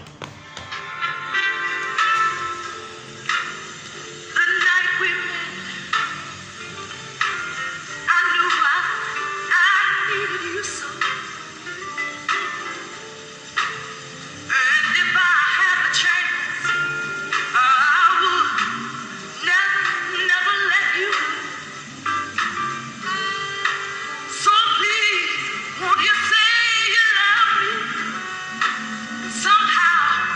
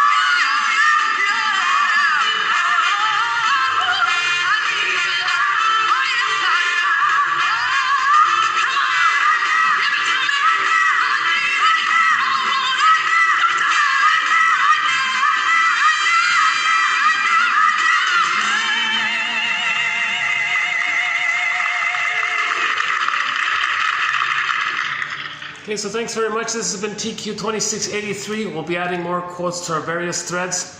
We'll also be adding some more quotes by Johnny Sanford. I find his material very psychologically enriching, and I love how he's providing interpretations. If anyone would like a collection of 1001 Windmills of the Mind, the link is posted below. 10,000 advanced self-help quotes to help one be their own basket weaver. Okay. Okay, see you in the next video. Thanks.